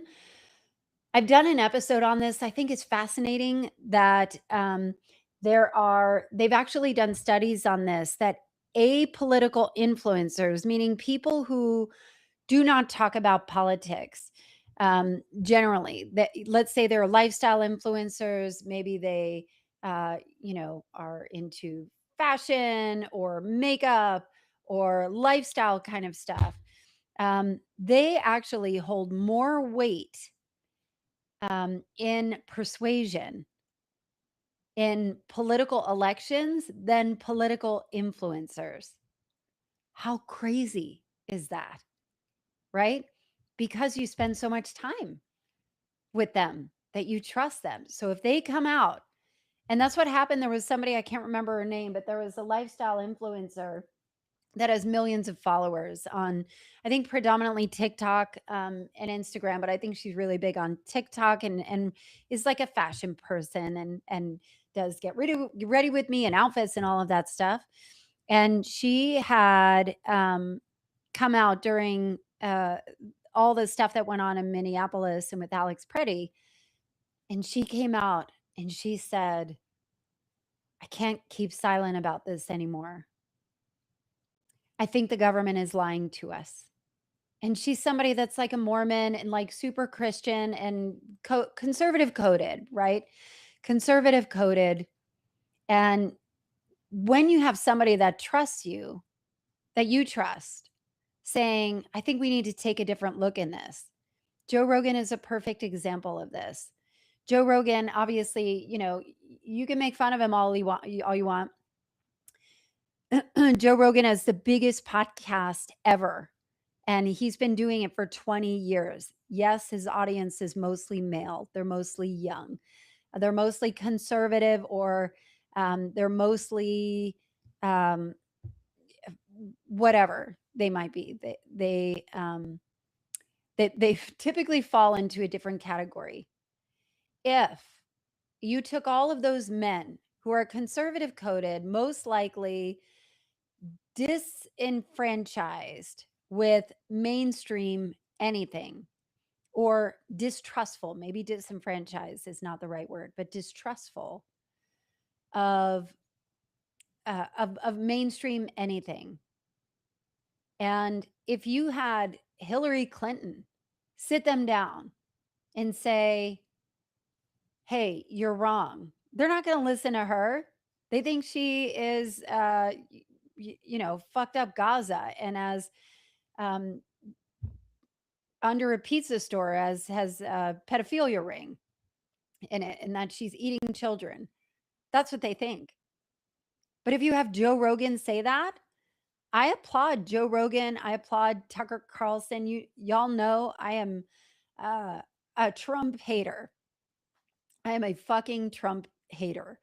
I do not like him in the least. I think he's just absolute poison and is destroying our country. Could you convince me that Trump is a good guy and has our best interests? Probably not at this point. But if somebody that I trusted told me, like, hey, there's something else going on here, I mean, I would at least listen. I may not buy it. And so I appreciate Theo Vaughn and Joe Rogan saying, I think I made a mistake here. And Tucker Carlson saying this isn't right. Because anyone who had previously done that, I don't think it makes sense to just shit on somebody. People are allowed to change their mind. I think part of that is the benefit of critical thinking.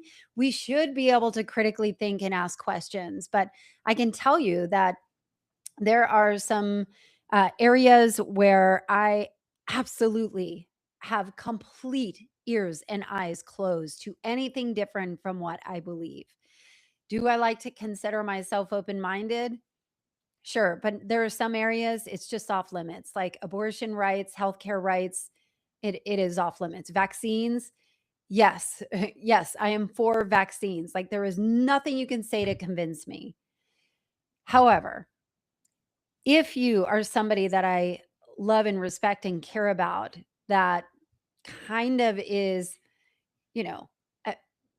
believe similarly, I'm far more likely to listen to them.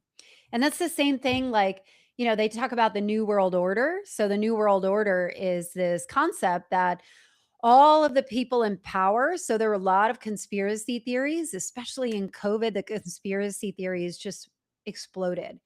And the reason why they exploded is because people were home and they were bored. And the way that the algorithm works, like, I think the top 3 topics are like health and fitness. Oh, I forget what the other ones, but like health and fitness is one. So you can go and click on anything and like you're like 4 videos away from like some weird ass crazy conspiracy theory that if you start to go down this rabbit hole, obviously YouTube is incentivized and Instagram. I mean, I'm going live for 7 hours. I've been 4.5 hours in. You know, all of these platforms are incentivized to keep your attention. And so you can be a 13-year-old girl searching for, how do I lose a few pounds? And then all of a sudden, it's going to show you shockingly skinny people, right? Here's how to binge and purge. And so they're like, oh shit. And then they start to be influenced. I think there's something really powerful and insidious and beautiful about the power of influence. And part of having a podcast like this is you do have influence and you have a responsibility to use it properly. And not everybody does. Some people get drunk on power, some people get drunk on the capitalistic aspect of it. I get it. I mean, who knows what would happen if I had a bunch of sponsors on the show. Right now, I don't. I sponsor my own show for my own business. So if you are somebody who wants a podcast and have a mission beyond it and want to integrate it with your business, that's what I do. So if you're interested, go to AllisonHair.com/free call. Get on a call with me. So all of that to say, when you have a platform like this and you have influence, the challenge is that the algorithm is always going to go more towards extreme. So of course there wasn't all the stuff that, the beliefs that they have, like the people that are saying that the earth is flat and the Artemis 2 was a hoax, all of those things. Like, I would just hate to go through life not trusting anybody and thinking everybody's out to get me. That is not how I want to live life. I'm just plain not a conspiracy theorist. However, the conspiracy that happened during COVID around all of the conspiracy that happened around COVID around all of the New World Order concept, that there are all of the people in power, all of them, Trump, the Clintons, whoever, insert any billionaire, Elon Musk, Mark Zuckerberg, they're all in cahoots. They may not like each other, but they're all in cahoots running a pedophile ring. And then we find out with the Epstein files that that was true. There is a rich and powerful elite running a pedophile ring. So it begs the question, what else is true? Again, I'm not really a conspiracy theorist. And so wondering what that would look like and also taking more critical thought, I find myself being far less trustworthy of corporations and leaders, but far more hopeful for each other and for the relationships that we're able to build with each other.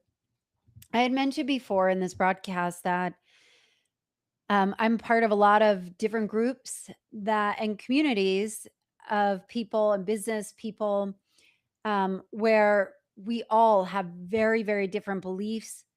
And what I love about these specific groups is that it's so much easier to learn and love the human first and less, I feel like with Trump's first term, everything felt unsafe. It felt unsafe to say who you voted for or who you care about or what your issues are, because you would be attacked. Like the move was really dehumanize, make fun of, make names of, on it doesn't matter what side, it just was that way. And it was celebrated to be as shitty as you possibly could.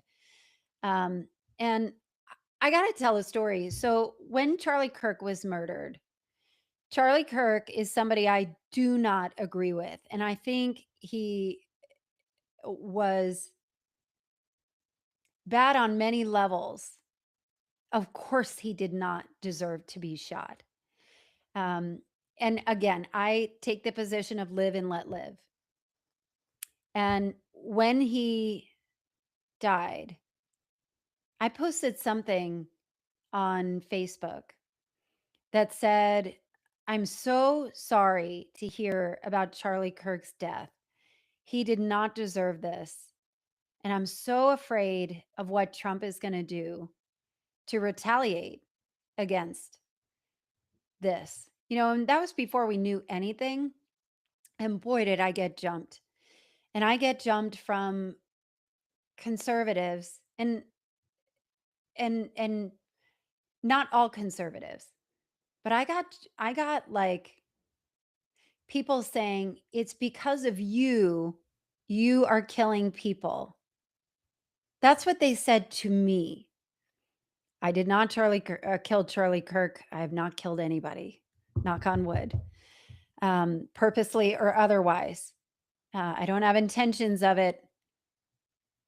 But the thought and what has been planted by the leaders, by really Trump, is that it is the radical left. They are doing this. Anything that happens, it's the left's fault. It's Democrats. Everything that happens. I know when Trump drops dead, Democrats are going to be blamed for stressing him out too much, right? Like if he just dies in his sleep or chokes on a Big Mac, it's always going to be blaming on somebody else. And I really, I had to block a lot of people, of people that would just have these weird sanctimonious platitudes. Like if you followed Jesus, you would understand. And I'm like, I'm Christian. You know what I mean? Like, I don't understand this. Like I wasn't saying he deserved it or whatever. Just I am so sad for our country and where we are right now that a man like that, an outspoken man like that is being shot in cold blood. And it just got me so upset and hurt over, over not being able to have meaningful discussion or feel the way I feel without being accused of me killing or me as us. Like I am somebody that identifies as progressive. I believe in progress. I believe in change and moving forward. And I guess, progressive progress and conservative conserve, save, conserve, save, save, protect, preserve, preserve and keep something that is far gone, right? At this point, it is like bringing back the past. And, that like, I just don't identify that. If that's your thing, great, live your life. I'm perfectly fine with that, but do not take away my rights or my daughter's rights or my family's rights. And do not take away, don't try and convert me. That's not what I want. And I'm not open to it. I'm not available for it. I'm not available to be converted. And it's interesting because even when I think about the religious aspect of all of this, there is like such a weird Venn diagram when it comes to power and control, of suppression, of questioning. I'm somebody that was raised Christian, but I feel so so sad about where we are and the fact that I have been actively seeking faith, actively seeking, like I feel like I have a personal relationship with God. Like I believe in God. But I have not found a religion or like a dogma, like and as things get worse and worse and more chaotic and more fucked up, when you hear about the way people treat marginalized people of color, trans people, all of that. And yet, you have to follow Jesus, that like Jesus told you to be exclusionary and to take rights away from people. It just feels like I wish there was an opportunity to find, like, there was a time where I really, really wanted to find a church. I wanted to go back to church, and I remember why. This was so fun, actually. Not fun why I did it, but there was another mass shooting. And this was like before mass shooting was multiple times a day, every day, where we become so desensitized to it. But it was a big shooting. And I was so sad. And I went to a couple churches because I just wanted to feel better. I wanted to feel God. I wanted to feel hope. I wanted to be with people that, because I feel like being with people is healing and connection. And I went to Ebenezer Baptist Church. That's Raphael Warnock's church. Raphael Warnock is the Georgia senator. This was before he was in politics. So he was the lead pastor at Ebenezer Baptist Church, which is Martin Luther King's historic church. It's right in my neighborhood. So I go in with my daughter. My daughter is like 2. So she's like sitting on my lap.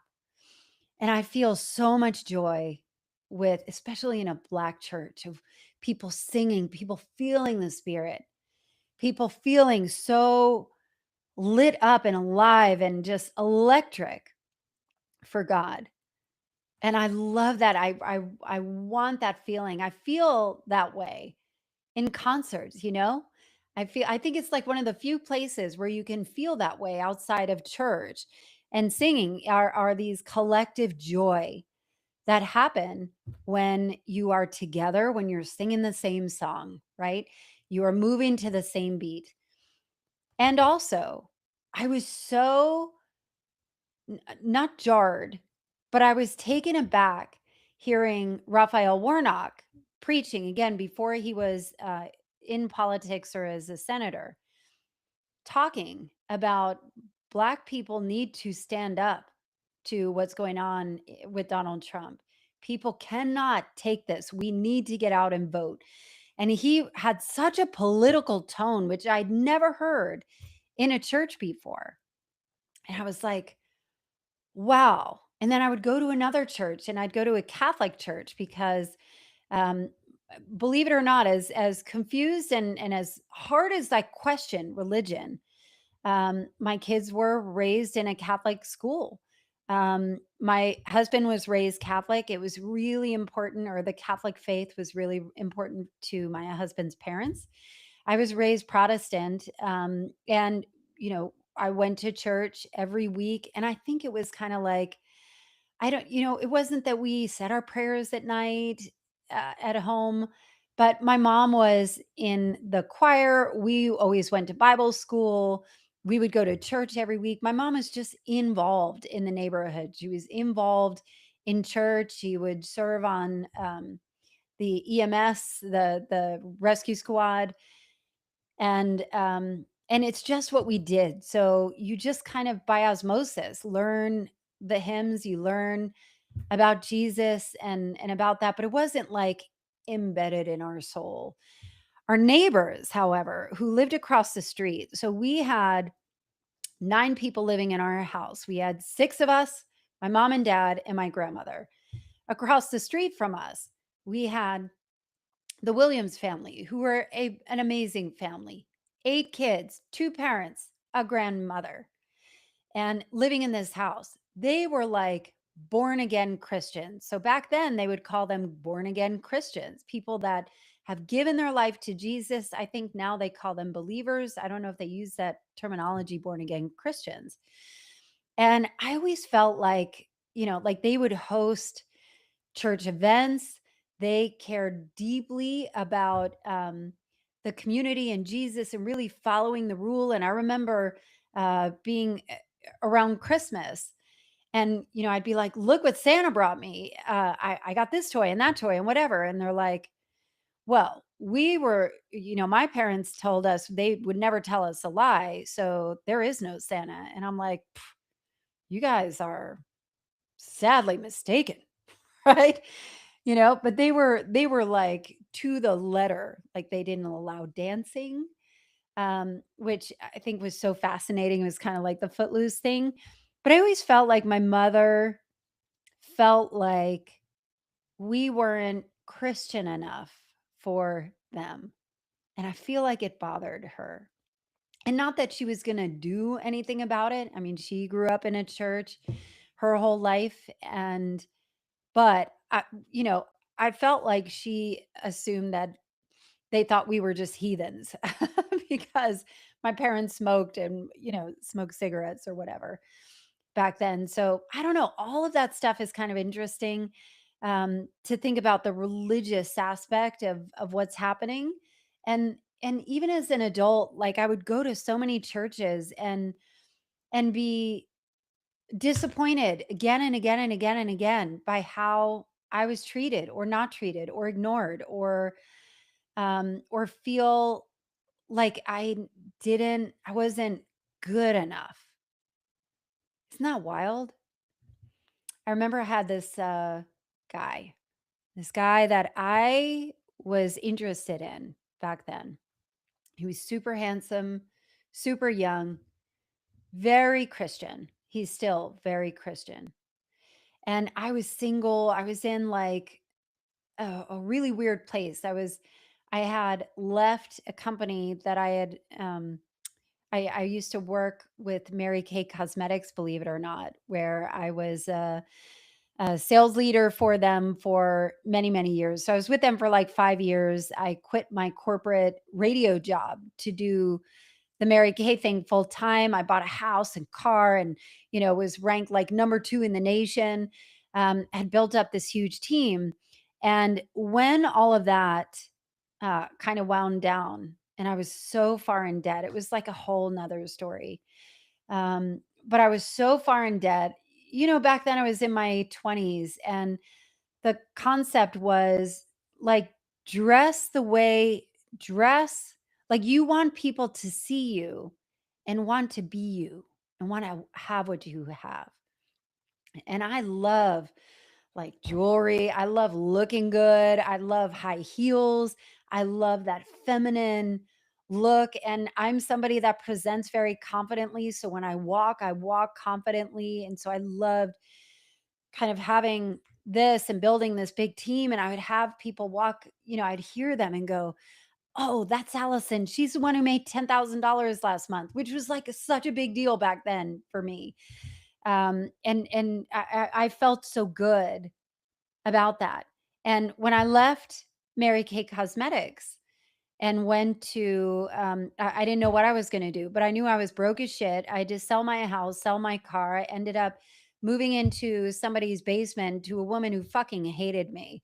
And I had no money. I had no money even for gas. I remember there was a friend of mine who picked me up and he was just this great guy that would never let his friends, his girl friends, pay for food. And it saved me. Like I literally had no money for food. I was in my 30s by this point and I had no job. And at that time, I had met this guy who was handsome and thoughtful and very Christian. And I was going to a church in Atlanta called Buckhead Church, where, I mean, to this day, I think the pastor, Andy Stanley, is one of the most brilliant communicators I have ever seen.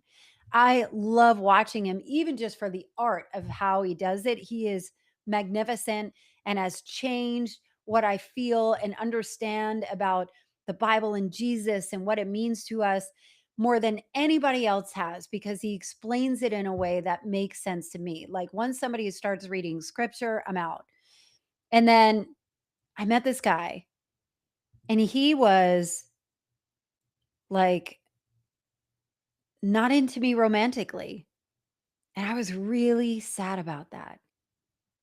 Like I really liked him. And he said that he wanted a godly woman. He wanted a godly girl. And he told me that he has made so many sacrifices to be a good Christian. And one of them was that that masturbating was a sin, and that he would not masturbate, but if he would wake up having a wet dream, this is like the after dark culture changers. But if he would wake up with a wet dream, he was like, "Oh my God, have I sinned?" And I was like, "This is no life." You know, he would restrict himself so much to be a good Christian, to be in God's favor. And I was open to it. Like I was open to exploring that, but I saw him just struggle so much of like the obedience aspect that I'm like, this does not feel right at all. And plus, he wasn't bedazzled or beguiled by me. So, I was hurt by that too, but I just was like, this is not for me. And as you come across those things, as you're tested, as you're presented with new information, I was in my early 30s. I was open to it all. Um and again, I've been just actively seeking a church or a community or some place that would make sense about faith. My kids were raised in, we were married in a Catholic church. My husband and I, my kids went to elementary school in a Catholic school. And, that was kind of much to my chagrin. We had my son in a different school, and it wasn't the right fit for him. So we had to find a place fast. And this school has been very good to us. So I don't want to make it seem like they weren't. But there were sliding scales of levels of Christianity, right? There's a spectrum. And so generally speaking, this school is like a Jesuit school, which um, is more like it's Catholic, but teaches the whole person about how to be good human in the world. So there is a lot of like giving back. There is a lot around being a good steward in the community, and giving opportunities to be out in the community and to be for somebody else and to serve, which I loved. And I love, they've been very, very good to our family. And I remember this one time my son had come home and I was tucking him into bed, and he's like, "Mom, I'm worried about Dad." I said, "What are you worried about, honey?" He said, "I'm afraid Dad's going to go to hell." And I was like, "What?" And he's like, "Well, my teacher said, if you don't pray to God, if you don't go to church, if you don't, and she's like, my son's like, "But Dad's such a good guy. He's so nice." And I was like, "Motherfucker." And I was like, "Danny, do you think that," well, first of all, I was like, "Your teacher is flat out wrong." She is flat out wrong about it. And he's like, "Well, I'm really worried because they, preach obedience." And it's not the whole, but it was like a teacher. And I was like, "Do you think that people that are, I don't know, born in Somalia, who don't have Christian churches around them, I don't even know what religion they have, but do you think if they haven't accepted Jesus as their Lord and Savior, that they're going to burn in hell?" And he's like, "Well, I don't know." And I had a really interesting, this was many years ago, and I had an interesting conversation with my son um, actually this week, where he was talking about his faith. And I think it's so interesting that he always questioned, not as like, you're wrong, but like, I have questions. I don't know if I buy it all the way. And I kind of love that. I kind of love that. I mean, I'm probably the most religious in my house, believe it or not, which is insane considering how much I talk and question about it and the difference between Christianity and Christian fundamentalism. But my son said, "Mom, I feel like if God is a loving God, why would he want everybody who's not Christian or has not devoted themselves to accepting Jesus as their Lord and Savior, why would a good, loving God want to rot, in hell? He's like, I don't think I believe in hell. And I was like, I love this. And he's like, I don't know if I buy Adam and Eve. And I was like, I don't really know. I don't know the answer to this. And I always feel like I believe, I love the stories. I love hearing people's stories of how God moved them, God spoke to them, of how God did amazing things in their lives.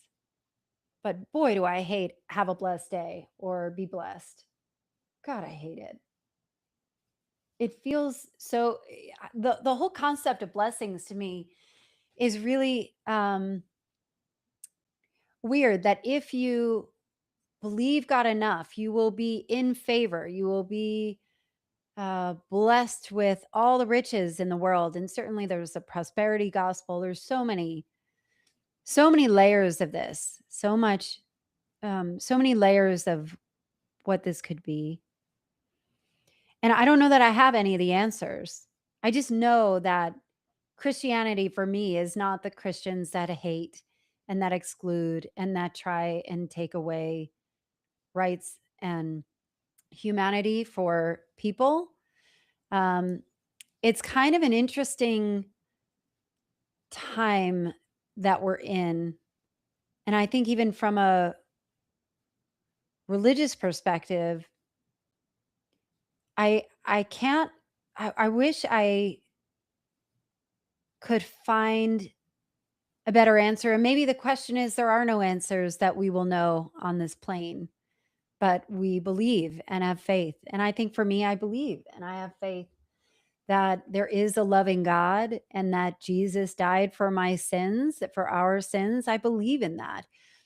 But all the other stuff, I have a lot of questions about how weaponized the Bible has become for people's gain or understanding. And this is something I mentioned before, of how do we believe that we are the dominant dominion faith? Like, why are we the chosen people if we are Christian or not Christian? What makes us chosen? Like, why can't we all live in, like in harmony with each other? Why does it have to be, I'm right, you're wrong, and I need you to come over to my side? I need you to be converted. Like, this whole thing just is so wild to me. And I wish we could come to an agreement. What I've learned through podcasting and doing this, having so many interviews, if you haven't seen, some of my podcast interviews, go look up Tia Levings or Holly Tidwell have done amazing things where they talk about deconstructing their own religious trauma.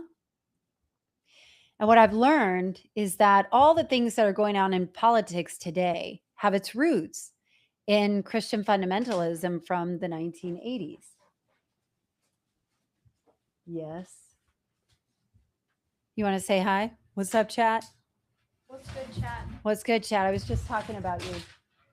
I'm the best. I know. You are the best. Can you close the door? Hey, don't believe in hell.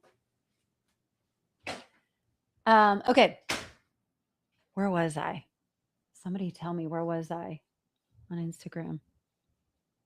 Oh, yeah. So the roots came from the 1980s.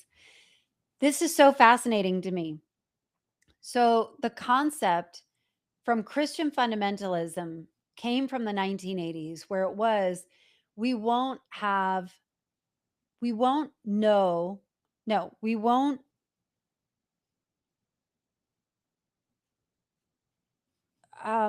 I think the concept that people from the LGBTQ community are evil, is what is taught.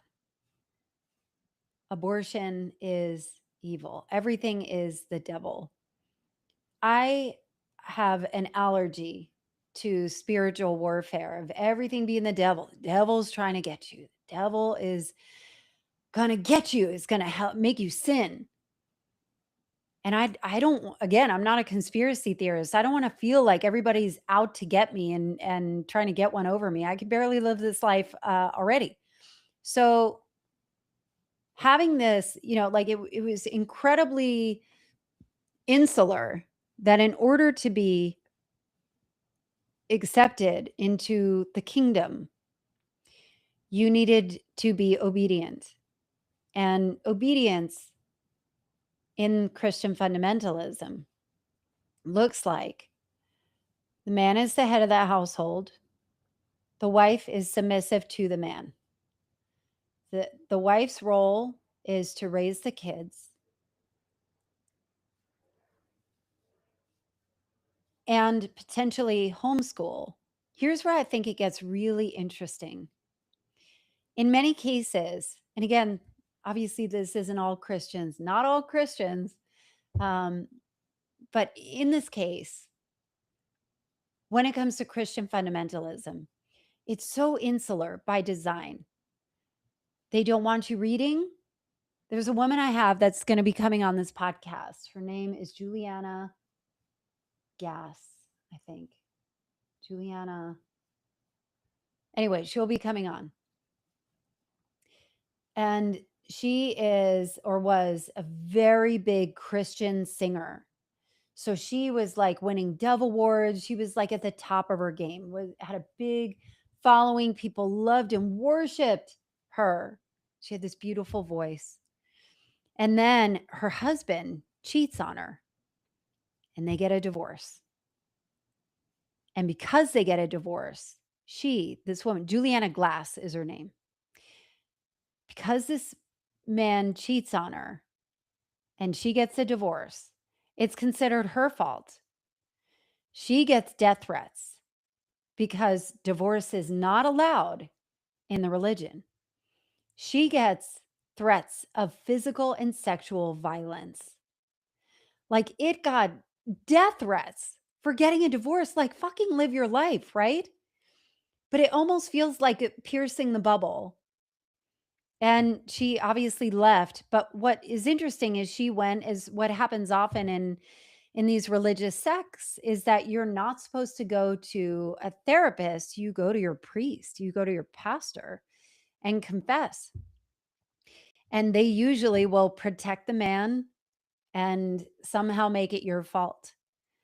And at the time, and I find that this happens, Juliana had met like somebody who was gay or something like that and was like, God, they're so nice. I don't know what people are thinking. Like they're so amazing. They're not the devil. And so she went to her pastor and she talked about how she was reading these books. And the pastor goes, that's what happens when women read books. What the fuck?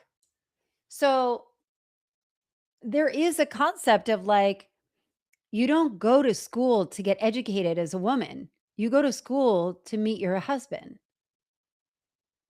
And so now what we're seeing, what I think is interesting, kind of a tie to ultra wealthy people which is often the case in the Christian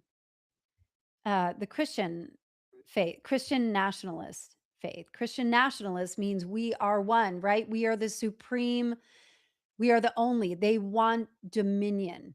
They want domination over it. They say that America is a Christian nation. It was founded on Christian principles. Yes, you can be here if you're Jewish or Muslim or whatever, but we don't want you to multiply. So here's what is wild. When you think about Christian nationalists, often, and you'll see this more and more, this was so fringe when I was, I don't know, like really 10 years ago. 10 years ago or more, like homeschooling your kids was like kind of weird, right? Very few people did it. Now it's much more common, and now it's become like a political statement. Like, we're going to homeschool our kids. We're going to keep people in, we're going to keep people in here, insulated. Hold on one second. I'm actually going to go off of Instagram and go back on because it looks like my sound is off. So I'm going to go back live. Okay. Okay. Now we're back live. Okay. So now if you are a Christian fundamentalist, you're living in this, you don't want to integrate your kids into school. Often you don't trust doctors or big pharma. And so maybe you're going for holistic or more, I mean, think about the Maha movement and RFK Jr. You're essentially opting out of society, right? Like you can rely on your church and your family, and that's it. And then we don't want anything else.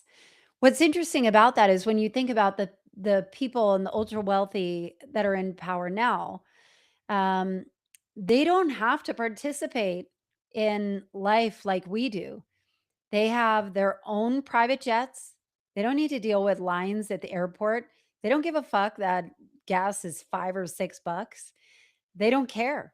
They don't have to worry about, like they don't opt into healthcare like a normal employee would. They have their own concierge healthcare that they pay for.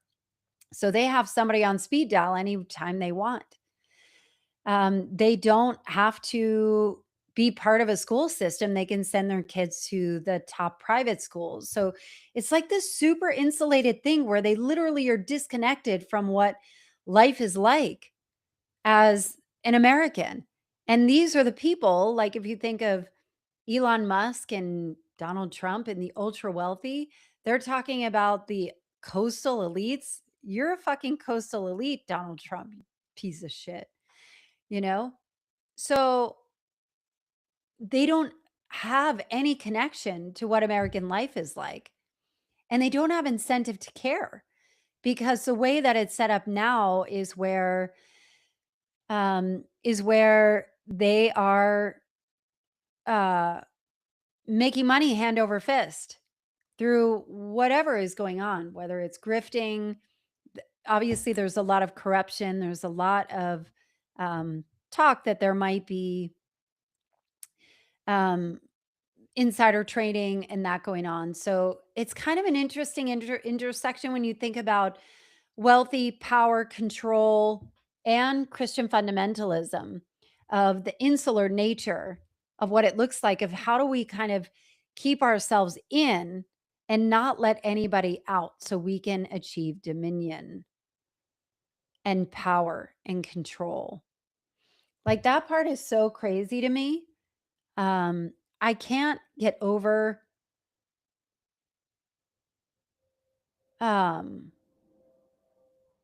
what's going on out there. So maybe we'll get off the religion thing for a minute. But I will say that I'm still seeking and I'm still hopeful. And, I have a friend who was kind of skeptical on religion, and she found a church near her. And she feels like she is a new woman. And the church that she found is inclusive. They don't agree with Trump's politics. They believe in bringing people in, and it has given her so much peace and so much joy. And good Lord, I would love to feel what that's like again. And until then, I'm thinking I'm going to keep doing these episodes exposing what this looks like, because the challenge here from a political landscape is that the Christian fundamentalist nation one of the leaders of that, his name is Doug Wilson.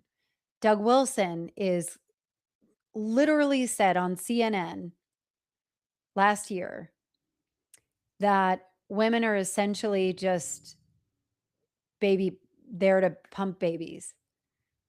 And when they asked, like, do you think women are equal to men? And he said, no, it's not like that. It's like a violin and a bow. They go together.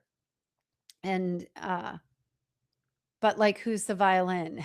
Who's the bow?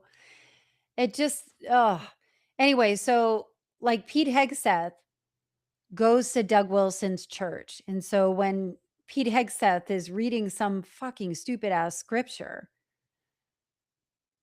a lot of that comes from this ideology that believes that we shouldn't have public schools.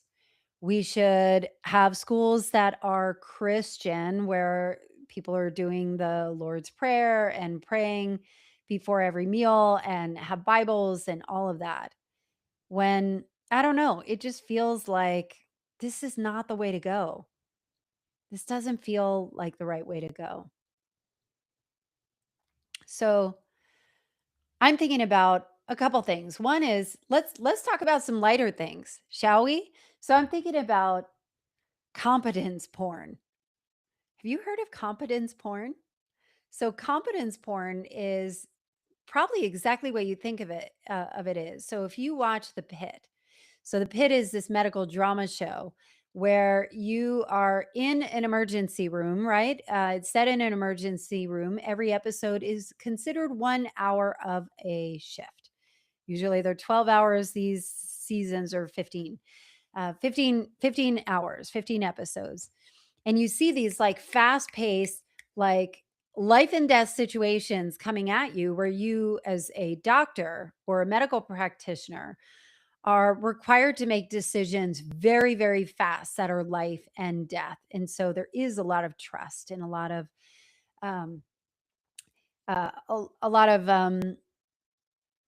uh, authority that comes from that. And competence porn is watching people be great at their job and how exciting it is. It's like when you see like a lawyer deliberate brilliantly in an argument where you're like, when somebody is in an argument and you're like, I don't even know how I would handle that. And then you see somebody do it. Like, how cool is that? And then I think about the Artemis mission, Artemis 2. So there's Victor Glover, the first Black person to go out to the moon. I don't know if it's in space. I don't think so, but I think to the moon and back. That is Victor Glover, the pilot. And then the captain was Reed Wiseman. And then, of course, our favorite, the coolest chick ever, Christina Koch, I don't know how to pronounce it. And then Jeremy Hansen. So these four go up to the moon the first time in 54 years. And it was so freaking joyful to watch the competence porn of these four astronauts who have worked their entire life to go and study the moon. And when you see so much chaos, so while they're up there for the 9 days, down on planet Earth is Donald Trump fucking melting down and threatening to obliterate an entire country and their entire population of Iran, and just going balls to the wall and seeing no competence or complete incompetence and such corruption and just an abuse of power, and essentially just weaponizing us as people, like not America first at all. It isn't. And so watching the dichotomy of these four astronauts going into space and seeing them work together beautifully as a team with so much honor and respect, and they're intelligent and they are doing good for the world. And then seeing their faces when Trump called and they're like, They were so professional, but it was clear, Trump has said to cut funding for NASA. So of course they're not thrilled to be with him. And he's such a blowhard that all he wants to talk about is himself anyway. So it's just so interesting to watch people who are great at what they do. I love watching people who are masterful at what they do. So watching Artemis 2, the crew was on Oprah this week on their podcast, her podcast, and it was so refreshing. I think we could use like some joy and release of the stress a little bit and just kind of unwind a little more, because I feel like we are all just wrapped in pretzels. Like it would be great, I guess, if we could bury our head in the sand and just not care about it, but it is in our face all the time. Everywhere you look, you can't see a billboard, you can't open social media. I even think, like even some of the billboards on the streets are weird, especially, when you're in Georgia. There are so many. When I go from Georgia to Nashville, it's like 3.5 hours. And all the billboards are guns, ammo, Jesus. Guns, ammo, Jesus, bail bonds. Even like, I even saw one that said, "We love such and such county, even the Dems." Like, what kind of shit is that? And so being able to see people working together for a hopeful future, again, I'm like, progressive. It just was so beautiful to see that.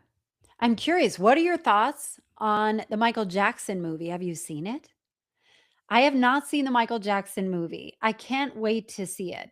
So the thought is, so this movie was actually made where they started to include some of the scandal aspect of all the allegations that Michael Jackson was facing. And I can't seem to get settled on this movie at all, actually. I can't seem to get settled on it because I feel like, on behalf of the estate of Michael Jackson. So there was a documentary that was released in, I think, 2020, where they had people that had allegedly been horribly abused. Wade Robson is one of them. I can't remember the name of the other one. And then Corey Feldman has come out and said he, was abused by Michael Jackson. And my goodness, these men were ripped. Like, how dare you? He's the king of pop. Of course, you're just a money grubber. And it's the same thing of like, believe women, right? The Epstein files. People are so dismissive of women. People are so dismissive of people that are being taken advantage of and who don't have power. Again, it's like this power and control thing keeps coming up again and again. And the Michael Jackson thing, so this documentary, I actually didn't see the documentary. I thought it would be too much for me. Was like wildfire. And that when Michael Jackson died, he didn't have any money. He had blown all of his money on living like he had all the money in the world and it was endless. But he also had a lot of lawsuits and a lot of care and a lot of properties and a lot of lavish things. He had no money in his estate. And so like his reputation, obviously, there's always been questions, especially with artists that have done amazing things as entertainers. Bill Cosby, Usher. No, not Usher. Oh, how dare me. Chris Brown, Bill Cosby. who's the one? Oh, of course, I'm forgetting it. I've also been talking for 5.5 hours.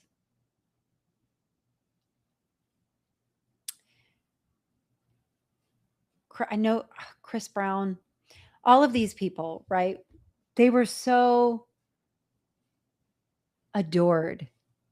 And then they're drugging women, they're raping or abusing women.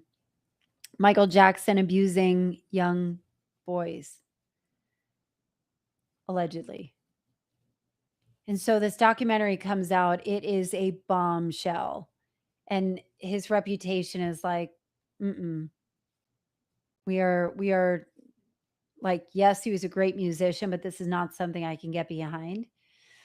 And somehow the estate, like that documentary, is nowhere to be found. It is no longer on HBO or whatever it was. It is not available to be viewed in the US right now. And so this Michael Jackson thing was a cleanup act, and it's working. People love to whitewash and sanitize really awful things. And I really can't figure out, like, can you separate the music from the man? And knowing how groundbreaking and how formative his stuff was and how hard he worked. I don't know. Like, when it comes to abuse, I mean, he was never convicted. He was never convicted. And I don't know if he died before he could be convicted. But man, I believe the accusers.